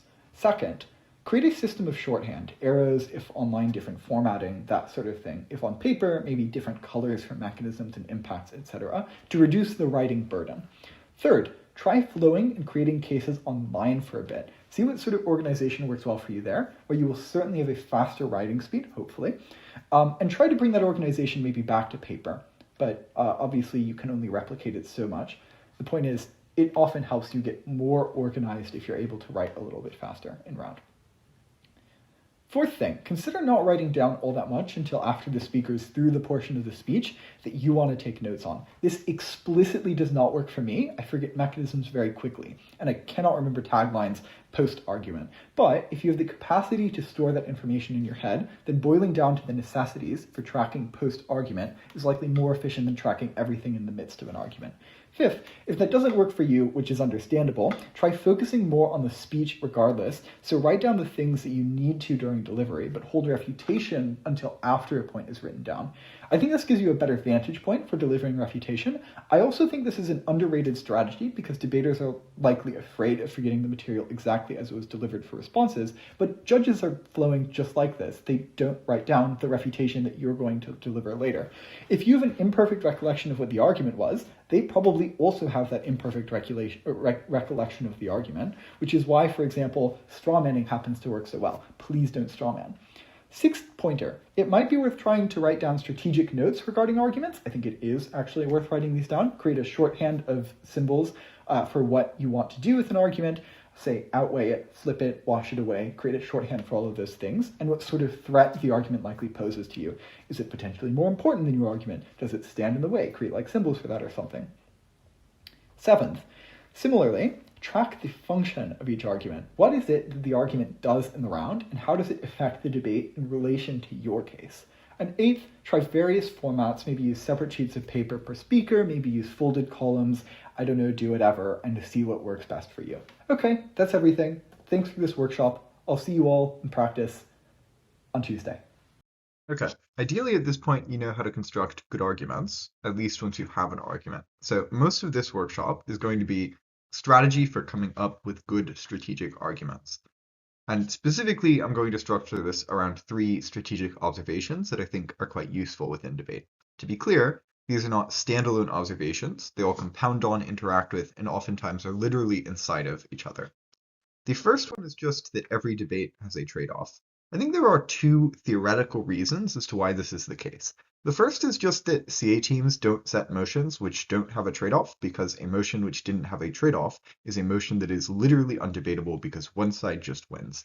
The second, and a little more theoretical, is that I think this sort of motion is legitimately quite hard to imagine, because every single debate contains at least one change from the world in which we exist. And it just so happens that if you dig down really deep into why the world we are in is the way that it is, you'll very frequently, perhaps in every instance, find that there is some sort of vested interest in the world being the way that it currently is. Which means that at the very least, every debate is a trade-off between those vested interests and something new, maybe better, whatever. The point is, there's always a trade-off in every single debate. There are a few implications of this. The first implication is just that you should plan your path to victory from prep with the fact that there are going to be trade-offs in the debate in mind, and you should take them into account when planning your path to victory. That is, you should know how you plan not only to make arguments within the debate, but also what your overarching route is to convincing the judges that your side of the trade-off is more important than their side of the trade-off. There are a number of ways that you could potentially go about this.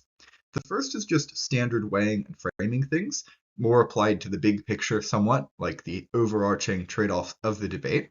And I've given you a lot of resources to use on this already, but here are a couple of other things that might be quite useful for weighing and framing. The first is just to legitimately think about Maslow's hierarchy of needs, because it just so happens that it is a very debate-relevant consideration.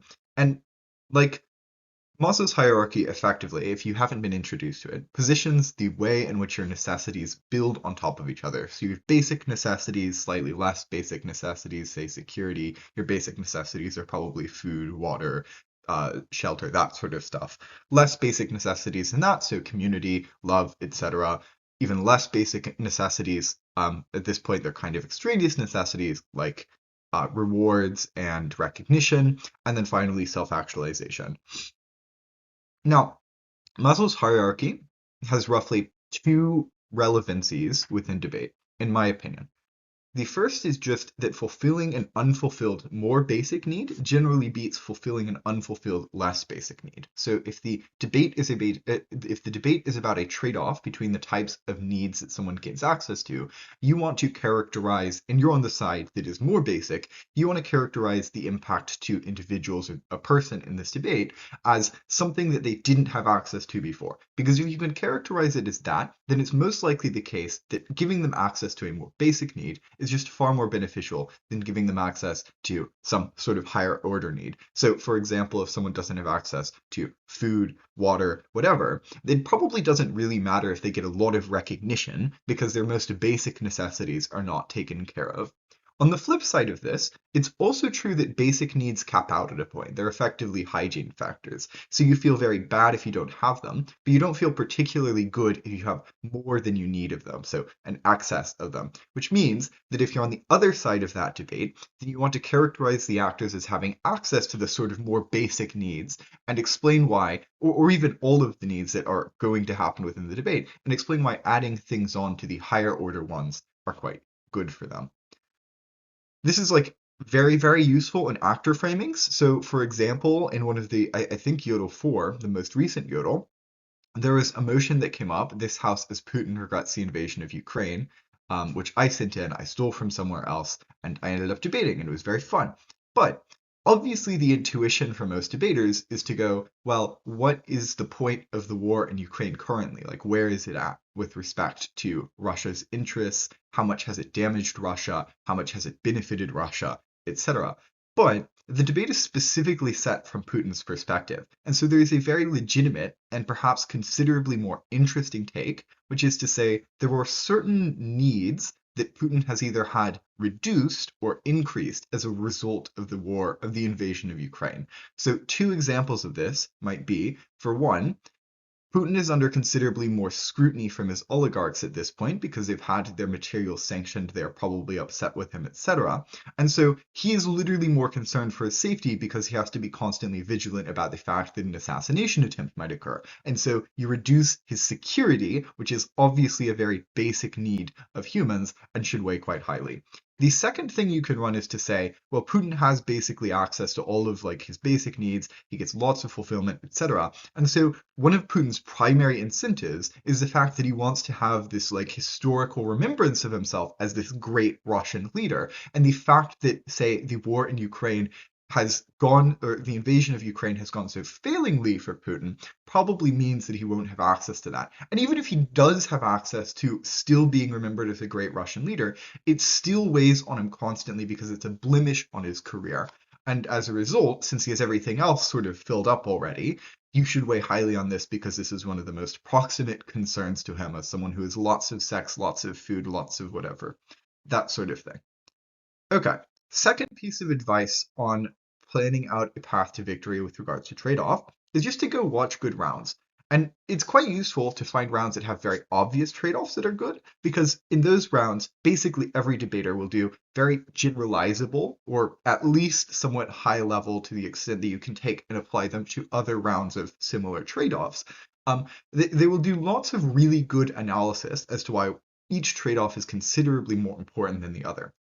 So an example of this is in the grand finals of Vietnam Worlds. The closing government team, I believe, does a really good job of explaining why it is that something that is very, very low likelihood, but an intensely high impact result is something that we ought avoid, and something that weighs over even certain somewhat high impact results. And so you can very much just steal the sort of stock mechanisms they use as intuition pumps to illustrate that sort of thing, as long as they aren't particularly contextual. It's also just worth watching good rounds in general. It doesn't have to be ones where there's an obvious trade-off, but those are frequently the ones where this sort of material is used the most and deployed the most in debate. Third piece of advice, and I'm stealing this one from a workshop by Hamza because it informed my debating ever since I listened to this piece of advice, but try to find the David and Goliath. So very frequently, you will be on the side of the trade-off that accepts that you're like prioritizing a somewhat morally worse actor. And I don't mean that in an objective sense by any means. I just mean that the debate canon has a sort of like hierarchy of actors, and frequently is decided by the power dynamics between the actors. And this is understandable. This is a general intuition that people have that we should prioritize the underdog, or that you want to vote for the underdog in the majority of instances. So if you are, per se, on the side of a debate that has to defend Amazon as a company against a bunch of average consumers, obviously it feels morally worse. But you can look inside of Amazon to see if there are any actors that you can say are benefited as a result of the motion who, say, are average consumers effectively. So workers who have low income, that sort of thing. This is something that has informed my debating career a lot. For example, in the motion at Worlds this year, this House believes that the EU should adopt a significantly more aggressive foreign policy stance in response to Russian hybrid warfare operations in Europe, parentheses, including but not limited to retaliatory attacks on Russian shadow fleets in the Black Sea, cyber attacks and sabotage operations targeting Russian infrastructure. Two of the impacts that we ran on the side that said that you should not adopt this stance. And I think this is somewhat, I don't know if it is necessarily quite as clear that we're on the side that is on the moral low ground within this debate, based on the sort of power dynamics between the actors in the debate. But I think this piece of advice is actually quite generalizable to the extent that even when you're not on that side, you should still look for the most vulnerable actors within the groups that are being affected and weigh highly on them. So two of the things that we ran in this were just directly off of the info slide as impacts. The first was very frequently the people who are driving Russian shadow ships per se are just average people who like need a job and were maybe pigeonholed into being a ship driver beforehand and therefore had that career in it. And the point that you now all of a sudden are sanctioned from exporting oil just required being a part of the shadow fleet. And so frequently you're doing damage to individuals whose lives are not actually like at all related to the ongoing invasion of Ukraine. And they're quite often people who like just have to be in that situation, and that's like kind of unfair. The second thing we said was just that cyber attacks, when they take out digital infrastructure, very frequently make it so that you're literally unable to say pay at the local grocery store because you expect your cash payments to be online, not your cash payments, but your payments to be online at this point in time. And so very frequently this looks like making it so that average people are just unable to go about their day-to-day lives. And so our point was effectively that you just create a sort of like double harm to the extent that this doesn't really do much. The round dynamics don't matter a bunch. The point here is, whenever you are impacting some actor, like say Russia in this example, that looks like it is like the most powerful in the debate, then you should try and find the individual actors you're impacting inside of it that are considerably more vulnerable and explain why they matter and are impacted by the motion. Relatedly, it's worth trying to co-opt the winning metric of the other side if you know what it is likely to be given the trade-off in the debate. If you can figure out what way they'll likely weigh against you, then very frequently it's worth trying to explain how you have access to the same sort of weighing metric. And so the previous examples were examples of this to the extent that vulnerability is the weighing metric we're trying to utilize in those instances.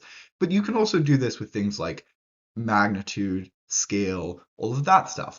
So for example, in wealth distribution rounds, you know, if you're on the side that's saying we should redistribute wealth, that the other side has access to a considerably larger magnitude impact to the extent they are taking large amounts of money from very rich people and giving smaller amounts of money to lots of less well-off people.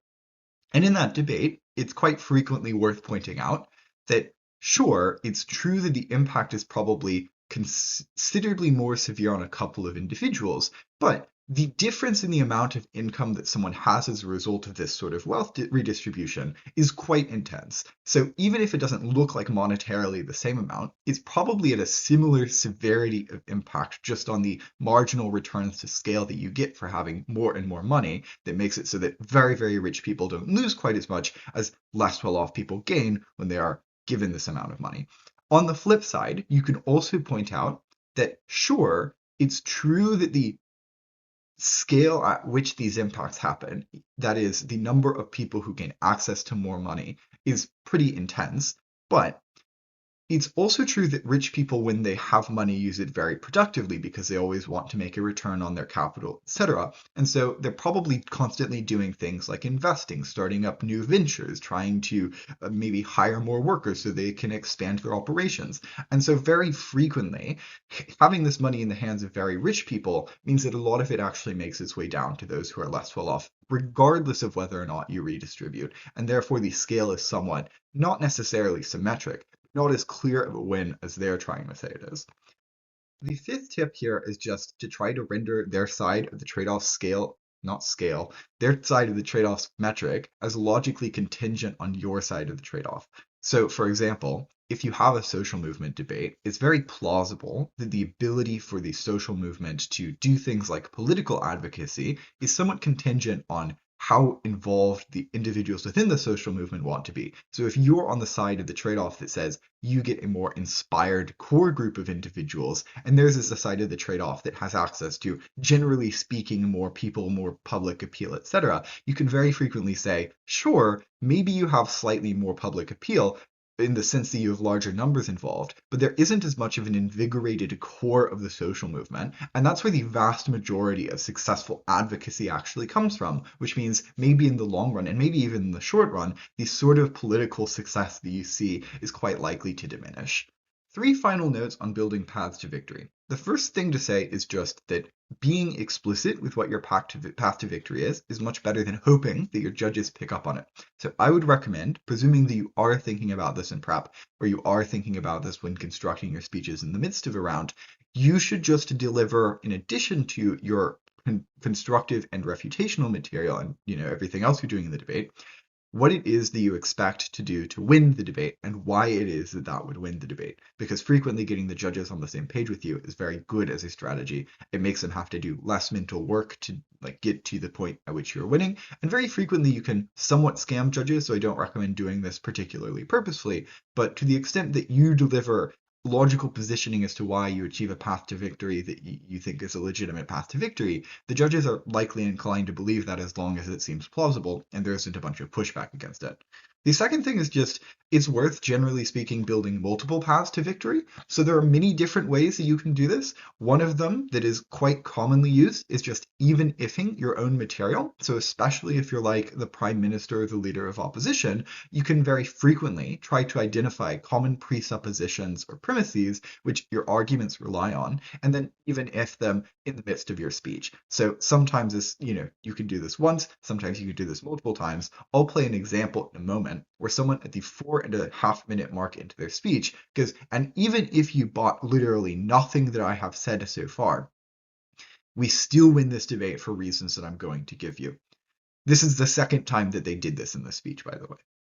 Third thing is just that it is also frequently quite useful to try and predict your opponent's path to victory given your expectation of how they'll work with the trade-off. So it is, if you have the time, worth doing the mental game to see where do you think your opponents are going to end up in the debate, in the idealized version of the debate where we understand each other's trade-offs, etc., and see if you can sort of preempt their path to victory given that. Okay, the second piece of advice that I have when it comes to the trade-offs in a debate is just to wash away that trade-off. So how do you wash trade-offs? There are a number of ways that you could go about doing this. The first is just try to brainstorm as many factors as possible that sit outside the motion that make it so that the impact either likely happens or likely just doesn't happen. And you can frequently pair this up with weighing as to why it is the case that theirs is likely or unlikely given factors that are not up for the debate, and yours is not so much affected by factors that are outside of the debate.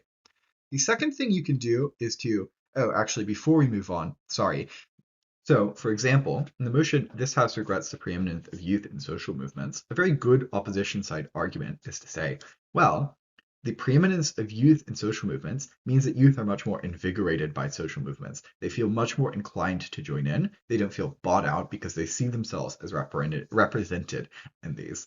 And if you're government in this debate, then you can point out that there are a variety of other factors that are not contingent on the motion that make it so that social movements appeal to youth anyway. So, for example, the rise of social media and the rise of social movements posting on social media probably means that because social media is like youth dominated, that regardless of whether or not youth are preeminent, they're probably going to see social movements more and maybe therefore participate in them more, even if there is somewhat of a small trade-off in the amount that they are participating. So this, for example, would be a way of saying it is quite likely that the impact that you have in the debate is something that will happen on either side, and then you can compare that to the impacts that you might have in the debate. Second thing to say is try to brainstorm if you can make their side contingent on reaching a tipping point.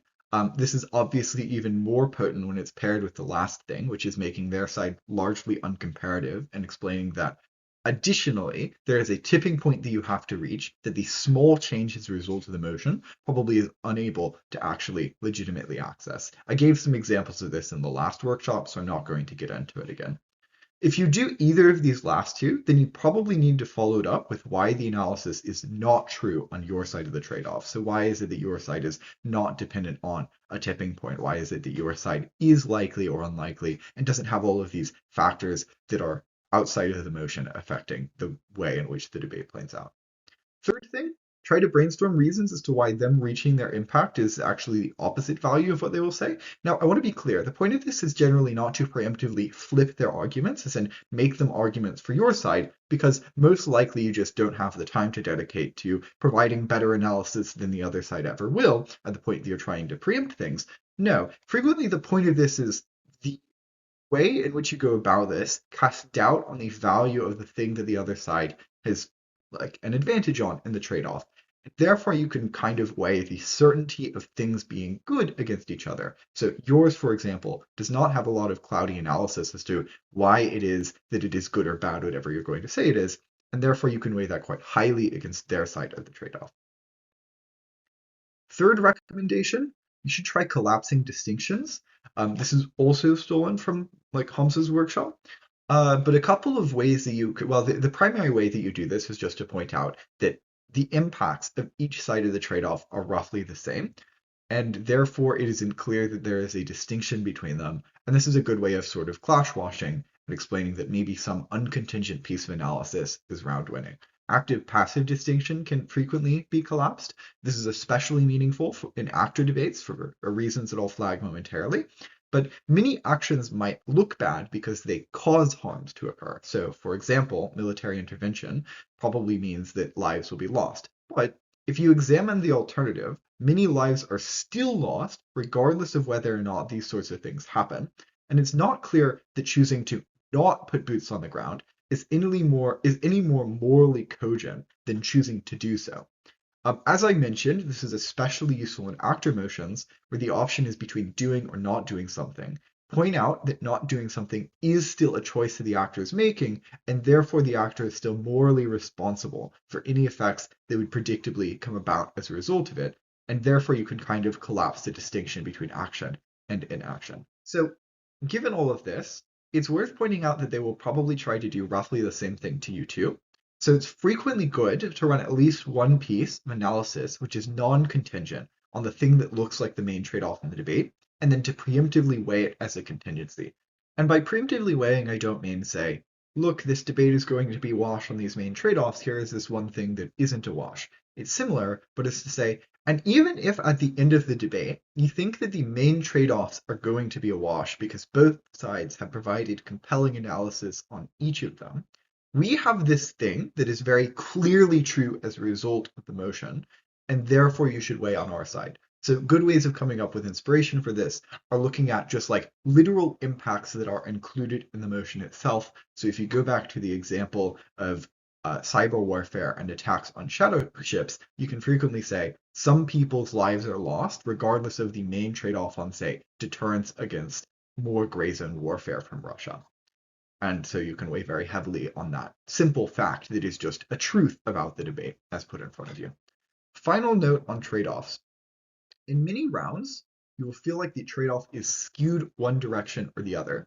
There are a couple of things that are helpful as tips here. The first is that in these rounds, the teams that are on the skewed towards side of the motion, so the teams that are effectively advantaged by this fact, frequently get very lazy. So it's quite often, it's not as hard as you expect it is to come away from these debates winning, because they just see the fact that the motion is skewed to them and don't really do a bunch of deeper analysis that you are, say, forced to do if you're on the side that it is skewed against.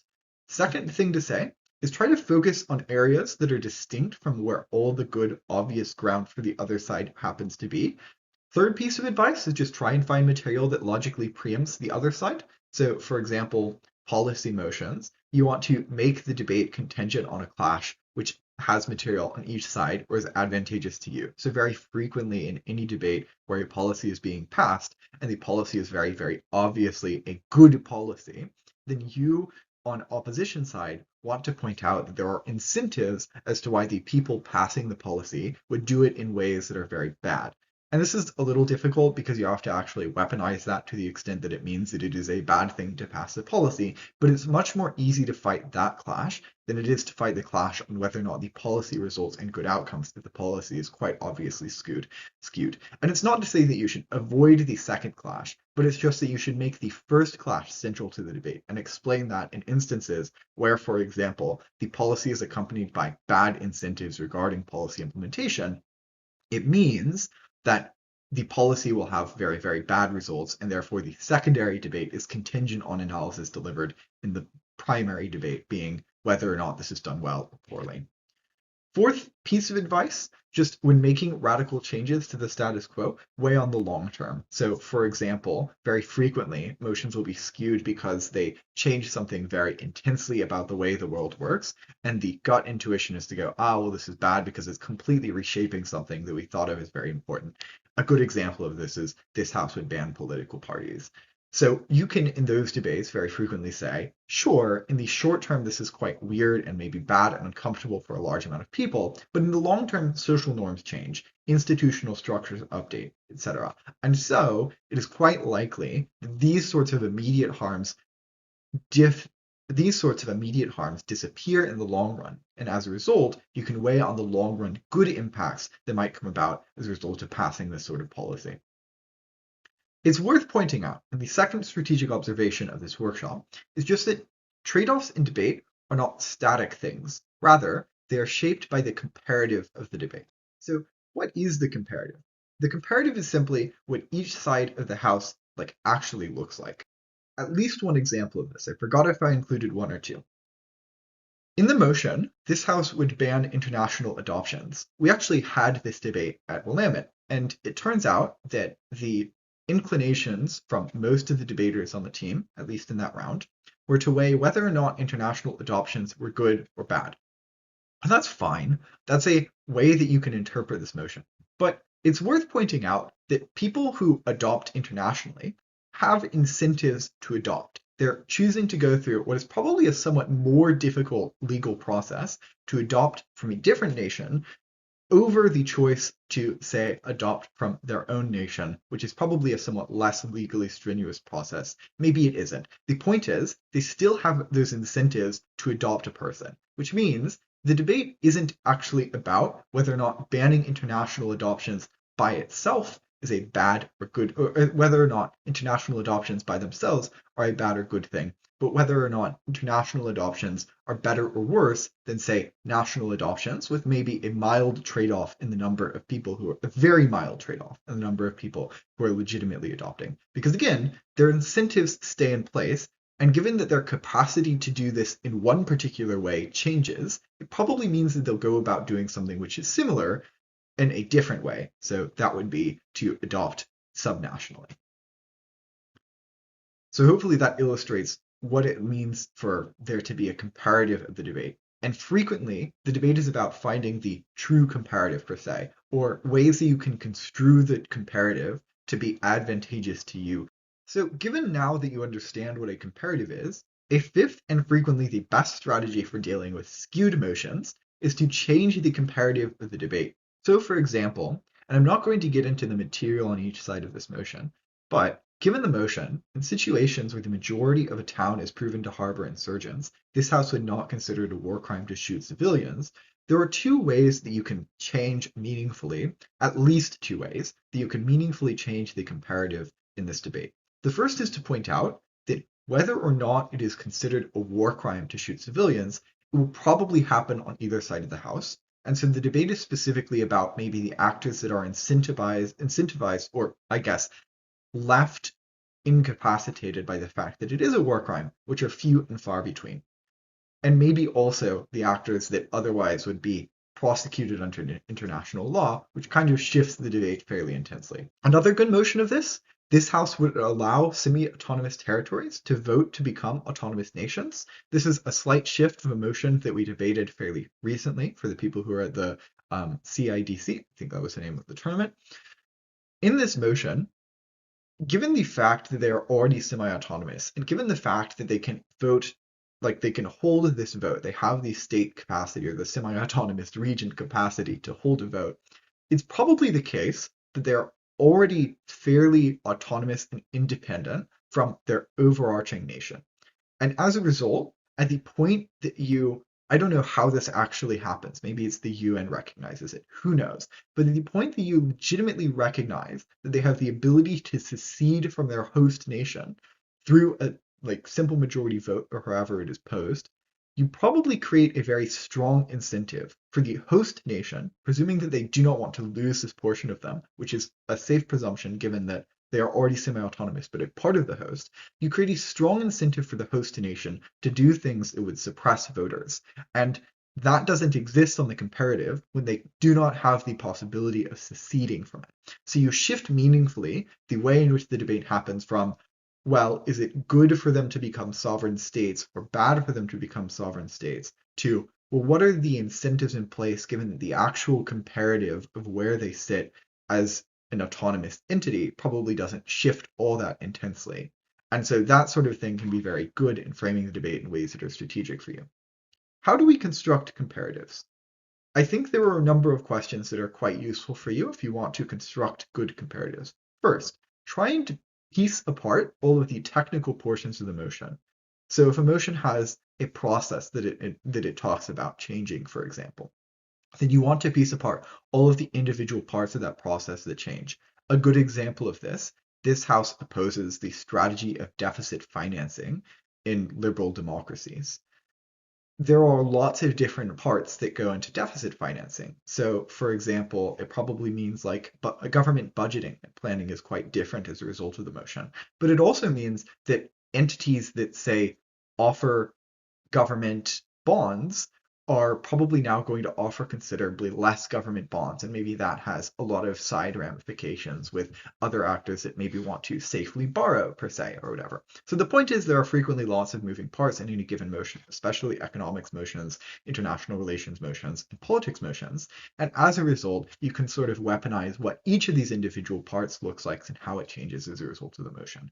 Second thing, what are the actors, what are all of the relevant actors that are affected by or use the technical parts in the motion? So I kind of already previewed this in the last one, but very frequently, developing nations, for example, want to have a large amount of US Treasury bonds. And at the point that less US Treasury bonds go into circulation, probably one, the price associated with getting a Treasury bond goes up pretty significantly. That is, the return decreases pretty intensely. But two, you just have less access to this sort of safe investment. The third thing that you should ask yourself is just why is it that actors who are affected by or use the technical parts of the motion act the way they do? What are their incentives? What are their constraints that exist?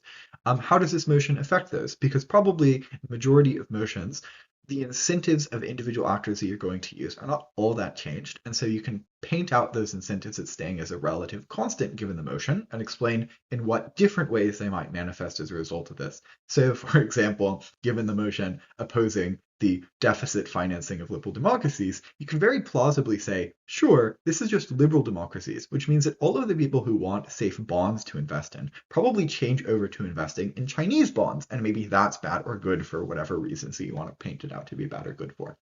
The fourth thing is just, how does emotion affect those individuals? Do they now have new incentives? Do they now have new or reduced capabilities? What are the alternative sorts of substitute goods they can use to provide the same sorts of ends as what they got under the motion if that changes, that sort of stuff. Fifth question, how are they likely to respond to this? I think I've been weaving that in, but regardless, you get it. And the sixth question is, how does their response affect secondary actors, tertiary actors, and so on? And you can keep doing this sort of like, how do people's responses affect other individuals, down a very long chain. Admittedly, it gets, generally speaking, quite useless after the third set of doing this, probably before the third set of doing this, just because at that point there are so many different things that you have to prove that you have a lot of burdens that you just won't have the time to analyze in your speech. Second piece of advice on constructing narratives outside of the individual questions you should ask is just try framing regrets or prefers a world motions narrativistically. So try to pinpoint the earliest point at which the change makes sense to have occurred. What did things look like at that point in time? What sorts of big knock-on effects did the thing that is disappearing have throughout time afterwards? Importantly, what were the primary actors and what do their wants or incentives change? If so, in what ways? Etc. I'll ask all of the questions that I just gave you. Make sure that your causal reasoning is quite easy to follow. So at each point you want to illuminate, it is clear why and how the thing in the motion that you are regretting or preferring a world of interacted with the things that you're talking about. I've already given the example on the next slide, but this house opposes the strategy of deficit financing by liberal democracies. There are a lot of different moving pieces of these motions, of this motion, and you can weaponize all of them to point out why individual actors use them the way in which they do and what things look like in a world in which they are more or constrained by the result of this motion and their capacity, but their incentives probably stay fairly similar. Okay. Two useful contexts for thinking about changes for any motion. First, does the motion change anyone's perception? Very frequently, the mere fact of implementing a policy, regardless of what the actual impacts of the policy are, changes people's perceptions of the implementer or changes people's perceptions of others around them. And you can very much weaponize that to shift the comparative in the debate by focusing on something that isn't quite as clear, that is way more clear than the somewhat frequently unclear impacts of the policy based on good analysis given by other teams, or just the fact that we are clouded with uncertainty as to what the future actually looks like. The second thing is just, does the motion change the actor that implements it itself? So a really good example of this is any motion about quotas. Any motion that requires quotas in, say, a high-skilled job probably means that hirers in those high-skilled jobs now have to, say, try and systemically allow for marginalized groups to gain access to the sort of career pathways that give you access to these jobs. And so you increase the incentives to provide things like scholarship funding in certain programs for marginalized groups, and maybe that has knock-on effects that are quite good, or is just quite good for a number of individuals. Okay. Another useful tool for shifting the comparative is to ask yourself what incentives accompany use of the thing in the motion. I'm going to give 4 examples of this. The first example is the debate that the thing will have regulation that accompanies it. There are very generalizable reasons as to why any new hypothetical technology will be accompanied by regulation. People are frequently terrified of the possible effects of it, and so very heavily pressure their voted in politicians to implement regulation. Very frequently, there are just incentives with the companies surrounding it, the cutting edge companies. They want to create a competitive moat for themselves, and having access to regulating the technology is a way of making sure that maybe their specific model is enshrined, but other companies get heavily regulated. And that has compounding effects on the company itself very frequently. Good example of this, artificial intelligence data centers are now, like a Google is actively looking to basically make it so that other companies have to have a large amount of collateral involved because they know that that collateral requirement advantages them and their efforts. And so to an extent, Google is all of a sudden on the actual public goodwill side of this like conflict between data centers and normal people. And it's kind of interesting to see that sort of regulatory thing play out. But it also means that Google itself is regulated by the same sort of contract requirements. And so if the contract requirements are generally good, then that means that the regulation is effective, I guess. Similarly, if the motion is about allowing the development of a potentially dangerous technology, there plausibly will be regulation as well. Like very frequently, again, people are quite afraid of the sorts of things that could happen as a result of it. So, for example, if the motion is this House supports the development of artificial intelligence in one particular way, it's very plausible to say, well, at the point that it is developed towards this direction, and we understand it's going to be developed towards this direction, there's a lot of voter pressure, there's a lot of corporate pressure, there's a lot of whatever other forms of pressure exist and exert themselves on whether or not there is regulation. And you can make the argument that regulation frequently accompanies it. Another good example of this is the privatization of any industry. So anytime you privatize a very large industry, voters are afraid of it. They understand that probably there are reasons that it was nationalized and they're afraid of profit incentives in the industry, and therefore they vote for having regulations. But even if they're not afraid of it, the government understands why it was nationalized before that, and so they're probably going to regulate to an extent the new privatized industry. Second thing that you can do, oh, yeah, I gave some examples here. Forgot about these. The second thing you can do is to say that this thing is used rarely versus it's used very, very many times. So, for example, given the motion, this House would not consider it a war crime to shoot civilians in the context given earlier, you can make the argument, I already talked about this, as to how this is something that happens a lot because there are incentives on you to say, as an army, just go in and kill a lot of people because you want big flashy results if you're the Wagner group, whatever. Like, you can say that this happens very frequently. You can also say that this doesn't happen very much because there are strong pressures on you. You understand that if you do this, you will radicalize other portions of your population who are connected to the community, that sort of thing. And so you can make arguments as to why it is used rarely or used very many times on either side of the House. Second example of this, assuming the technology were widely available, this House would allow the use of memory editing technology. Very plausibly, editing your memory is something that is scary. You're very attached to your memories. You don't want to do this sort of thing. You're afraid of maybe the side effects. Maybe you just have a natural aversion to new technologies and like doing very invasive processes on yourself, which is very understandable. And as a result, it's quite likely that this is only used in the most extreme of instances. Say someone has a horribly traumatic memory that they need to erase before they can function again. They might opt into this sort of thing, but most people have a very strong aversion to losing their memories. You frequently even remember somewhat bad things as being good in your like canon of yourself because they construct you or whatever, and as a result, you're not that likely to use it. Okay. The third thing you can do is to say that people will do this anyways.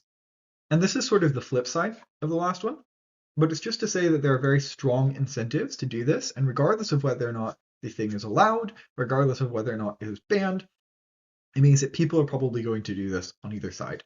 So first example of this is assuming the technology were widely available, this House would allow the use of memory editing technology. In this debate, presumably, the technology is widely available on either side of the House, which means at the very least it is technologically feasible to have this like technology be accessible to the public. And so whether or not you allow the use of it, people are probably going to, maybe in the most extreme of instances, seek out individuals who do this memory editing, like whatever it ends up looking like for them. And as a result, you can say that it is just better to allow it to occur, because if you don't allow it to occur, say you keep it as banned, it means that people will frequently get harmed in the process more than they need to be because you're unable to make sure that the operations go well, there are no accountability measures on the people doing the operations and this sort of thing. Second motion on this House believes that NATO should not support US involvement in a conflict in Latin America. I think the intuitive debate on this is whether or not involvement in a US conflict in Latin America with NATO involved is good or bad. But you can paint this out to be a debate where if US involvement were to happen in Latin America, it's going to happen on either side of the House, especially right now, given the like absurd nature of the government in charge of the United States. And this was before the operation in Venezuela. So effectively, given the context before the operation in Venezuela, you can paint this out to be the US is getting involved in Venezuela in some way. Is it good to have NATO supporting that, or is it better to have NATO not supporting that?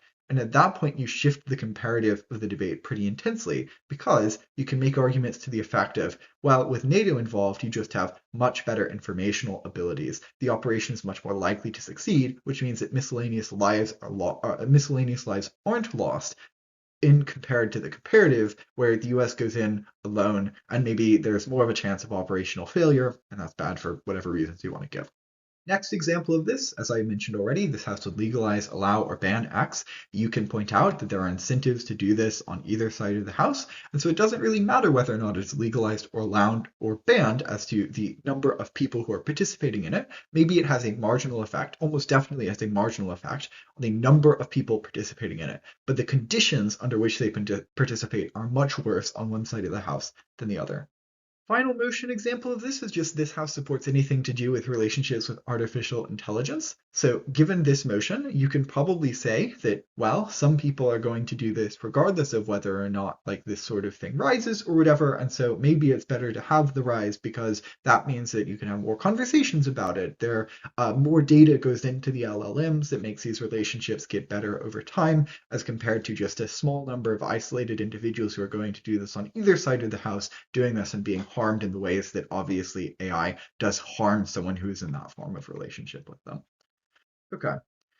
Second thing to talk about is just, will the policy be done well or will it be done poorly? This is a very consistent debate, and it isn't something that is necessarily constricted to policy debates, as we'll point out in a second. So the first example of this I want to go into is just a motion that I debated at the start of this year. In rapidly growing cities and less economically developed countries, this House supports city beautification projects. And the info slide for this motion is pretty gov-sided. And I think it should be, because I think the motion itself is somewhat off-sided, just on intuition. But the motion is, quote, urban beautification refers to citywide initiatives that enhance the visual and physical appearance of urban spaces through projects including, but not limited to, landscaping, street cleaning, infrastructure upgrades, the reorganization of public spaces, and the development of informal settlements.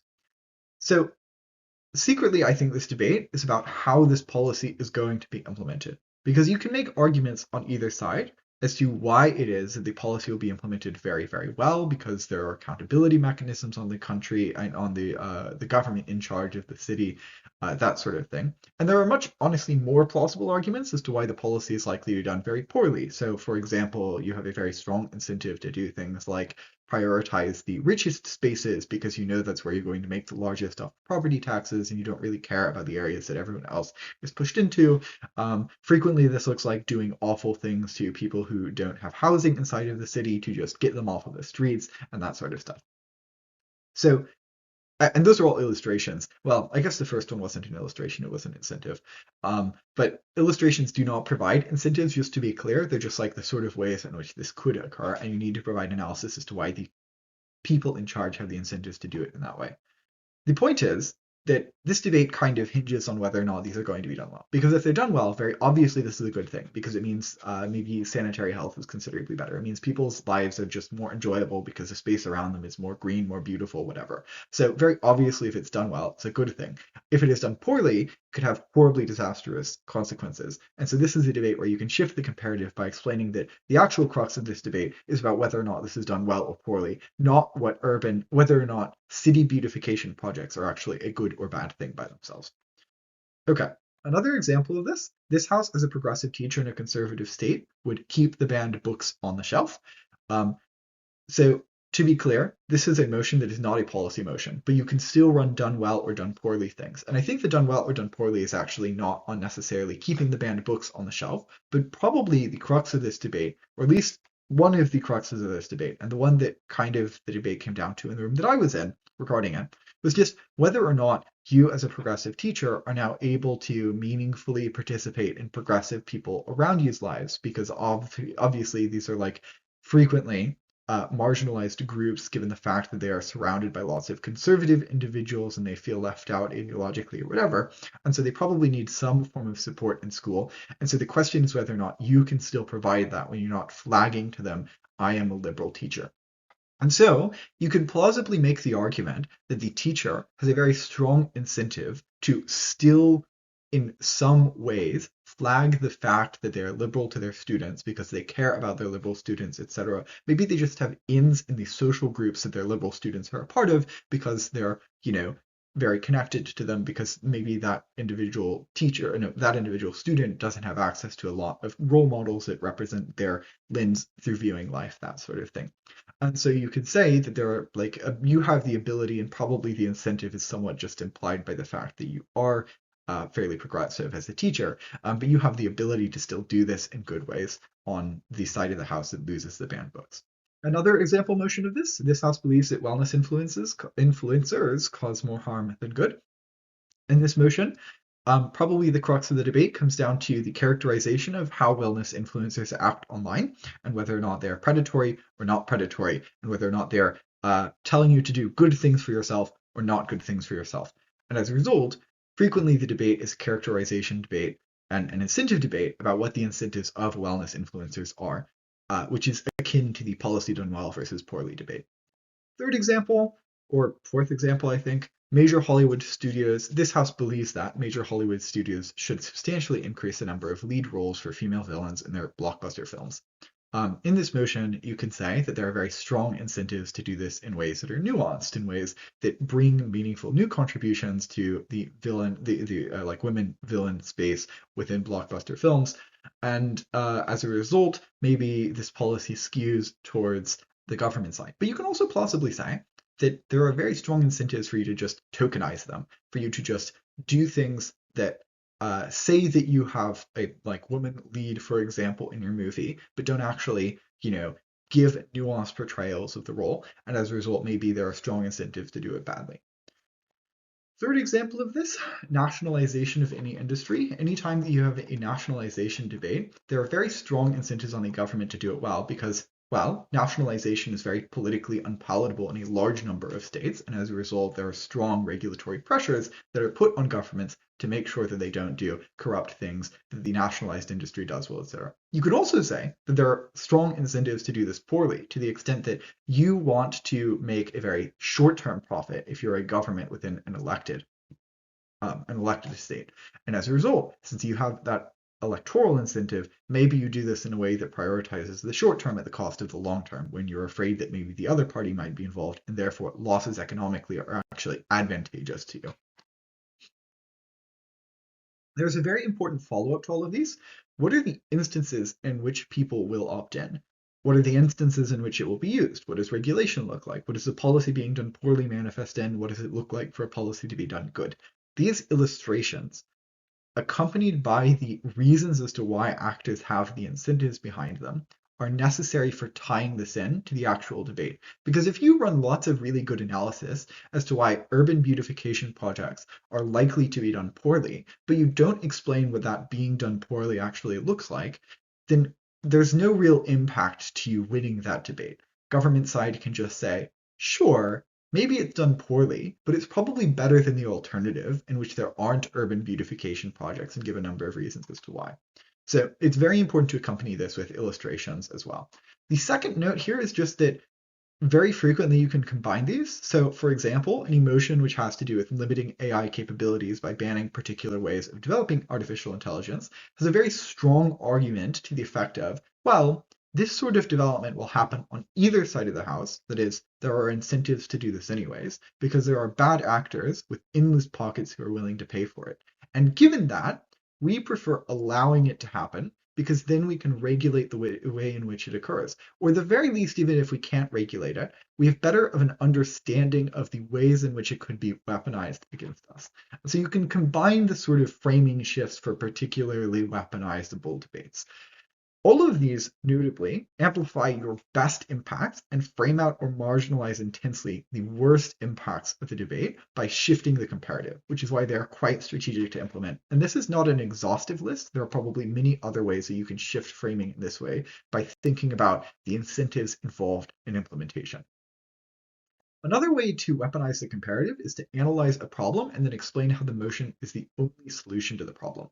Wait, but the problem-solution mismatch, I hear you say. How do you get around this? How can I say we solve for, the patriarchy or whatever?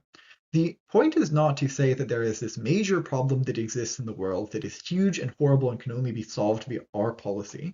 Rather, you want to explain the interacting parts. So, for example, an emotion that gets more CEOs to be women, it probably isn't true that this solves the patriarchy, but plausibly, it could help women out in ways that which reduce the effect of the patriarchy. So maybe you now have more role models that you can look up to as a child, and therefore you're more likely to succeed because you feel more spurred to action by these individuals whose steps you know you can follow. Maybe it's just the case that women who are CEOs have slightly better hiring practices for other women because they don't quite have as intensely internalized misogyny within the workplace, and as a result, you just open up more pathways. Maybe it's frequently the case that these CEOs feel like they were gifted some way their access to this like capabilities, and as a result, maybe they fund things like scholarships to try and get other people into their positions or similar positions around them.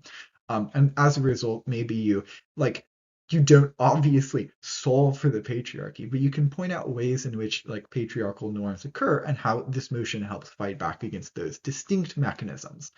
And the reason that this is powerful is because it leaves opposition side with a major problem that they have no way of defending, or that they have no way of really changing meaningfully. You can point out that there is like a problem that is of smaller scale, and that this motion is the only way of realistically solving that problem. And at that point, at the point that you explain why maybe regulation can't solve the problem or whatever, opposition doesn't have an in to countermodel very effectively because you've preempted their countermodel by explaining why it wouldn't succeed, and they're left defending a world in which the problem just exists. And so you can kind of say, well, even if you're not sure at the end of this debate whether or not the problem is solved, we at least have the chance of solving it, or the chance of making it slightly less bad, and as a result, you should weigh on our side, given that we know for a fact the problem exists to roughly the same extent on the other side.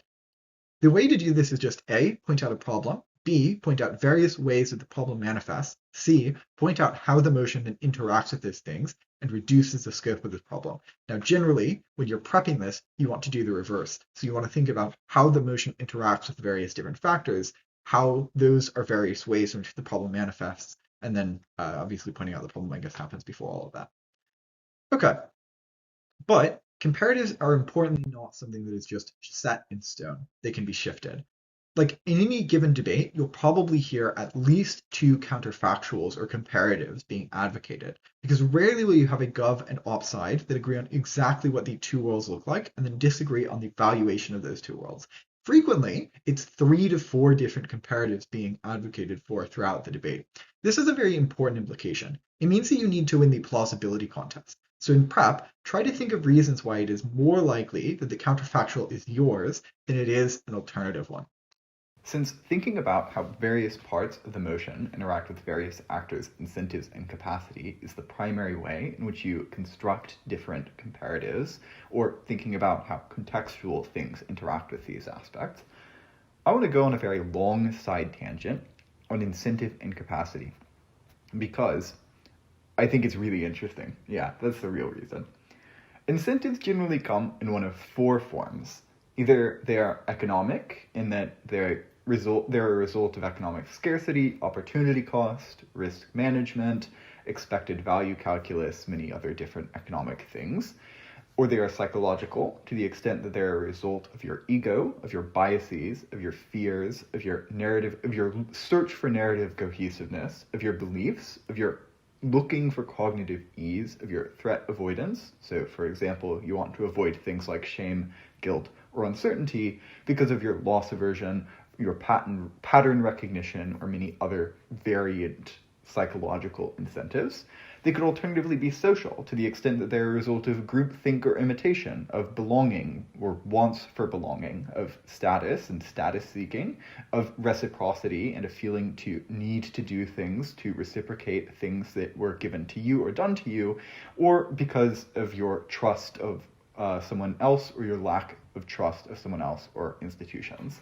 And finally, the 4th category generally is that incentives come from survival needs. So this would look like scarcity, or defense, or security, or literal food, water, and shelter. And I'm sure there are other survival needs that frequently incentivize certain things. But incentives are compelling only to the extent that you demonstrate that an actor has that incentive. Let's do a quick example to illustrate. Given the motion, this house, as a progressive teacher in a conservative state, would keep the banned books on the shelf. A plausible argument for this debate that you might make from opposition side is that if you keep the books on the shelf, you run the very real risk of getting fired. And one way in which you can make that argument is to say that you want your job because your job is your source of income, and therefore when you are fired because of economic reasons, you are worse off. But given that you are a teacher and you're teaching in a conservative state as a progressive, you probably didn't get to that position because you had a very strong drive for monetary returns. Teaching is one of the least cost-effective returns on investment for higher education, for example. And so it's very plausible as a counter-argument to that to say, well, you probably don't really care all that much about the money that your job has to offer for you. You probably care much more about other things, say the principled stance this is taking or whatever. I think a much better explanation of why you would care about the chance of getting fired is psychological. So maybe it's the fact that if you keep the books on the shelf, you fear constantly a school administrative official coming in, noticing them, and kicking you out, or, I don't know, reprimanding you in some way. Or maybe it's the fact that at the point that you are fired from the school, at the point that it makes it out there that you were, for the reasons that you were fired for, if you do get fired, then quite plausibly, your community will be out to get you. You will lose lots of meaningful connections that you may have with maybe slightly less, but still somewhat conservative individuals inside of the community that you're in. Obviously, all of this is predicated on the argument that you will get fired, and that's maybe not, definitive. But regardless of that, the point here is that one of these incentives stands much stronger than the other version of the same argument. And so effectively this illustrates that certain actors are incentivized by certain things more than others. So in this instance, you as a progressive teacher probably can more reasonably be construed to be incentivized by your psychological and social needs much more than you could by the economic needs or the economic results of the motion. And so this is fairly obvious for monetary incentives, but is it true for psychological, social, or survival needs? I think the answer is yes, and a really compelling way of explaining this is the mechanism, well, we were evolutionarily selected to have this bias, incentive, or whatever it is, and we'll return to this later on in the program. The point here is, again, you don't necessarily hold all of the same incentives as the person next to you, and to the extent that you don't hold certain incentives that are being used for you as an actor in a debate, it's very easy to say, well, maybe you don't have this incentive for this reason or this other reason. In very many debates, this won't get challenged, but it makes a couple of things very important. The first is that it makes characterizing below the actor considerably important. So if you're able to paint out, and obviously this doesn't so much work at a human level, but let's talk for a state, for example, or maybe even an international institution like ASEAN. If you're able to point out what the individual countries in ASEAN want, then you can kind of explain what the collective company of ASEAN might have as its primary wants and primary actions. And so frequently, it is very worthwhile to characterize below the actor that you're analyzing the debate. Similarly, it is worth characterizing above the actor in most instances. Take an individual country that is a part of ASEAN. It's probably true that one of those countries has their incentives shaped in meaningful ways by being a part of a larger international institution that has certain obligations or certain principled claims or whatever that shape its perspective. And therefore, going above the actor is frequently also a compelling thing to do. This reveals one of the 5 ways of refuting incentive to action logic. That is, to claim that while the actor might possibly have this incentive, they are not going to do the action that the other team needs them to do. A second, and probably the most obvious way to refute the actors, to refute this logical chain, is just to refute the actor's capacity to act on their incentives.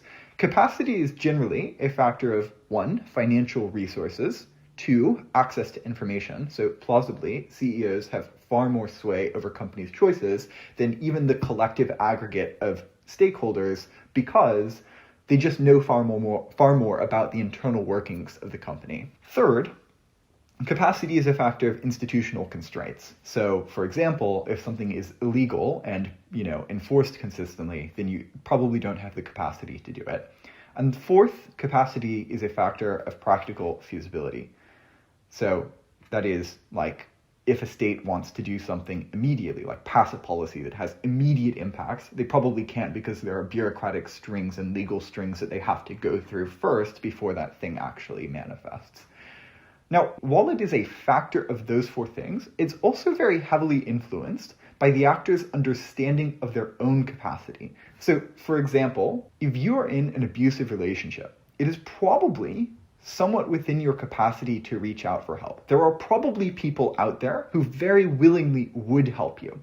But in many instances, you literally don't feel like you have the ability to do so. This would be an example of where someone's understanding of their own capacity shapes their real capacity when interacting with the real world. And there are many different instances in which this occurs. So, for example, if a state believes that they don't have the capacity to stop war crimes going on in a particular region, they probably won't divest efforts into doing that sort of thing. Third way that you can refute the incentive to action logic chain, although deeply tied with the opportunity cost incentives in economic rationale, mutual exclusivity and greater incentive, or perceived mutual exclusivity and greater incentive. Many actors have a hierarchy of wants, and you frequently can control where the actor places in the hierarchy, the various different things in the debate. So you could plausibly give reasons as to why Putin, for example, to take us back to the Russia example that I gave earlier, you can plausibly give reasons as to why Putin values his security far more than his, long-lasting history, or his image into the future. But you could also give reasons to the vice versa. And so both of those things are up to the characterizations within the debate, and you can make arguments, and you should make arguments to explain why it is that certain things that maybe are mutually exclusive with one another are more important wants for the actor than the things that the opposition are talking about as a way of refuting this sort of logic.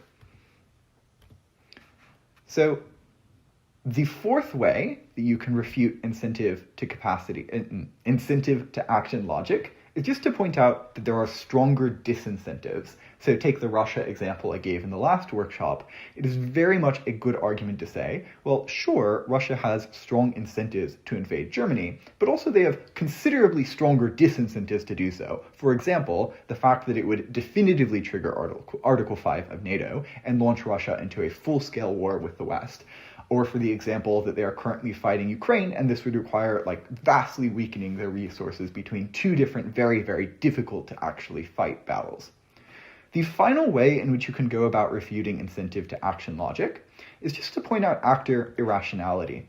And I'm going to steal an example from Ilya's workshop for this one because I think it is quite good. So I might have an incentive to keep my room clean. And I don't have any disincentives that prevent me from cleaning my room. And I also certainly have the capacity to clean my room. And I don't have any belief whatsoever that I don't have the capacity to keep my room clean. Therefore, my room should be clean. But in reality, it's a mess. Arguably, I'm acting irrationally here. I know that the benefits far outweigh the costs of keeping my room clean, yet I don't do so. But this doesn't mean my preferences are a complete mystery to you.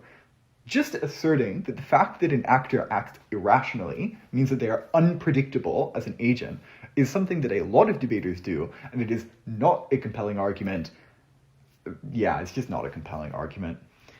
Instead, you should try to explain why the actor acts irrationally and what this means about predicting what else they might do. Like, for example, given the set of ways that you can characterize an actor's incentives, basically all of the psychological and social incentives that an actor might have are things that would be considered irrational under a rational cost calculation basis that economics takes on, which is, I guess, primarily the one we take on in debate.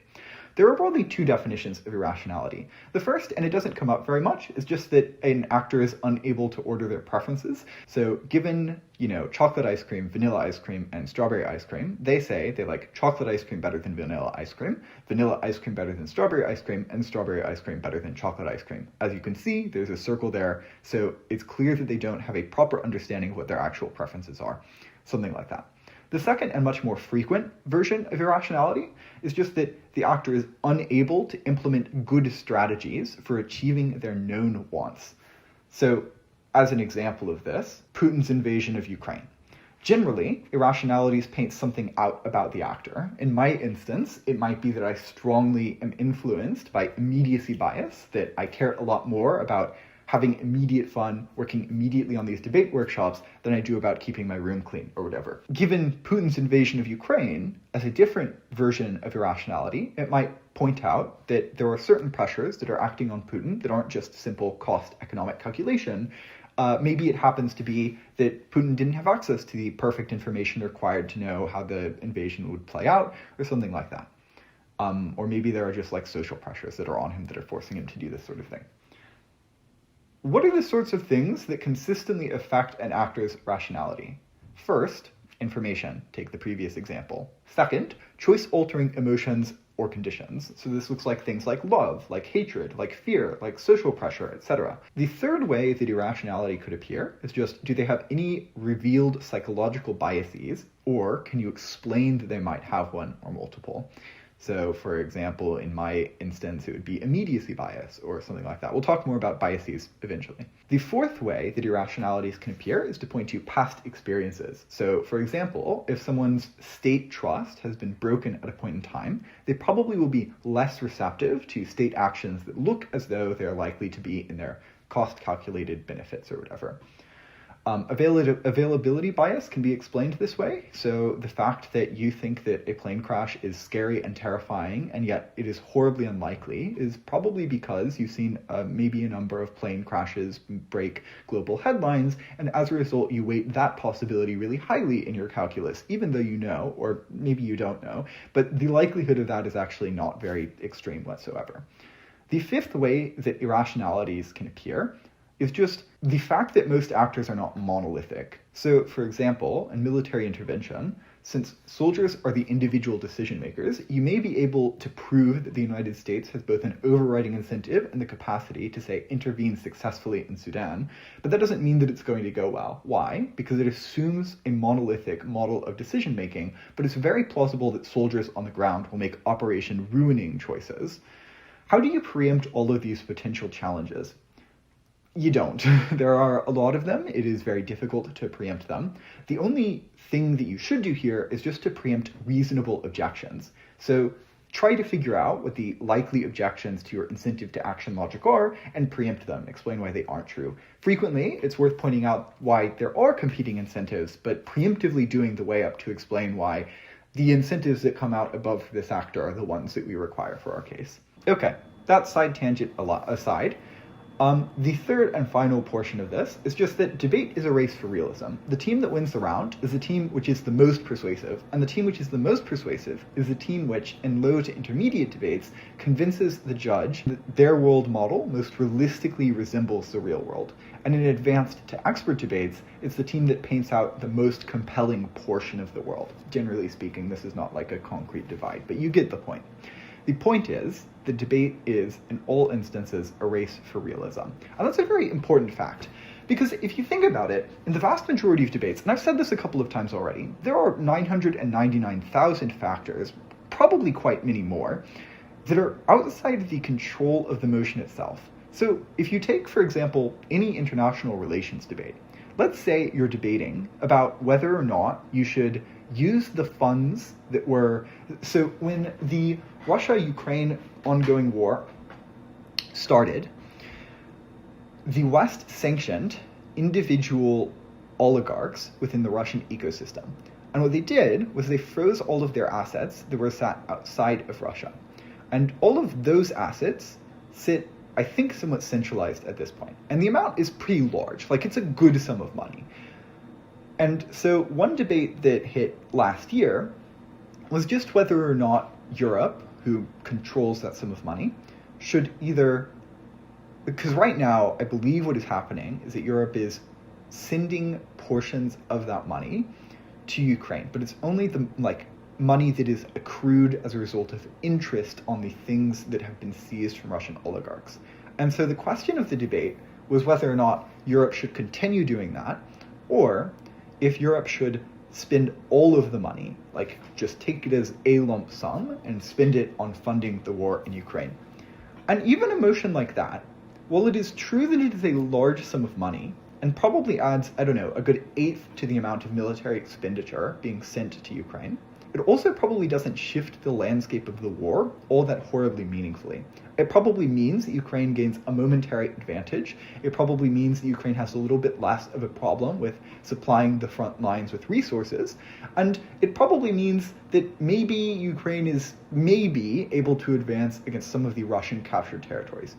But it probably doesn't shift the scope of the war on a fundamental level. And so and the reason for that is just that there is so much money being funneled into the war by both sides. And so even something that looks like such a seismic change as shifting in the tens of billions of dollars to Ukraine is probably not something that has a massive impact on the real world. And most international relations debates are in a similar boat. Similarly, in most narrative motions, it is the case that there are maybe, 20 to 30 usable, that is, the things that are directly relevant to the debate, social norms or pressures that push people in various directions based on the motion. And so the fact that you are increasing or decreasing the pressure via one singular norm or narrative or whatever it is probably means that the actual result of the debate is a very marginal change in certain people's cost calculations, and an even more marginal change in people who take action based off of the changed pressure on them. So in many debates, the gist is that the actual result of the debate is very, very minimal, and a lot of a debate can play out with each team just narrowing it down in various ways until you get to a very marginal change as an actual result. Obviously, you can expand impacts in some instances, and I'll probably talk about that at some point during this program, but it is considerably easier to make them smaller than it is to make them larger. A couple of notes on realism.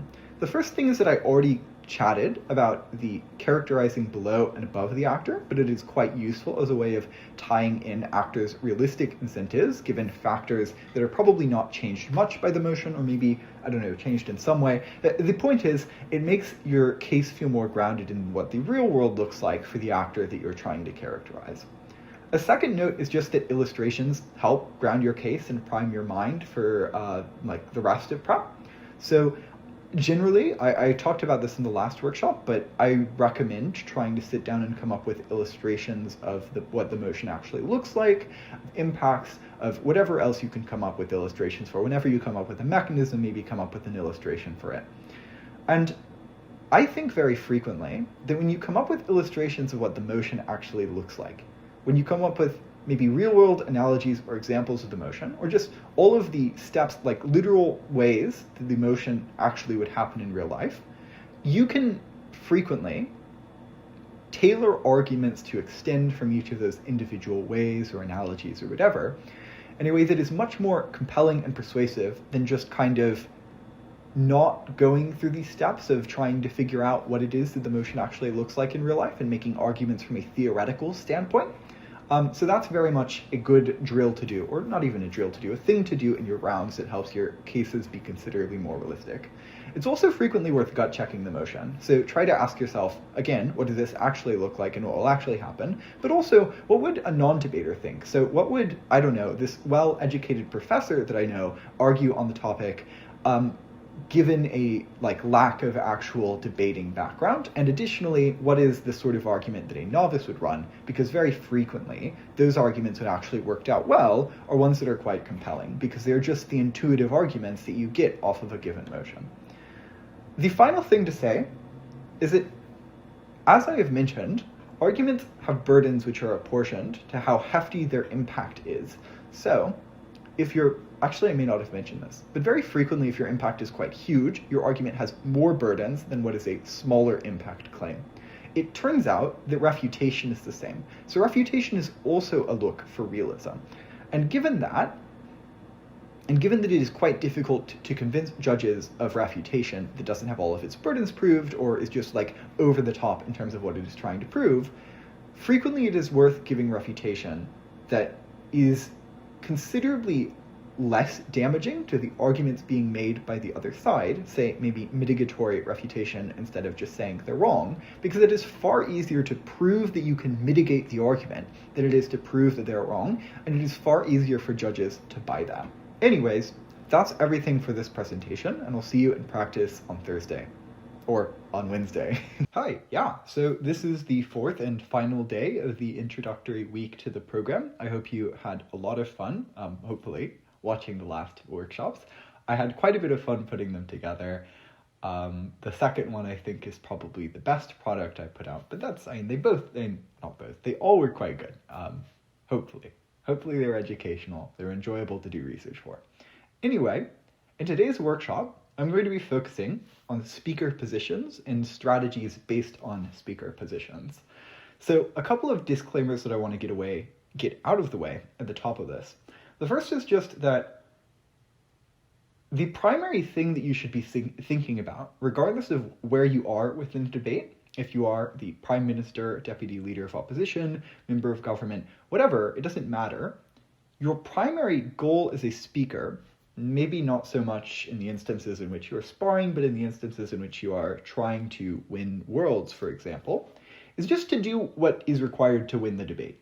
And so everything that I'm going to say here are useful tips for doing things that are effective, but don't let them stand in the way of what is legitimately helpful for winning debates. And if there are certain things you need to do to vary from instructions that I give you here, if you think these structures don't work for you, that's totally fine and very legitimate. These are just like kind of loose notes. Here's some recommendations for all of these positions. The second disclaimer, and somewhat similar, is just that the best thing to do is to develop your own structure over time. So figure out what it is that is working for you in each position, keep track of that, try to create a structure for how you want you to act in each position over a longer period of time. The final disclaimer is that this is probably the least put together workshop. I think the bit on extensions is quite extensive, but it just so happens that this is the thing of the four that I've thought about the least, because I don't really do much structure in my speeches. They're kind of all just word soups of analysis. And that works for me, but it doesn't work for everyone. And here's some more like rigorous structure that I figured would be helpful. Okay, let's start off with top half. The first note for top half is just please, please, please take the time to carefully read the motion. The worst thing you can do in a debate is miss a word in the motion, misunderstand what the burdens of your side are. Just completely miss the debate as it shapes up throughout the rest. Even if you're in the opening opposition, if you realize in the middle of the opening government's prime minister's speech that you've missed and misprepped the motion, then that puts you on an intense back foot. So the first minute or so of your prep, probably the first 2.5 minutes, if we include the sort of silent prep that comes along with this, is just it should be devoted to figuring out and working through all the moving parts of the motion that's put in front of you. One thing that I didn't mention in the last workshop that I want to mention right now about prep time is that while it is quite useful to position silent prep as the first thing that you do once you see a motion, I think it is also slightly more useful to make sure that you and your partner are on the same page with regards to what the motion means definitionally before you get into silent prep, just so you're not prepping two different motions. So that's just a recommendation for prep that I think is useful. The second thing that I would recommend as top half is take the time to actually prep both sides. Don't just run into your speech. Think about what the most likely opposition arguments are. Think about the trade-offs where the opposition is winning. By opposition, I don't mean literally opposition, but the side opposing you. And think about any, if you can, obvious likely deadlocks within the debate and how you might sidestep those deadlocks. The third thing and very related thing is just preemption is very useful for top half because you need to preempt two back half teams in addition to, if you're the opening government team, the opposition team, the first opposition team. There are roughly 5 ways that you can do preemption. And as I mentioned previously, this is not a they might say X, but actually that's wrong because Y sort of preemption.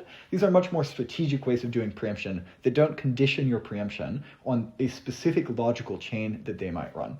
So the first way to do preemption is to delete arguments through modeling if you're opening government, or characterizations if you're opening government or opening opposition or any other position in the debate. So, for example, you may want to say that developed countries are the primary context for emotion. Maybe that like social movement strategies are the most effective in a particular context, or something like this.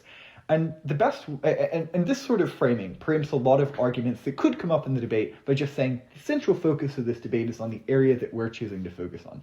And you should give reasons as to why that is the central area. Maybe it's because it's the most comparative in the debate. Maybe it's because it has the most vulnerable group that is affected by the motion. Maybe it's because the actors here have way more power than actors in any other sphere of the debate. But you should always give reasons as to why. Or alternatively, if you're opening government and you want to model away things, as long as it is within reason, within the reasons outlined, I believe, in the first workshop that we did, you're totally fine to model out some specific situations in which things might occur.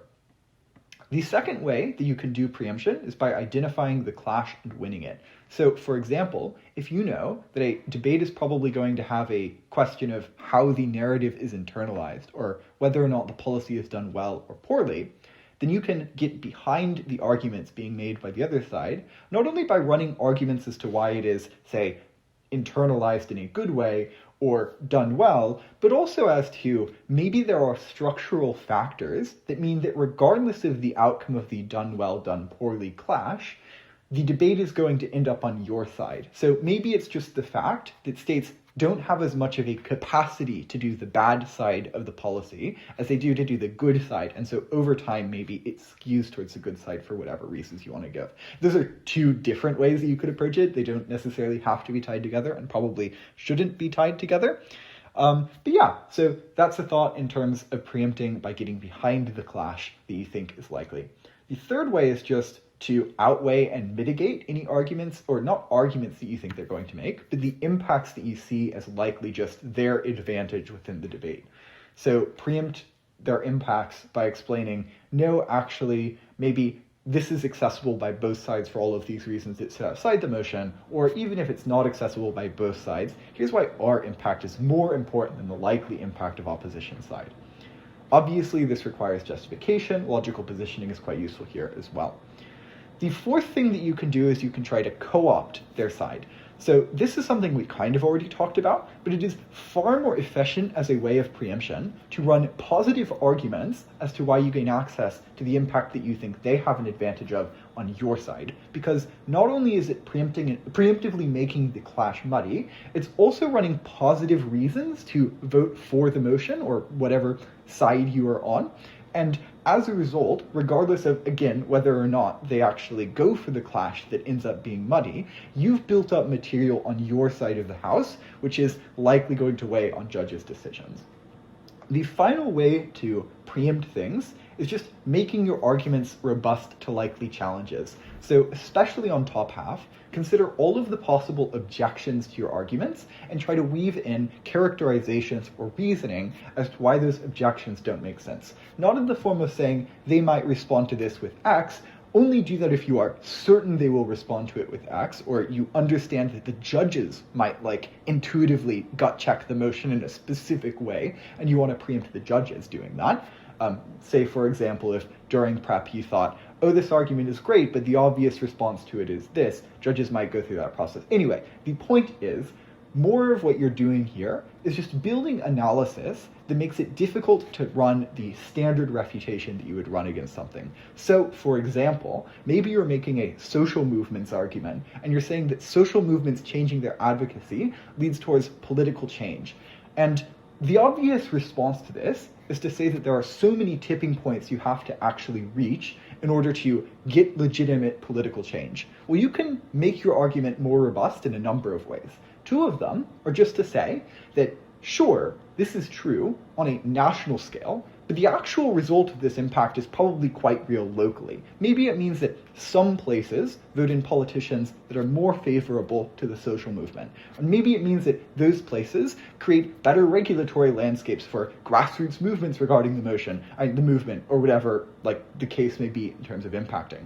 Another way in which you can go about making this considerably more robust to the sorts of arguments you know that you will get on tipping point is just to say, well, you don't need people to be all that bought into the movement to think, well, this movement advocates something, and this politician is on a platform that is directly against that advocacy. I think that this politician is an asshole because I care a little bit, even, about this movement. And therefore, while I might not vote for the candidate that the movement wants me to vote for that represents the movement's interest, I at least will not vote as much for the candidate who is opposing or oppositional to the movement.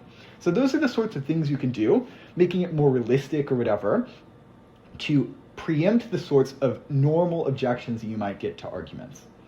Okay, leaders, that is prime minister speeches and leader of opposition.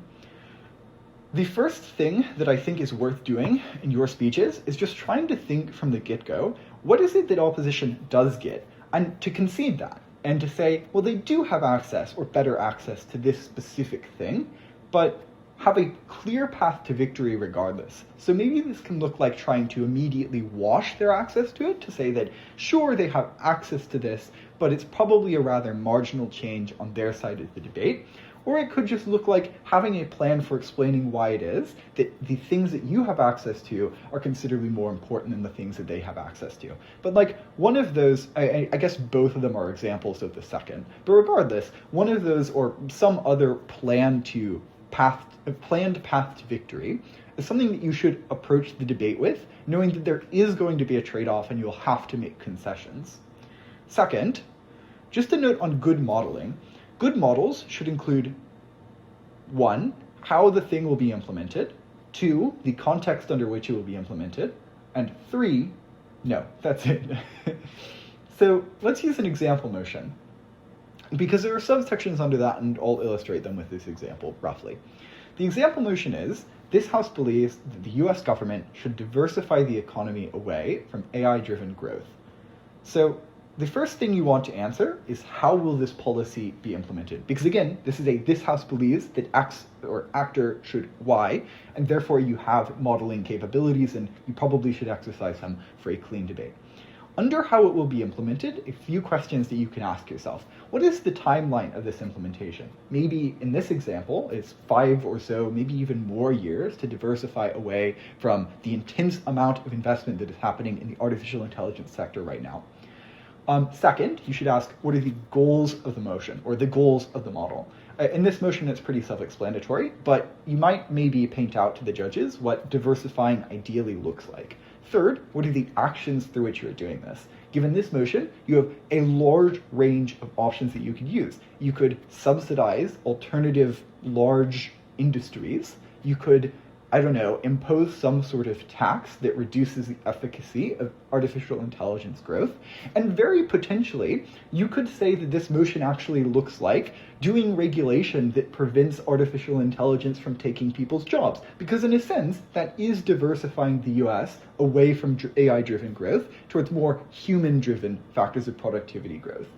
The fourth question that you should ask yourself is just, is there anything which accompanies the implementation? So are there regulations that you want to pass at the same time as maybe you legalize this thing? Obviously, this motion is not a great example of this. But like, what are the sorts of things that accompany the implementation and the things that are a part of the model? You can fiat these, and you can also explain, which is quite useful to do, why they're likely. My general recommendation is that if you need something and you don't have an explanation of why it is likely, then yes, sure, fiat it if necessary, but otherwise you should just aim for doing the more time efficient and robust thing of explaining why the thing is likely to accompany it. The second thing, as I said, was the context. So the things to ask yourself here are are there any exceptions to the motion? So maybe in this motion, it looks like targeting artificial intelligence companies, but specifically not NVIDIA, or specifically not OpenAI, or whatever else you want to pick. Probably don't do that with this motion, but it is something that you can do. A better example of when there would be exceptions is just something like this house would ban cosmetic surgery. You can very reasonably say, well, we'll exempt burn victims or something like that. A second question under context is just, is it geographically limited? So what are the geographic places that the motion takes up? In this, there is no geographic limitation, but frequently in like motions that are more global, what are the sort of geographies that this actually like occurs in, like the states, etc. The third thing is, are there any words in the motion that need to be explained that affect the model that aren't necessarily a part of the model? In this motion, there probably isn't. I mean, diversify is an example we already kind of talked about, but that's probably about it. But there are many motions that have words like aggressively, for example, that shift the way in which the debate actually occurs that you need to give contextual analyzation for. Okay, final thing. What sort of structure should you use as a deputy? Nope, as a leader speaker. I think that this is very, very variable, but the general structure that I recommend, I don't know if I use it, I don't remember my structure, is just 1, what is your path to victory in the debate? Why will that path to victory work? And then deliver the path to victory via analysis. And maybe at the end, explain how you got to your path to victory. That's the sort of structure that I would generally recommend. This just looks like intro, maybe it's rhetorically like brilliant, or maybe it isn't, maybe it's just a positive intro or like a productive intro. Then if it isn't already in the intro, your path to victory, and then, standard normal argumentational stuff. You run 1, maybe 2, every once in a while, 3 arguments from your position. Very rarely 3. Okay, let's talk about deputies. The first thing as a deputy is just try to pay attention to how your path to victory has changed given the material that the other leader or the other team at this point has given out for their side of the motion. Because very likely the path to victory that your teammate went into the debate expecting to be the case is probably not quite as accessible at this point, and so you'll probably have to shift what your path to victory is by the time you get to the deputy speaker. But keep that in mind and try to have a clear view still of how you are going to win the debate through your speech or prior to your speech has begun. I think a second useful piece of advice here is just try to force yourself to win the round with the material that the Prime Minister or Leader of Opposition delivered before delivering any material yourself.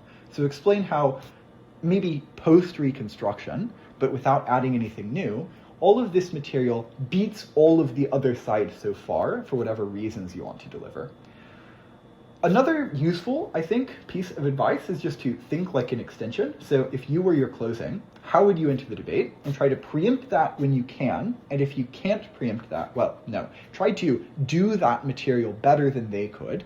And if you can't do that, then preempt it. So this looks like, say, for example, there is a clash between policy done well and policy done poorly. I know I'm a broken record at this point. You might go above the clash and explain why you win, because you expect your closing to do that exact same thing to you in closing, and this preempts one of their ends as an extension. Maybe this looks like knowing that closing has a really good contextual change that they could use at this point, and explaining why this is the most important context that you're focusing on currently, or alternatively, running that context yourself. So try to think like an extension speaker, and try to block off pathways to a victory for your closing, especially in instances where you are beating your opposite team. The fourth thing is to ask yourself, what are the ways that we potentially lose this round? So notice kind of how all of this works. The first thing is something that you should do to focus on beating your horizontal team, that is the team opposite the bench to you. The second thing is something that you should do to focus on beating your back half team, that is the team below you. And the third thing is something you should do primarily, although admittedly as opening government also against the horizontal team, but primarily to focus on beating the team that is diagonal to you. So if opening opposition, this is CG. For opening government, this is CO. So ask yourself, what are the ways that you could potentially lose this round? If the debate has strong and interactive arguments from both sides, but no comparisons of those strengths, then do the weighing there. If the debate has strong arguments from both sides, but very little interaction, then do refutation and weighing if you have time.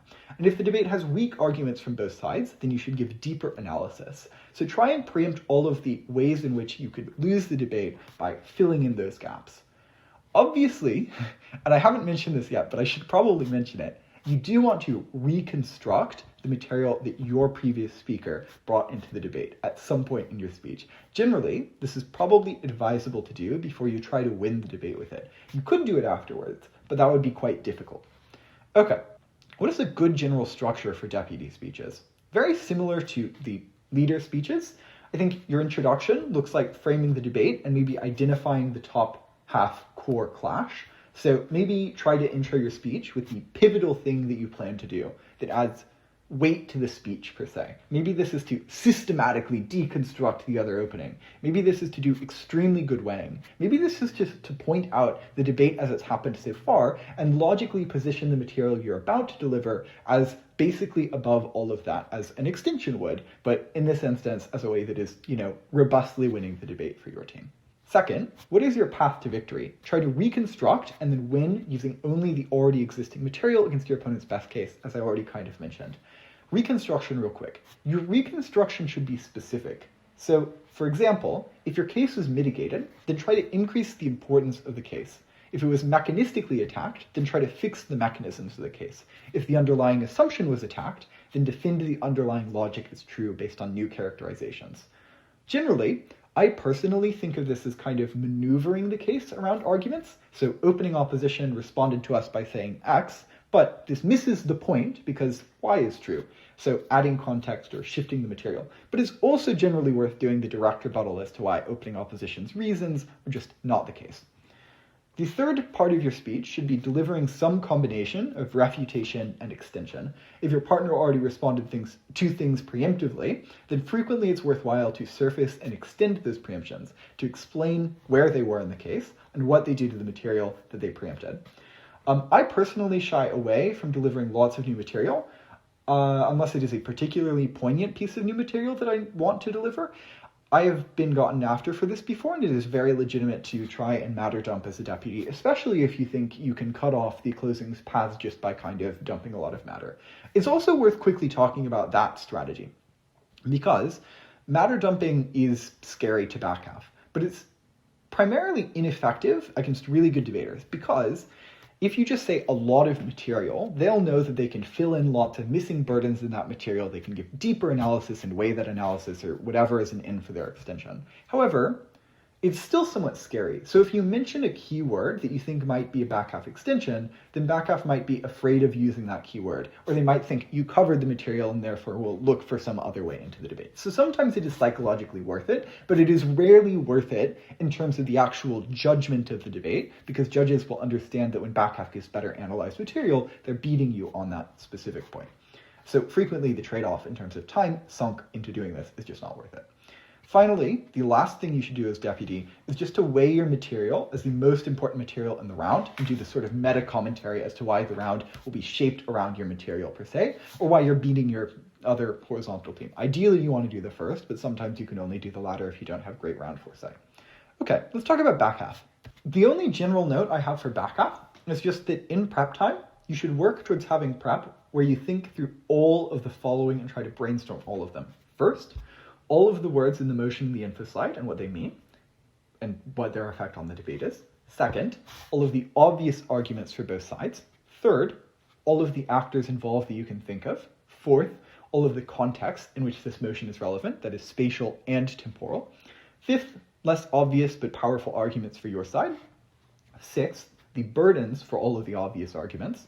Seventh, the best mechanisms for your obvious arguments. And eighth, flips to the opposing side's obvious arguments. And ninth, ways to weigh obvious arguments. 10th, why each actor is plausibly the most important, generally vulnerability, impact, or control over other actors. 11th, why each context is plausibly the most important. And 12th, what are the likely deadlocks that could come up in top half and how do you win those? Okay, let's talk about extensions. Extensions are probably the role that I have thought about the most, and so this is probably going to be the longest portion of this by a considerable margin. There are roughly two sorts of extensions. There are vertical extensions and there are horizontal extensions. So if you think of it like you and your top half, A vertical extension would be adding material on to the arguments that were created in the top half of the debate, and a horizontal extension looks like taking something that wasn't mentioned in the top half of the debate and making that central to your extension. I mean, either way, you're taking things that weren't mentioned, but one of them is building on material from previously, and one of them is introducing fully new material. However, both of those can be broken down into further extension types that all have their own unique strategy. So let's talk about vertical extensions first. So for vertical extensions, the way that I like to think about this, I think it is far more relevant here than for horizontal extensions, but think about your top half as a puzzle that you're trying to solve. Extensions should have a setup which is composed of 3 parts, displaying and solving the puzzle from top half. So first, you want to illustrate the puzzle. What flaws were there in the debate that happened between your opening and the opposing opening? Second, what is your extension? So what are the unique materials that you're bringing to the debate? And third, why does this deal with the flaws? Although I think it is somewhat misleading to think of it as dealing with the flaws, because very reasonably, you can have an extension that is based off of something that your top half did well enough, maybe even well enough for them to win the debate, but you're going to do considerably better and shift the judge's opinion even more in favor of your side, and that is a very legitimate extension, although sometimes risky and sometimes undercredited to give you a second or something like that. So there are 3 sorts of vertical extensions. The first is burden-filling verticals. So for this extension, and I'll play an example real quick.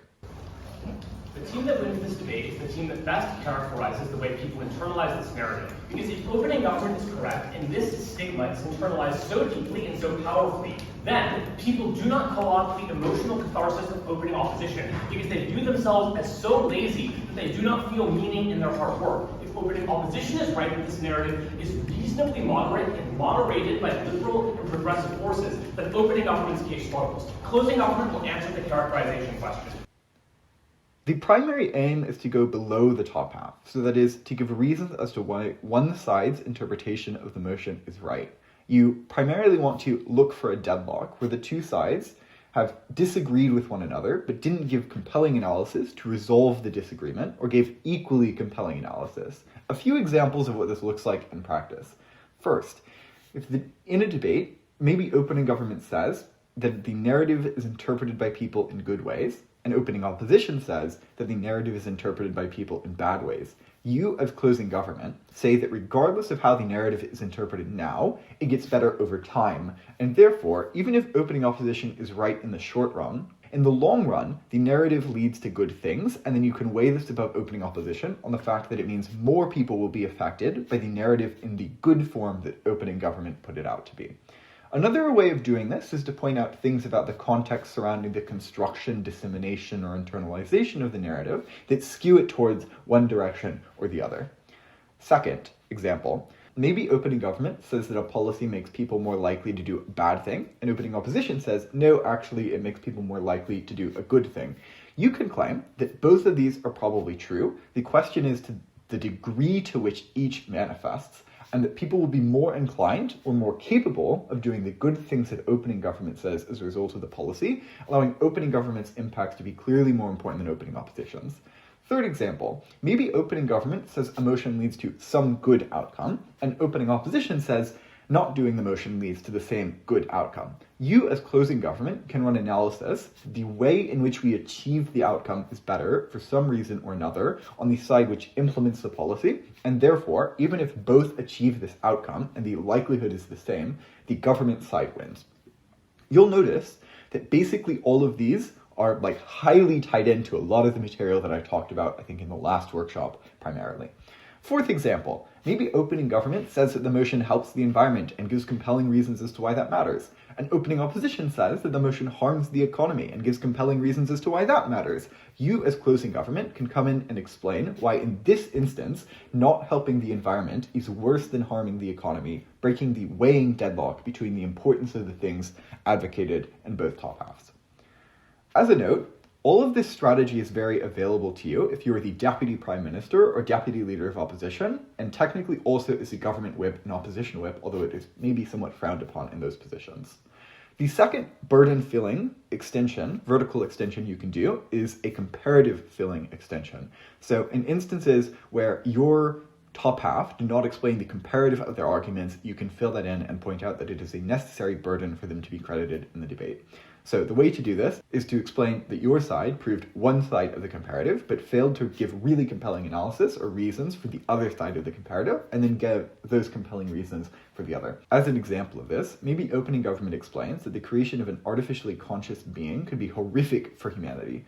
As closing government, you can point out that opening government does not explain why a ban, presuming the motion is about a ban on the creation of this sort of thing, will necessarily be effective at stopping those ends, and fill in the burden by explaining that the ban ensures that those who have the access to the most resources and would be most capable of creating a devastating being no longer put their focus there, as they are largely corporate actors, and this is because a ban just reduces your corporate profits, and so you're probably not going to do blatantly illegal ventures.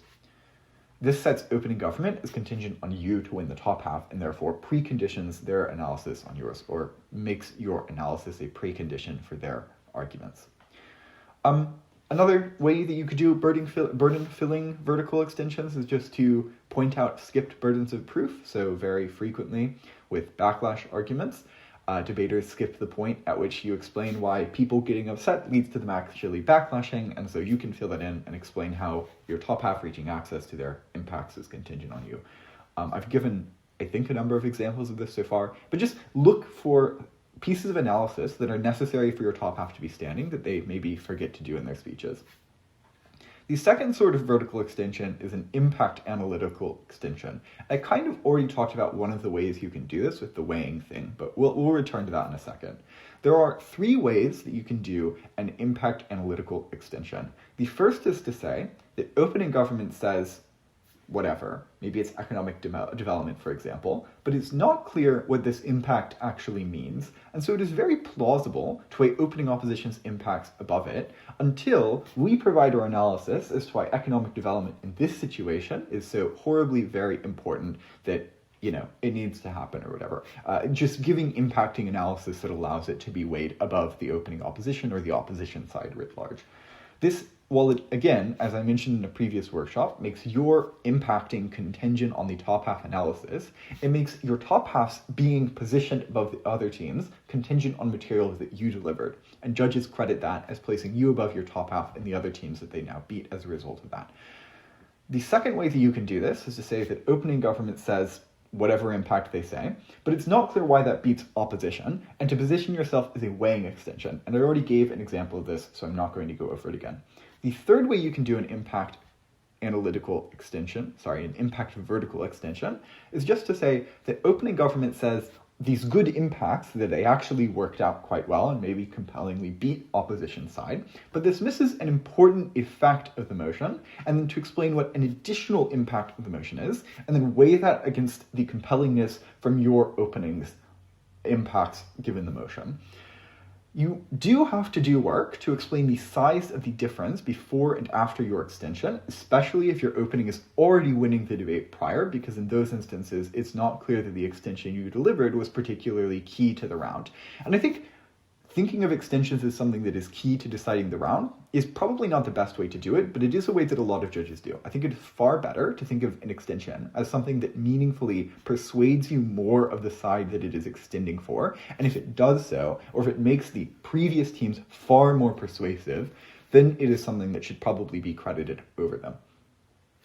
The third vertical extension is the pure analytical vertical extension. So this is just giving better reasons for already compelling material that your top half delivered. I think these are very hard to win with because you need to point out the explicit difference before and after your contribution. And even when you do so, because again, as I mentioned, when judges don't see your extension as something that is necessary for your side winning the debate and just something that is sort of superfluous, I guess is a good word for it, they frequently undercredit the extension, even if it is more persuasive than the top half. But I'll give an example of this just to make things a little bit more clear by what I mean by a pure analytical extension. So let's say the motion is, this House believes that major Hollywood studios, we've used this example before, should substantially increase the number of lead roles for female villains as their blockbuster films. In this debate, Mitch and I ran the exact same argument as opening government. We just knew we could prove it to be far more conclusively true than them. In this instance, I pointed out that their mechanisms In this instance, I pointed out what their mechanisms were, what they did to the debate, explained the assumptions behind them, and then explained why our mechanisms held true even if those assumptions were false. And I think given more reasonable judging in that round, we very much could have ended up winning above them. This was unfortunately in Yodel, and judges just over-penalize you for being even remotely derivative there, but such is life. The point here is that any instance in which you're doing this, you need to be clear as to what it is that the mechanisms that your top half provided are, what they're doing for the debate, and why it is that your mechanisms are more compelling. So one way of going about this is to say that a way in which an opposition team could object to these mechanisms is deliver some refutation effectively. Our mechanisms are not subject to the same refutation. They cannot be taken down by it. And therefore, even if it is true that opposition teams did not ever deliver this line of refutation, the fact that our mechanisms are positioned on a level that is above it allows them to be more compelling than opening governments, which plausibly has some holes in it as a result. Another example of this. Let's say the motion is something along the lines of, this House regrets the glorification of financial independence or something like that. Opening opposition explains that the narrative pushes people towards financial independence in adult life because it means that your family pushes you more towards financial independence and is more willing to help you take steps like leaving the house, etc., which on the comparative, they would be less inclined to do because that sort of thing is genuinely emotionally difficult as a parent, and they provide very good analysis for all of this. As closing opposition, you could plausibly take the debate above a good opening opposition that does that by explaining that the narrative pushes you to be more receptive to things that prepare you for independence, and that otherwise, these things will be received poorly because frequently they are quite difficult and you need an internal incentive to do them. And you can weigh this on the number of people affected because not every family buys into this narrative, but everyone who goes to public school or has friends who are affected by this narrative is internally affected by it. Additionally, you could also argue that the narrative inclines institutions like schools, colleges, etc. to prepare you for independence in adult life more, giving you better access to resources to prepare you for things, think financial counseling in school that might not exist or be as emphasized on the comparative. And this is more important because it means you have better access to the resources to be independent, which familial sources may not be able to provide you. So in this debate, you could position your mechanisms as better than the top half mechanisms because they apply to more people, or they fill in certain gaps that they missed, and as a result, take the debate over them, even though both teams gave a really good analysis as to why this increases financial independence writ large. Before you run a vertical extension, it is always good to be honest with yourself and to ask yourself the two following questions. First, is the area that you're adding analysis to important for the debate generally? That is it a key area that the debate could plausibly be characterized as being decided upon? Second, is the analysis that you're adding meaningfully better than the material provided in top half? And sometimes it is okay if the answer to this second question is no. In those instances, and you're aiming for just a safe second under a really good opening team, Mitch and I have done this multiple times, and it is a very legitimate strategy, you probably want to position your extension as doing that. And this isn't to say, we just take second to opening government or whatever, but it is to focus the majority of your material in the extension and the whip on dealing with the two teams that you think you can reasonably place yourself above, and not so much focusing on aiming for that long shot chance at taking first. One final note on vertical extensions. If you are doing a vertical extension, be very charitable to your opening. Try to characterize their mechanisms and arguments in the best case version and explain why you still win out above them. If you don't do this, judges are more likely to flag you as derivative, because even if you're not being derivative, at the point that you mischaracterize or sort of strawman your openings material, judges hear that and assume that the material that you're going to place into the debate is based on the assumptions that you made about your opening, and therefore are frequently inclined to credit you less. Okay, let's talk about horizontal extensions. So I'm not going to go back over these, but it is frequently highly potent to accompany a horizontal extension with clash washing. So look back to the workshop that we talked about, I believe, yesterday when it comes to clash washing. Maybe it was the one before as well. I'm not totally sure. Especially if you're running a fully new argument. And if you're running a fully new argument, this looks like pointing out why their argument is a wash. And if you're running a new context, this looks like pointing out that in the other context, the debate is maybe less certain than they say they are. The second thing about horizontal extensions it is worth mentioning is just that these are the extensions that make BP a truly 1v1v1v1 format. Vertical extensions frequently leverage a large portion of your top half's material against opposing teams, whereas horizontal extensions require you to effectively build most of the material from the ground up. Not so true with shifting the context or framing extensions. But still, the point is that they are more difficult. And because they're more difficult, you'll have to spend more time on the extension. They're like higher risk, but also frequently less risk in the sense that they'll get flagged as less derivative. So there are two types of horizontal extensions. The first is a new framing extension. And new framing sort of straddles the line between horizontal and vertical contributions. Let's give an example of it just to make sure it's clear what I mean. The motion is, in conservative areas, this House believes that the feminist movement should advocate for the extension of modesty standards to men, e.g. vilifying adult men, mocking men who have lots of sex, advocating for men to cover up, etc., over advocating for the removal of modesty standards on women, e.g. highlighting the inappropriateness of language that shames women who have a lot of sex, advocating for women to not have to cover up, etc. Opening government might implicitly place this debate in religious nations. Opening opposition and closing government in this debate, hypothetical, accept this framing and has the debate there. As closing opposition, a way for you to do a very good new framing extension is just to explain that it is highly unlikely that the feminist movement is able to make any change whatsoever in highly religious nations because maybe the feminist movement is seen as a Western imposition, maybe the feminist movement is not very strong to begin with there, it doesn't have a lot of local buy-in, and maybe, well, definitely, in many instances, the strongest structural barriers exist to making any sort of change whatsoever in those contexts. Then you can add that this debate also occurs in conservative regions within liberal nations, and explain how the policy in those regions already is moving in the direction of lifting modesty standards, because maybe people are less likely to be willing to have their freedoms imposed on rather than allow others to have extra freedoms. How there is already broad social agreement with these principles because of religious shifts away from men dominating women towards equality under scriptural principles, etc. Very frequently, this form of extension can be used as setup for a new argument extension. Although it can also be used by itself, but if it's used by itself, be clear about what the new contextual introduction does to each side and how it shifts the debate meaningfully or completely changes the persuasive characters of opening half of the debate. The second one that we'll talk about with horizontal extensions is just a new argument extension. And this is sort of the traditional extension that you think of when you're going, what do I do on back half? It just looks like proposing a completely new reason to propose or oppose the motion.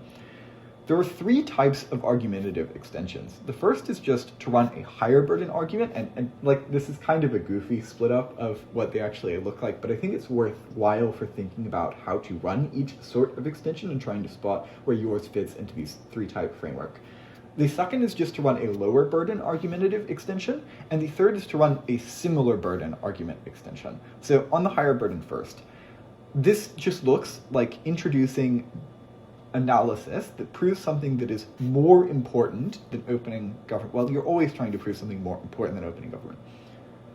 On the higher burden first, what would this look like? A good example of this is that if opening government says that a narrative does X, you as closing government can prove that the narrative trades off with a different narrative and that is worse or better than the narrative just doing X.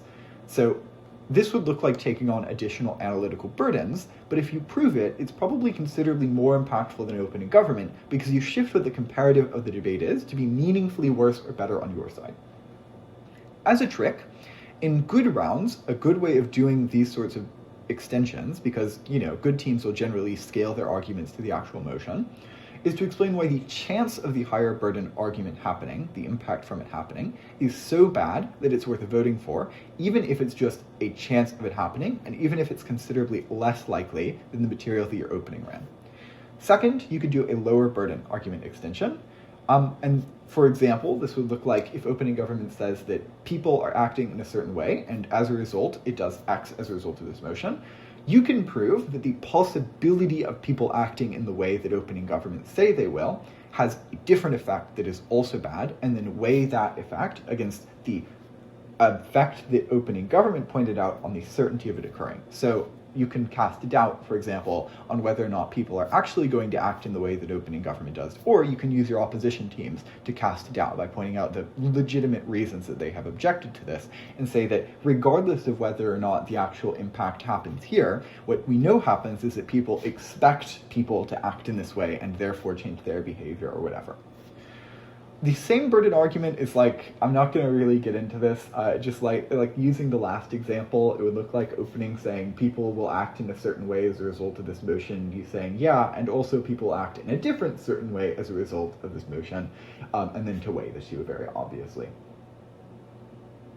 So let's go through one example of what the lower burden looks like that is hopefully illustrative of how this can actually play out in a real debate. The motion is, this House believes that the prevalence of civil litigation in American society has done more harm than good. Opening opposition says that the prevalence of civil litigation has allowed corporations to be held more accountable, and it's made class actions more feasible, and a variety of other impacts. As closing opposition, you can say that the mere fact that civil litigation is so prevalent in the United States means that corporations hold themselves accountable out of the fear of these things occurring to them. And that's a much more certain impact than the material that your opening had access to, because it doesn't rely on the prevalence actually being utilized, it just relies on it being there as sort of a blanket backdrop for corporations' decision making. Okay, the final extension type that we'll talk about is rebuttal extensions. And these aren't really, they can be horizontal and they can also be vertical. But rebuttal extensions are just rebutting the material that your oppositional teams had that might be more compelling than your top half. These are generally the most powerful when your top half is losing the diagonal or losing the top half. And you can refute that other side of the debate to the point where your side is now winning. To set up these extensions, generally you need to explain the judgment on the clash between your top half and the other side, why your top half was losing it, and then what your new material, is going to bring in that shifts and changes the way that that clash should be interpreted.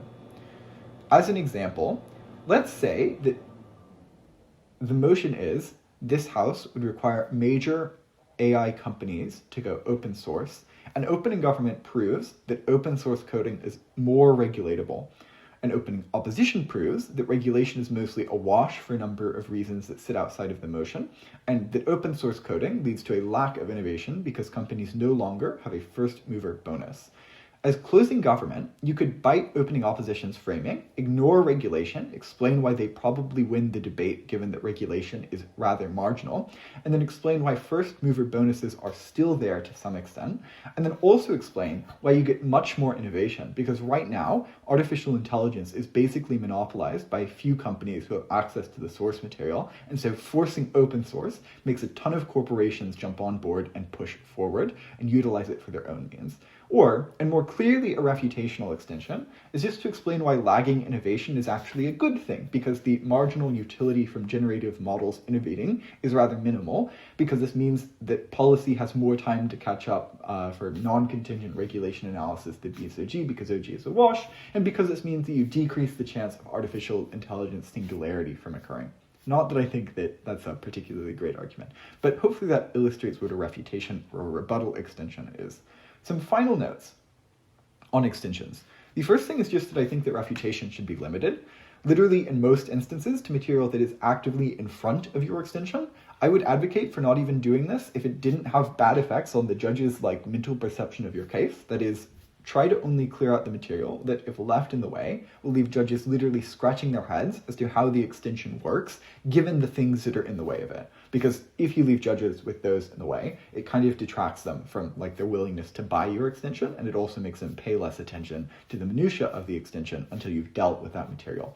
And that often results in undercrediting extensions. Okay, that's all for extensions. Let's talk about whips then. After all that time on extensions, we finally made it here. So for whips, the first piece of advice I have to you is just focus heavily on tracking. So make sure you're paying close attention to how arguments shape out throughout the debate, the arguments that teams are making that could plausibly be more important than the extension that you think, than any of the extensions that you expect you might have to deliver, and the extension that you know you will deliver at the point that your member communicates to you the extension that they landed on, which ideally should be, if possible, in the first speaker from your top half respectively. Also work on tracking like a judge. So try to evaluate the arguments as a judge would, because your goal is to explain effectively a judgment of the debate that has your side, or specifically your team, winning the debate. And so tracking like a judge can be frequently quite beneficial to those ends. It also helps come up with refutation to think, what would I give as feedback to the arguments that are being made here? Second thing to say is just the first thing that you have to do in your speech is to prove the merit of your extension by itself. That is, that the extension is new, that it is true, and that it is important, and better, that it is debate winning. So the first thing here is that you have to make sure that the extension is logically sound.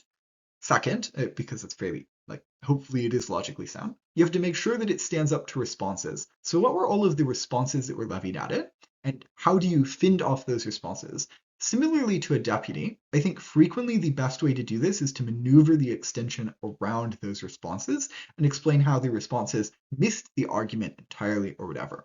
But I also think it is quite worthwhile, especially if you are, well, only if you are the government whip, to try and preempt what the possible opposition whip responses are to you, in similar ways to opening government does preemption leader speakers do preemption, as I talked about at the start of this workshop. So you can refer back to those if you want the specific ways of doing this, primarily focusing on the robustness of the arguments that you're making. But it is quite useful to try and figure out all of the ways that you can preempt possible objections to your argument. The third thing that you have to do is to make sure that the extension is not flagged as derivative. So explain if it's using similar impacts as the opening, what the mechanistic differences are, or if it's using similar mechanisms as the opening, what the impact differences are, and the actual effect that that has on the debate. The second thing that you have to do is to focus on refutation and strategic commentary. So you want to obviously rebut your opposition's arguments, but you have so much opposition and only 7 minutes, so that means you're probably going to have to ruthlessly edit your rebuttal. You will accumulate far too much material to actually go over in your speech, and you'll need to cut and prioritize aggressively. What should you prioritize?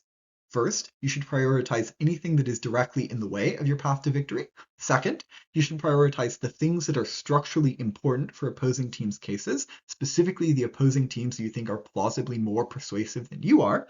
Third, you should prioritize the things that could be plausibly construed as more important than you in terms of direct refutation. Just to be clear on the second and third, the second is probably a better prioritization than the third, just because attacking the core assumptions of cases is something that deals far more damage than refuting the things that are maybe very important about that case. And fourth, although for the second, you should primarily target, again, teams that are plausibly more important than you. And fourth, if you're the closing government whip, you need to identify any argument that could still win another team the debate and neutralize that argument. The final thing that is worth doing in your speech, though not necessarily a prioritization thing, is just flag cross responses. So maybe you say something in response to opening opposition, but this has an implication on material that closing opposition also delivered, and it is worth flagging when those cross responses occur. The second priority for you is just to explain how your extension wins comparisons. So how do you beat teams? How do you beat them after you've dealt a bunch of damage to their arguments? And ideally, how do you beat them even if you haven't dealt a bunch of damage to their arguments? And if they're closing opposition and you're closing government, how do you beat them even if all of their refutation of your case is true and none of your refutation of their case is true? Although, again, that third one is one that is just ideal to deliver and not delivered in every instance. The final thing to do that I think is frequently worthwhile as a whip speaker is just, regardless of whether or not, is to explain to the judges that regardless of which metric you buy as the most important within the debate, you still win given the things that the other side values, and to try and work your extension to be a way to achieve their ends better than they did, or to plausibly achieve it to close to the same ends, and then do the sort of weighing I talked about in the second workshop regarding the sort of certainty of the metrics that are being used within the debate. That's all for this workshop. Hopefully, I know this was a little bit shorter than a couple of the other ones, but hopefully it was still enjoyable and quite informative, and I'll see you in practice on Thursday.